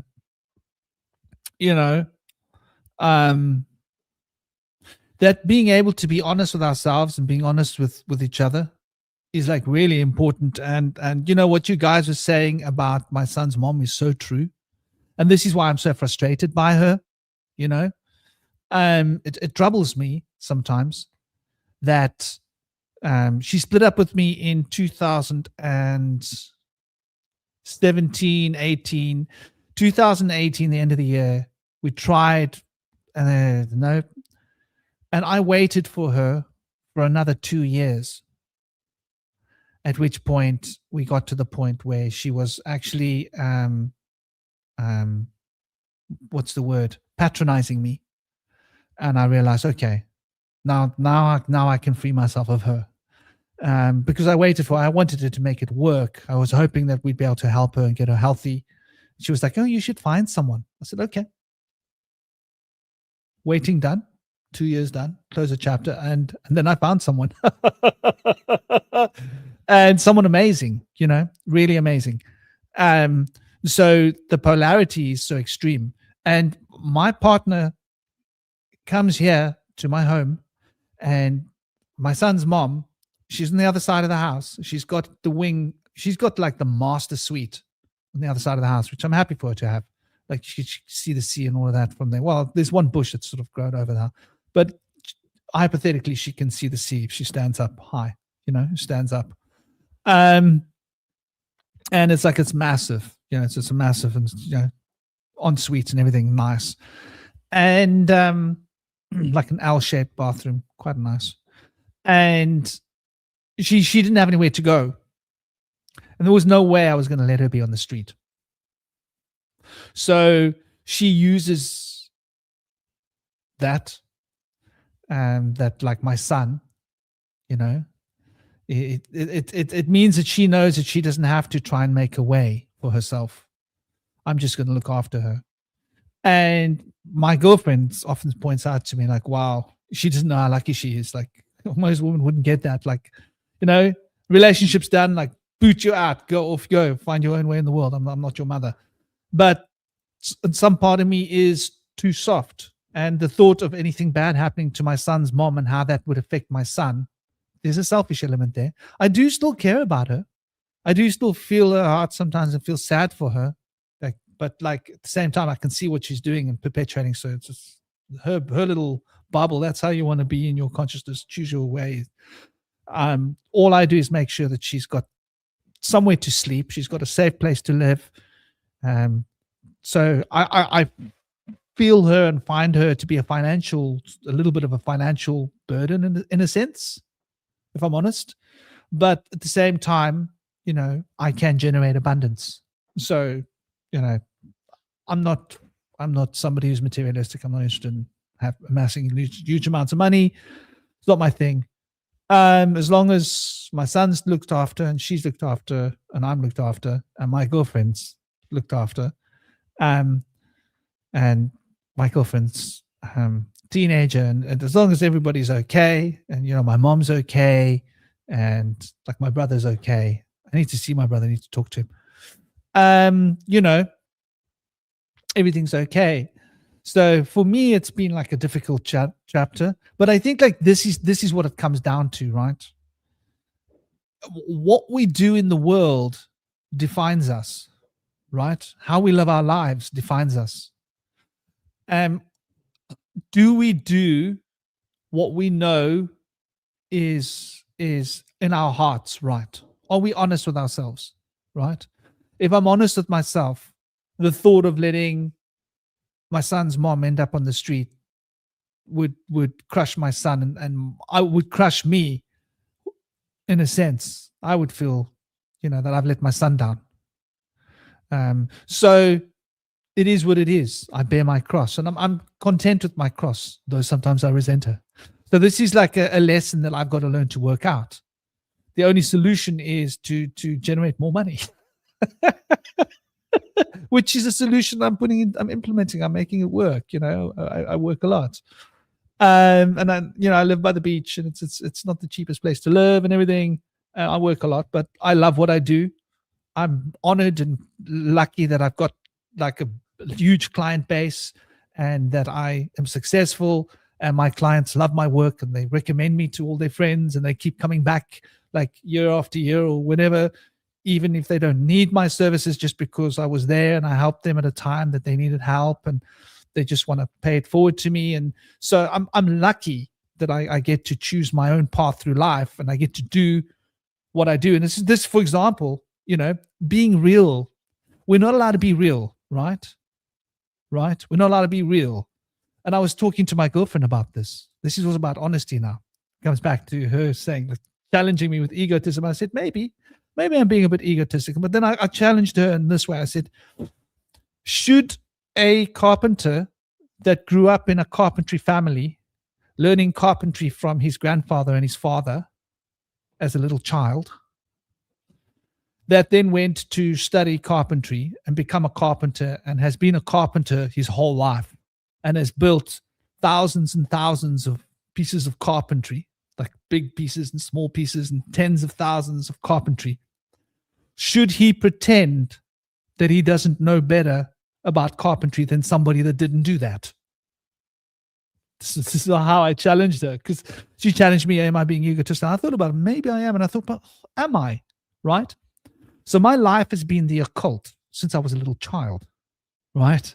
And I studied and practiced, and I trained hard, and I devoted myself. And then I made sacrifices in life so that I could follow the sphere of the occult and mysticism full time.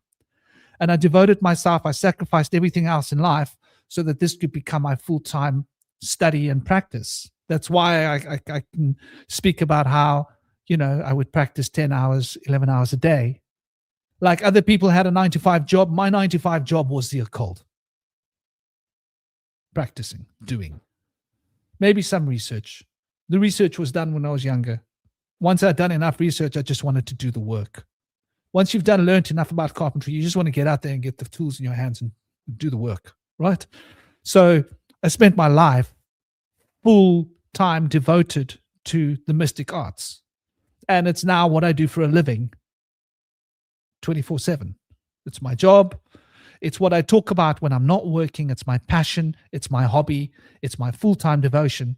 So, when I observe someone that's done it part-time and I see their limitations and I acknowledge their limitations, it might look like I'm being egotistical, which I am maybe to some extent. But at the same time, the difference between being egotistical and just being real is like, no, this is how carpentry is done, right? Like if someone's really a carpenter, they're really a carpenter. And they'll be able to look at another carpenter and go, your carpentry is not so good, and I can see where you're making your mistakes. Is that arrogance and egotism? Or is it just a master carpenter or a better carpenter looking at someone who's got less experience as a carpenter, pointing out this is what you need to do to improve your carpentry, to get to another level of carpentry? So, but these are things that I have to self-observe with. Like, am I being egotistical? Because of the life that I've lived, because I was able to follow this life and go deep into the mystic arts and deep into the occult and go and live barefoot in the jungles. Personally, I don't think it's egotistical what you're talking about, Shaman, because I think when it comes to, I think this is another like occult deception when it comes to like the whole, no self, no ego thing. Because the other idea that kind of promulgates from that is the idea that everyone's spiritual insight about the universe is equal. Everyone is equally enlightened. Everyone is equally valid. And I think because when you say something like, I think this is wrong, this doesn't make sense, that's why people get upset by that. It's like, how dare you say that you're better than us when everyone else is essentially equal? Because I run into the same problem, talking to people about stuff. And I think that's exactly that. It's like nobody is allowed. And it's not that nobody, like, you can know everything and be God, but the idea that, like, if everybody just knows the same thing, it's like you can't learn anything new and you can't grow. And the reality is some people are going to have more spiritual insight than others. I mean, that might offend, some people or rub some of it, but just, it just makes sense. Like there's some people who just, they have the knack for things and some people don't have the knack for it. It's just really that simple. I mean, obviously different traditions, they have their strengths and their weaknesses and, this or that or the other. But, really at the end of the day, how much time you put into, what you're doing, I think that should, count for something. And I think that's kind of part of the culture that we live in today, this kind of this relativistic new age, modernism. And I think that's the other problem with new age is the relativism, the idea that every belief system is exactly equal. Everything is the same level of moral validity. Nothing is better or worse than, anything else. It's basically spiritual communism in a way where it's like, nothing is better. Everything is equal. And, you're like the guy that says like, hey, in the same way that people are like, hey man, you got this big house, like, why don't I have a big house? And people are like, hey man, you got all these like spiritual powers, why don't I have those spiritual powers? It's because you put in the time and the work to get in them. And a lot of people, they don't want to actually put in the work. They just want it to be, they get it right now and just have a quick fix. They say, I'm already enlightened, I've already been figured out. So when you're, acknowledging that like, hey, I actually have these deeper insights and this actually doesn't make sense, people get offended because there's this cultural expectation that no one's spiritual beliefs or religion is better than anyone else's, and no religion is closer to the truth than anyone else's. So in a lot of ways, you're kind of poking a hole at that kind of comfortable bubble of relativism that a lot of unfortunate, mystics and occultists have kind of been subjugated to these days. I think that relativism you mentioned is very much on point, and a lot of people live in that random world, and it is an issue. And everybody wants to pretend that everybody's on the same thing. Like, there are times when I have to recognize how little I know, right? When it comes to baking, holy crap, I know nothing about baking. Yucks, I'm like a noob. I'm like a humble little, like, I don't know anything. I'm an amazing chef, I'll be honest. I'm like really an amazing chef. But baking, so I think that's where we've got to, that's where the honesty comes in, recognizing like, I'm really good at this, but I'm really bad at that, you know, because we're all going to be really good at things and really bad at things. But then we're not all the same in everything, right? Because that's what relativism goes, isn't it, Cosmic? Yeah, exactly. Like everybody's the same. No, we're not all the same. I've got real good strengths. I've got real weaknesses, right? Like, I'm really, really bad at some things. I'm really, really good at some things. The things I'm good at, I'm really good at. The things I'm bad at, I'm really bad at, man. I don't even try and bake. I'm too scared of baking. I'm like, keep me away from the baking thing, you know? I'm like, my girlfriend's like slowly like easing me into baking, you know? Because I've just never been a baking person. It means measuring out with measuring cups and how much of this and how much of that and put it all and have a timer set up. I'm like, no, dude. I just want to throw the food at the pot, and I want to chop it and smell it and feel it, and I want to throw that spice in. I want to throw that spice in. Ooh, I feel I need to throw salt. I'm like I just flow, and what I've created is like a piece of art, and that it works, but that doesn't work in baking. So I'm an evocationalist, right? I'm a strong evocationalist. If you give me a piece of music and tell me to learn it, I won't learn it. I have no impetus I have no desire to want to learn a piece of music. Isn't that weird? And when I was young, when I first started playing music, I realized I learned some music and I loved it. And I played, Stairway to Heaven and Under the Bridge and some Chili Peppers and this and that and a bit of U2, U2. Is it U2, 2U, U2? Yeah. Sounds like a swear word now that I say it. And then I just realized that I could just play and just let like my own music come out. And then I was like, I don't want to learn songs. So now I've become really good at I can just like let my own feelings come out. But it means there's a price to pay now because I stopped developing taking in.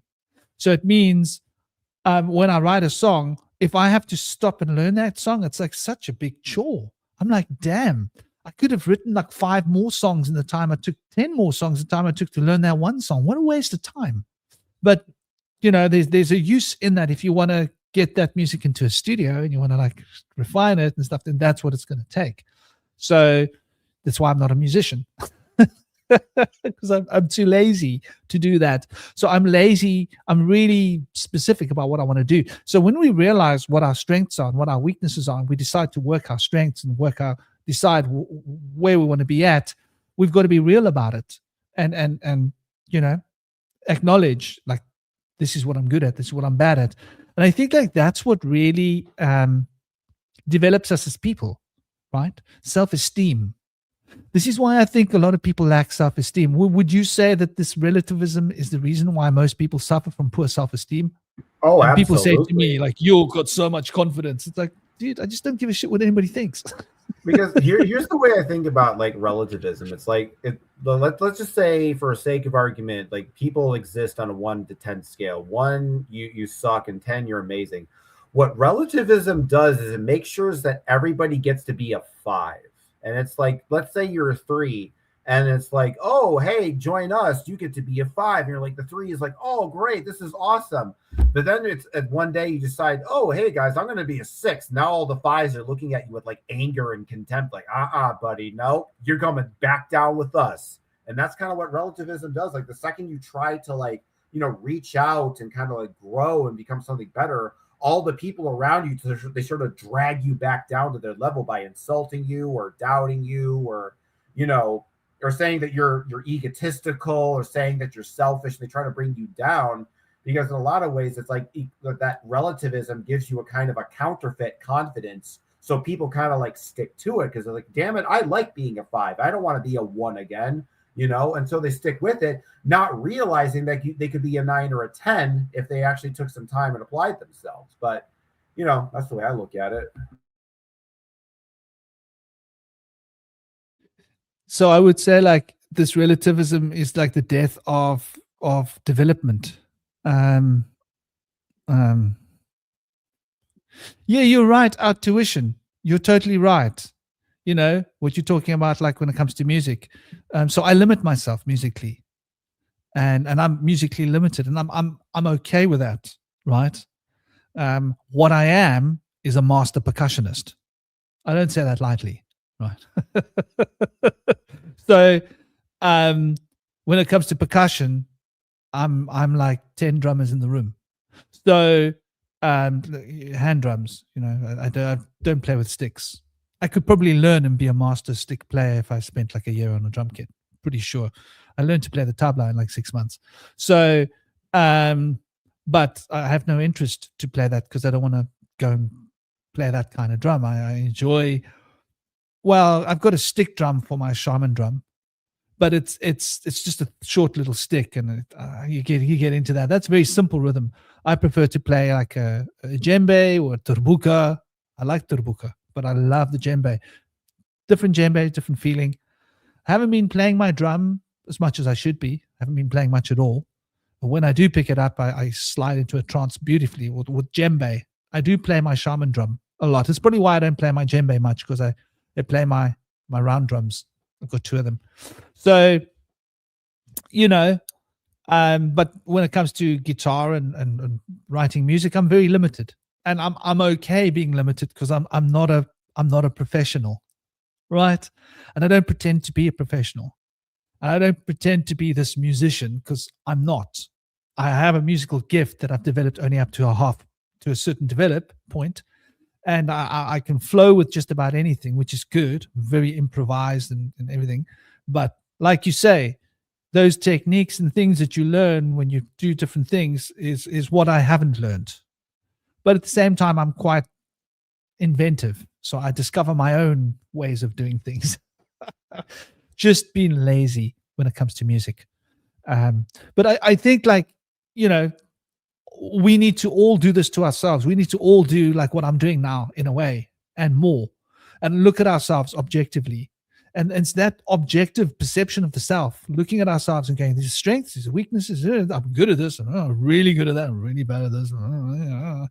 And accept that about ourselves. Like, so, I feel bad that I give my son's mother tongue lashings. And I do give her tongue lashings, I'll be honest. But when she says stuff in front of my girlfriend, there are house rules. I've laid down the house rules to her. She doesn't want to follow the rules, she gets a tongue lashing. Not when there's people. I'll go to her later on. I'll wait 2 or 3 days. I'll come to her and I'll give her a tongue lashing. Tell her exactly this and that and this and that and this and that. And I'll point out to her, you live here by the grace of my compassion. You live here by the grace of my goodwill. And you take advantage of me. You take me for granted. You don't show respect. You don't show respect to my girlfriend. You don't behave properly with my son. And still I'm here feeding you and looking after you. I give her a tongue lashing. I lay it out for her. And it's a bit humiliating for her. I don't like doing it, but I do it. I don't know whether it's right that I'm doing it or not. I'm trying to figure out if I'm doing the right thing or not. But I'm trying to maintain the boundaries and the rules that I have in the home, because I make the rules in this house. That's just how it is. It's not a democracy. And my son, I'm very clear with my son.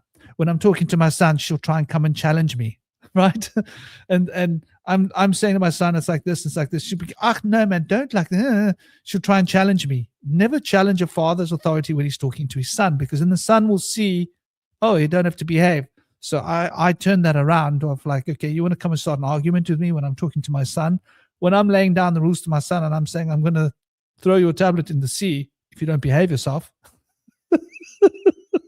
because I literally will, then she'll come and try and make an argument with you. And then I'll turn around to my son and say, Joshua, how many bosses are there in the house? Just you, Dad. Who's the boss in the house? Me. Good.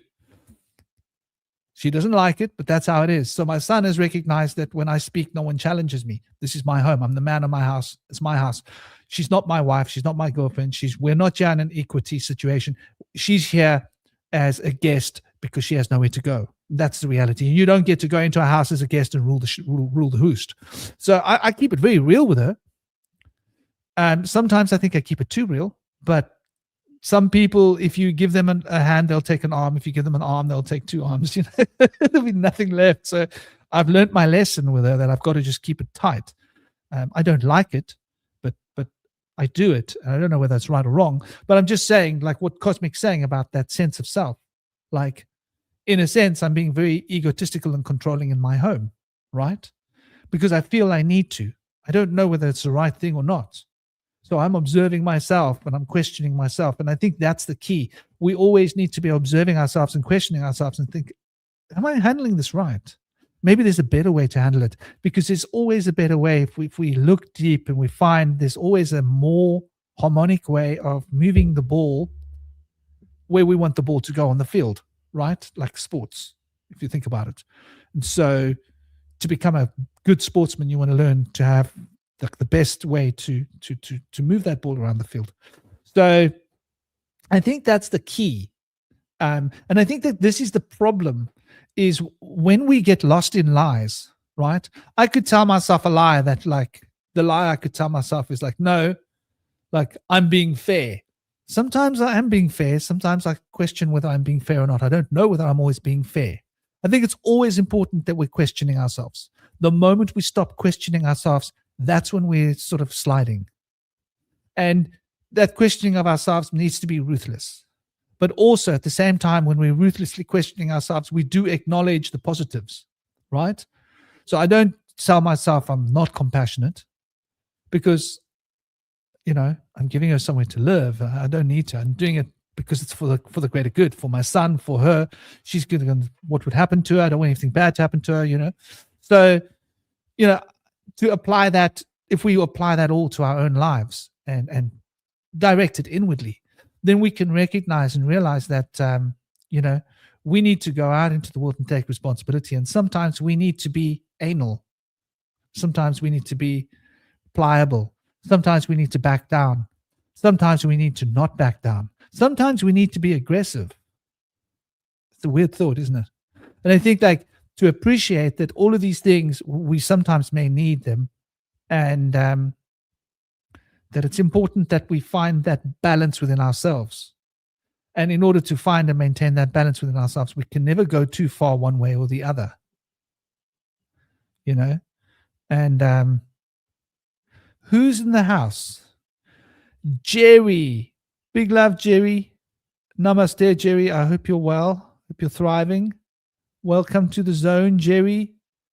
I hope you are smiling. I hope you are jiving. Did I see the name Take a Little Trip up here somewhere? Take a little trip and see. Hey, Bomb Shiva, how are you doing? Yes, take a little trip. I feel the same way. Although with my girlfriend, I don't feel that way, right? With my other half. But there's a total respect between us, you see? Like, we've been almost 3 years in a relationship, and we can be really open and honest with each other. But, like, you know, I would never challenge her ideas when she's doing what she's doing. She would never challenge my ideas. So there's, I think, respect. When there's respect, there can be synergy. And you can see some relationships can work with respect and synergy. And one person will be taking charge of one thing, another person taking charge. But there has to be that collaborative teamwork element. And when that's missing, then, like you say, no division bell. Needs to be one voice and one situation. And if everybody's on the exact same page, then that's not a problem, because then there are principles being adhered to, and everybody adheres to the same principles, right? And if everybody follows the same principles, then it doesn't need to be anybody like, oh, there's this or that. The principles are the principles. That's what there are. So I think, like, in life, that's like quite an important lesson for me. Audiloon, namaste, welcome. I hope you're good. Hope you're well. But yeah, you know, it's difficult when you've got a child and when your child's got a mother and she changed. I probably changed as well, but my God, did she change? It's like, who the hell are you?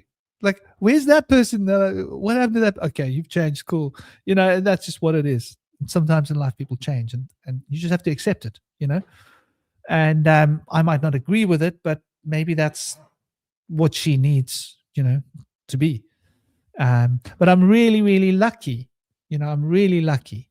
I honestly feel lucky. I might sound like I'm bitching and moaning and complaining about my life. You don't know how lucky I am. If you knew how amazing my girlfriend was, you'd know like how lucky I am. She really is amazing. And I'm so grateful to have such a strong willed and dynamic and self-empowered woman that is, you know, that is, you know her. She's here in the group chat very often. So, you know, life is good. Life is beautiful. Life is sweet. And I think in life, this is what we're going to have to deal with. There are going to be bitter flavors and there are going to be sweet flavors. And we've got to learn to wrap our head around the bitter flavors and appreciate the sweet flavors and live. Because like you need to eat bitter things to clean your blood and you need to eat sweet things to get sugars into your blood. So you need that balance within your life, you know. You need to eat some vegetables that have got sugars in them. You need to eat some fruits that have got sugars in them, but then you also need to eat some herbs that are bitter. And the bitter herbs will keep you alive for longer and keep the poisons out of the body. So I think like this is the balance of purity. And so purity is balance in my mind. And that's Libra, isn't it, Cosmic? Yeah, balance, man. Balance, it's the key. So I think I've like spewed as much as I can spew for one day's spewing. Do you have any more to spew? Cosmic? No, not really. I think we covered all the ground that we needed to today. Integrity, morals, socio-economic construction, how fundamental and important is truth, the effects of the absence of truth on the cosmic self and the energy bodies. 1 second. Man, it's so self-explanatory. We spoke about the ego and the persona, the polarity between the ego and the persona. And I think these are two different energy bodies that we experience. And if one energy body is overloaded, another energy body will be underloaded, and vice versa. And so once again, balance. The balance between all the energy bodies, I think, is the key. And I think once we're being honest with ourselves, then we purify our energy bodies. I think the truth literally sets us free. Even if we're in a situation that's not a good situation, ideally, when we're honest with ourselves and we're truthful about our situation, then we are free within that situation to enjoy and to still be able to be, you know, seeing the funnier side and the happy side and the positive side of life through, you know, through the adversary that we have to face. Yeah, I think I'm done, tapped out. Yeah, it's been a long one. It has. And it's been basically mostly me and you, Cosmic. Yeah. Bloody hell. Crazy. Well, as always, it's been an honor. And it's been an honor with all of you in the chat. And take a little trip. Lovely to see you here, as always. Missed you. Vibe Without, lovely. Howard, Out Tuition, and take a little trip. And, well, everybody that's been in the trip, Carly and Vincent and Gaz. I think Gaz had to go. And Audio, I don't know how to say your name. Audiloon. Is it Audiloon or Audi? Yeah, it's Audiloon. Howard, Audiloon, and everybody else. I'm sending you all, and Jerry. Welcome, Jerry. I hope you're good, man. Sending you all big love and big blessings, and everybody else who came to the chat, everybody else who was sitting watching the show. I hope you guys got what you came for. And I hope you guys are going to have an absolutely fantastic weekend. Take it easy. Keep the smile alive. And thank you, dear Cosmic, for bringing your beautiful wisdom to the show. As always, Thanks for having me. always an honor, brother. Always an Mhm. honor. And to all the other brothers and sisters out there, Carly and everybody else, and the other sisters that were here that left, big love to all of you and to all of the brothers. Take it easy, keep it sweet, keep it smiling. Don't forget that life is short. Make the best of what life is. Life is one big teat. You got to squeeze and you got to suck. Om Namah Shivaya. Take it easy. Peace out, everybody. Don't forget to